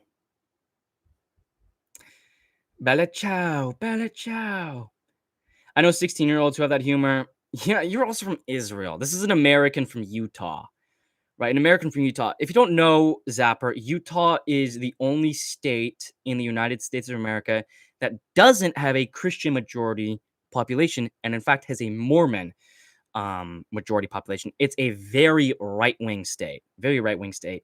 That's a bunch of fucking that's a bunch of left-wing Elon Musk 2016 Reddit bullshit. Like, yeah, of course you have friends in Israel. That would have been here. So I'm making fun of you a little bit too much, Zapper. I apologize. No country bullshits more than the USA. Who cares though? We're the fucking superpower of the world. Nobody does anything more than the USA. I can imagine Israeli teens trolling Fuentes by planting gay porn on his live streams. Dude, that's honestly probably what fucking happened. Right? If you said he got fucking gay porn, that's probably what happened, bro. That's like 100% what happened. Right? I mean, it's so easy to plant shit. It's so easy to fucking plant shit on someone's computer if you have like legit resources. You know, it's It's really fucking easy. It's really easy. There are videos people took of him on the roof online. Yeah, like that. Like, how did there was like 10 videos of people going like, "There's a guy on the roof." It's the same thing with the Trump assassination. There were 10 different people that were taking videos and telling the higher ups like, "There's a guy on the roof. There's a guy on the roof," and nothing happened. Right? Why did they not do anything? Why? Why did they know? Why did the security know? Why did a bunch of citizens and civilians know that there was a sniper on the roof and no one did anything? Isn't that weird? It's a little weird. I'm more dangerous than black. I'm North Middle Eastern. Would you consider Armenia the Middle East? Armenia is not the Middle East. Armenia is the Caucasus region, bro. Come on. Come on. You cannot say Armenia is part of the Middle East, dude. That's disgusting. That's such an insult to fucking Armenia and the Caucasus region. Mox ZZ, why are you live right now? Well, I'm about to get off. I'm about to get off because it's 12:30 at night. 12:30 a.m. I've been live for about 4 hours. So 1 year of hunting, it was not beginner. Fam still fake. Yeah, like I mean, fucking retard. And again, this is someone that's most likely pro Charlie Kirk. Like, you can tell by the way people talk a lot of their views about things. This is a guy that's pro Charlie Kirk that thinks it's right versus left. Like, literally. It's maybe 1 year of hunting tops. First of all, this dude doesn't shoot guns at all. Like, what the fuck you do? 200-meter shot with like a Mauser, like a Mauser rifle, like, and he's a novice. He's a novice.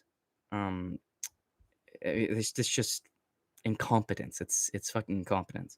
And I'm literally a good shot. Like, I am like a very natural good shot. Like, I've gone shooting a bunch. I need to go shooting more. But I'm a naturally good shot, and like I've been shooting since I was 13 years old, since I was in Boy Scouts. That's a fucking hard shot to make. Like, that's a really hard shot to make in the carotid artery. He just so happens to hit the carotid artery. I don't even need to debate that because that's a completely baseless fucking. Actually, that's no, it's not. Idiot. He's fine. Stu is a pro.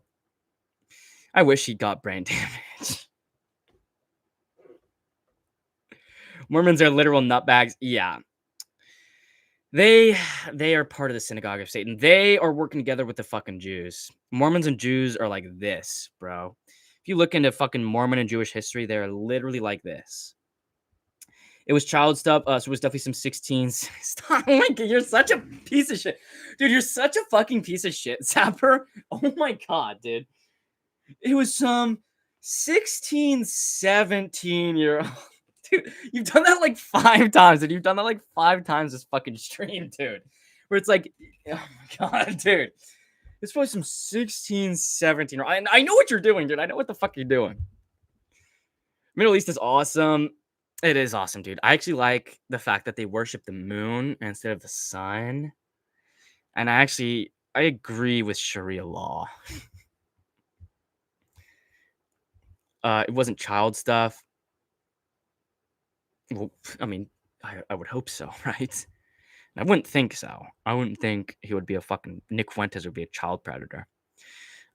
George Zinn. Hey, just one more detail to add about Charlie Kirk. George Zinn. First of all, Zinn, last name. Come on. I mean, I don't even need to tell you the origin of the last name is Zinn. Okay, Jewish. That guy that fucking went, "Oh, I'm the shooter. I'm the shooter." What the fuck was he doing? Oh, wait a second. He was in 9/11 propaganda. He was literally a prominent face of 9/11 propaganda. There's videos of him in 9/11 propaganda pieces of like, the second the plane hit the Twin Towers, I knew it was the Middle East. Literally, that's a quote from him. That's a direct quote from him. You can look that shit up. I said that word for word. He was also at the Boston bombings. He was in 9/11, the Boston bombings, and the Charlie Kirk assassination. And at the Boston bombings, very similar situation as well. And he became a propaganda piece for the Boston bombings as well. And also, when he got arrested, he literally admitted to child porn. George Zinn is in prison right now for possession of child pornography. I'm not even joking about that. I want everyone to look that up right now. George Zinn literally gave himself up. He gave himself up when he was brought to the fucking police station. He's like, yeah, I have a bunch of. They tried to seize his phone. He's like, oh, no, I'm not going to give you my phone because I have a bunch of child pornography on it. And they go, oh, what? They went through it. There's a shit ton of. There's like over like 1,000 fucking pictures of child pornography on his phone. Why? What? Like, just think about that. Think about this. Child molester with child pornography on his fucking phone, who was at 9/11 and became a propaganda piece for 9/11, who was at the Boston bombings, who was also a propaganda piece for the Boston bombings, and now he was at the Charlie Kirk assassination and was arrested initially for being a public, not a public nuisance, but obstructing justice, saying, I'm the shooter, for no fucking reason. Like, how is that the first thing you think of? Like genuinely think of that. You don't even know what's going on. Like when Charlie Kirk got fucking shot, and the first thing he does is go, I'm the shooter. I'm the shooter. Why was he even at that fucking rally in the first place? Why is he proclaiming to be the shooter the first fucking second possible? Which is the only reason Tyler Robinson got away. Is because George Zinn made a distraction. He just so happens to be Jewish, and he has a shit ton of child pornography on his phone that he just gives up to the police. Like this shit is so fucking crazy. It's so fucking crazy and obvious. It's so thrown in your face. And you still have people like fucking Dylan Chaikin, this retard, going, it's red and blue. Actually, that's a really easy shot. That's actually a really easy shot to make. Okay, Redditor, you won Reddit for today, you fucking loser. You won Reddit for today. You won the internet for today. Because actually, you're right. You're smarter than everyone else. You're smarter than everyone else, and you're a better shot than everyone else. I always forget about that. No, he shouldn't, bro. 30 years is insanely excessive.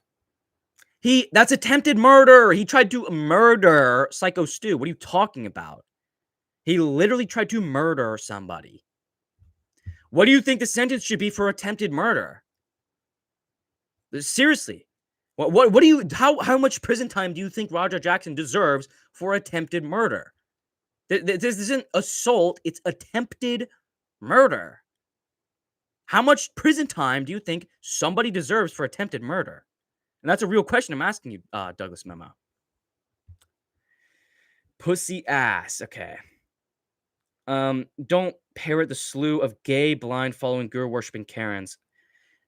You should know that I'm not fucking following the MMA Guru. Because I said the exact same thing about Cain Velasquez. Cain Velasquez deserves bare minimum 30 years in prison for also attempted murder. Attempted murder is a serious offense. It's not just like assault. Roger Jackson didn't just assault that dude. He attempted to kill him. And it was premeditated. And he said, I am going to keep punching him until somebody pulls me off. That's premeditated attempted murder. If nobody pulled him off, if nobody pulled Roger Jackson off of Psycho Stu, he would have murdered him. That's attempted murder. It's negligent attempted manslaughter at worst. Are you out of your mind? Negligent attempt. Do you know what negligence means? Are you retarded? Do you know what negligence means? Do you know the definition of negligence? Manslaughter is an accident too. Manslaughter is like, oh, I'm in a car and I hit a speed bump and then it turns my car and I hit someone and they die. That's manslaughter. Manslaughter is not, I'm going to assault this person. I'm going to punch him while he's unconscious. I'm going to punch him as much as I can until somebody pulls me off him. That is not manslaughter, you retard. Do you know the definition of fucking negligence? Holy shit.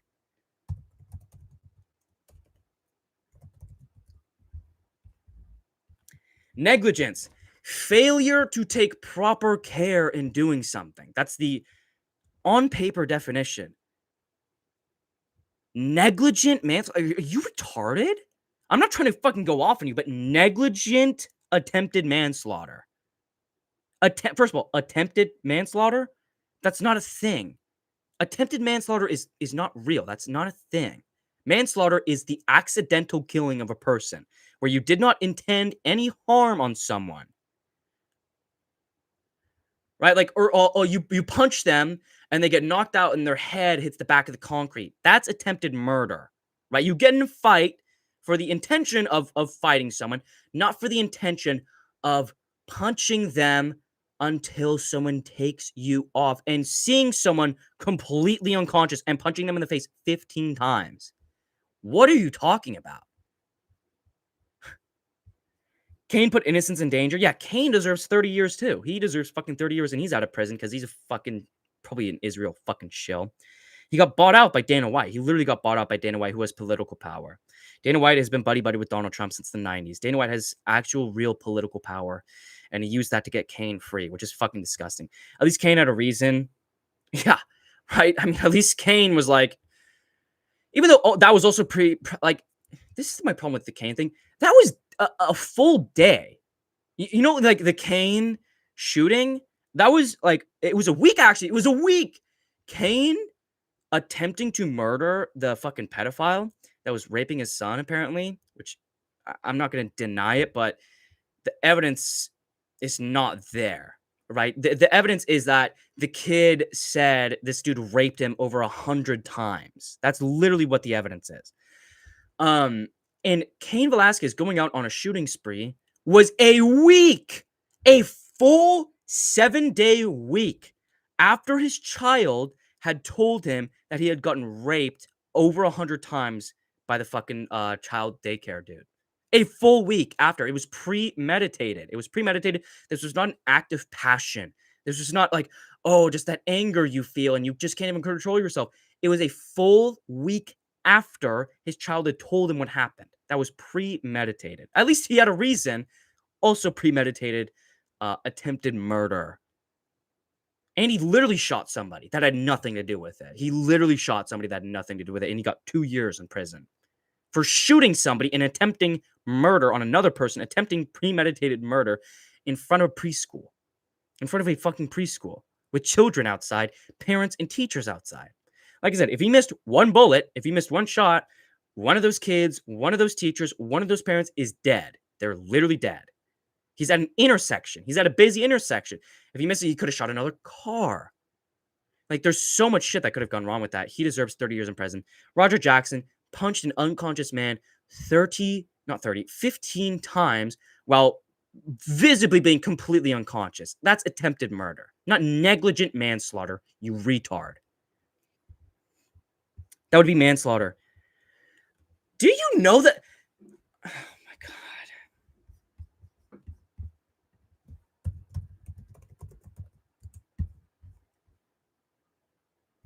Manslaughter is the unlawful killing of another human being without malice. Do you know what the definition of malice is? Malice is a violent intent, being malicious. Manslaughter, by definition, is killing somebody on accident with no malice. Do you think Roger Jackson had no malice when he was punching him in the face? That was without malice. You retard. First of all, Douglas Moe, it doesn't matter if the fucking road is empty. It doesn't matter if the road is empty. He shot in front of a preschool, you idiot. He shot in front of a fucking preschool. It was premeditated. He shot in front of a preschool with children outside. You are trying to be smart and you are trying to bring up these stupid points, but you have done zero research. You've done zero fucking research. Why would you care? Like, oh, actually, it wasn't a busy intersection. Does that even fucking matter? He shot in front of a preschool. Even if the shots landed, even if none of the shots missed, imagine he killed somebody in front of a bunch of preschoolers. Do you think a bunch of preschoolers and teachers and random civilians should be subjected to watching the execution of a man? Doesn't matter how bad that man was. Preschoolers, especially, and just regular civilians, shouldn't be subjected to watching the execution of someone. Holy shit, dude. Manslaughter is killing without intent to kill. You're so stupid. I just read the definition of manslaughter out loud.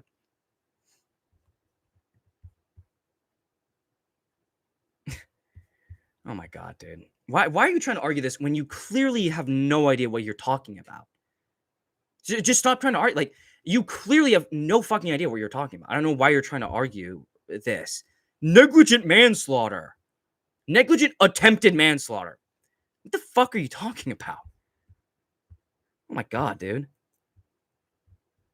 No one wants to address that Kane was wrong, therefore putting people who did nothing in danger. Exactly.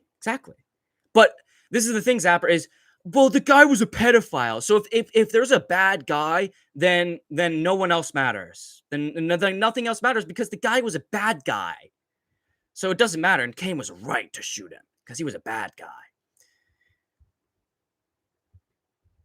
Kane should have went to his house instead. That was retarded what he did. Exactly. And like I said, it was a full week, a full 7 days after learning that his child had been molested over 100 times. A full week after that transpired, he then got into a car chase. Like, he got into a car chase first. He didn't just sneakily pull up. It was a car chase. That was dangerous. Car chases always end fucking badly. There's a reason that police in a lot of states in the U.S. are not allowed to chase you if you're going over 80 miles over the speed limit because it's just so dangerous. So dangerous. Well, one wrong turn and everyone's fucking dead, right? There's so much shit to that case. Manslaughter is killing without to kill. I just read the definition of manslaughter, you idiot. Kane should have went to his house. Yeah, exactly. And, like, he's a UFC fighter. Like, you can deal with, like, I wouldn't have even cared if he murdered him with his bare hands at his house. I wouldn't have even really cared. Because it's like, okay, I understand that. You know, he's wrong to kill that guy, obviously. Because killing is bad. Crazy take. Doesn't matter who you kill. Killing is always bad. But shooting at somebody in the street, both in moving vehicles, which is like you're trying to hit a moving target. Like, anyone that's gone shooting knows moving targets are a lot harder to shoot than standing targets. There's just so much shit that could have gone wrong, and there already was. He accidentally shot the fucking guy's dad who had nothing to do with it. Like, I mean, it's just so fucking dumb, dude. Do I need to fucking screen share the definition of manslaughter for you? That's what I meant by negligent. What is what you meant by negligent? No, it's not, because negligence is negligence. You can't. Oh, that's what I meant by negligence. Negligence is like, it's failure to take proper care. It's oh my god, you're making me have a stroke trying to fucking dumb down the definition of negligence. The problem was the premeditation wasn't very thought out. It's still evil, but it's not pure evil. Well, it's obviously not pure evil, right? He had justification, quote unquote, for doing that. It's not pure evil, but he did try to murder a man in front of preschoolers in an intersection. Either way, he deserves 30 fucking years in prison. And like I said, car chase as well. Discharging a firearm. Like, there's 12 different fucking charges. And he gets like 2 years. Because Dana White says, oh, he's really a good guy. I don't know him, but he's a good guy. He fought for the UFC. It's really just it's a bad PR move for the fucking UFC. UFC fighter shoots a guy. That's not good promo for the UFC. Can not fire busy intersection. Read the rest of the definition, retard. Oh my god. I'm gonna pull this up because you're probably high on fucking fentanyl right now. Manslaughter. Manslaughter is the unlawful killing of another human being without malice and with less capability than murder. Less capability than murder. Without malice and with less culpability than murder. Do you even know what culpability means? Holy shit. This is literally the definition. Holy shit, dude. Read the entire definition. Typically involves two main types: voluntary manslaughter, which is an intentional killing in the heat of passion. It was premeditated. There's no such thing as premeditated manslaughter. You idiot. Me reading the whole definition is proving you even more wrong. Look at this. Look at this. Look at this. Heat of passion, an intentional heat of passion. This was premeditated. He was in the crowd. He was in the crowd saying, I'm going to hurt this guy. I'm going to kill this guy. I don't know if he said I'm going to kill him. He said, I'm going to keep punching him until someone pulls him off. That's not a crime of passion. That's not, oh, someone slapped you in the face, so then you punch them and then they hit the back of the head on their concrete, right? This is Psycho Stu and Roger Jackson had an interaction earlier in the day that brought some heat. And literally, he was live streaming the whole time, constantly talking about that. He was constantly talking about, I'm going to get him. Literally, he's like, I'm going to get him. I'm going to hurt him. I'm going to keep punching him until someone pulls me off. That's not fucking manslaughter. Holy shit.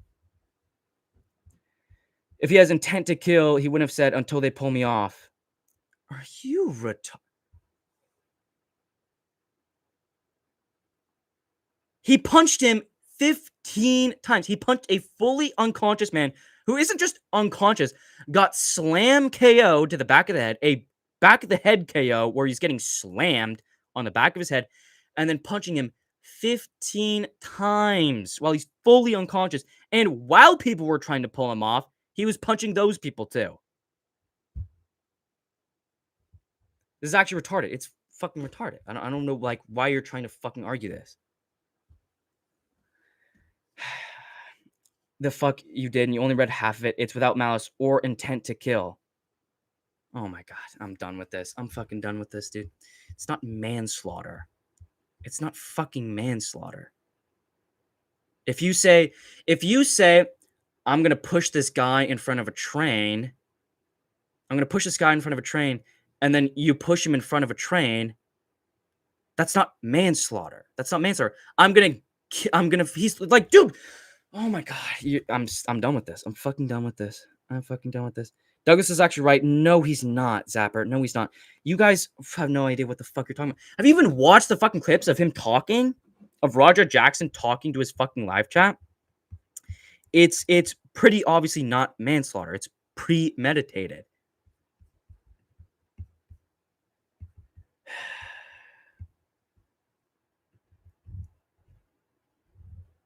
Etiquette provocation. The provocation must be significant enough to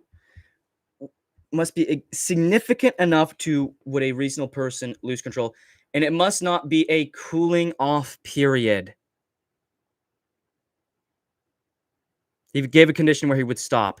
He would stop if somebody forced him off. Are you serious? Like, I would stop shooting somebody if the police shot me. What? Like, yeah, obviously I'm gonna keep punching him until someone pulls me off. Oh my god, dude. Look at this highlighted. There must not be a cooling off period. Well, hey, there was a cooling off period. So again, proven wrong, completely proven wrong. There was a cooling off period. Yes, he left the option for breaking up the fight up. Oh my god.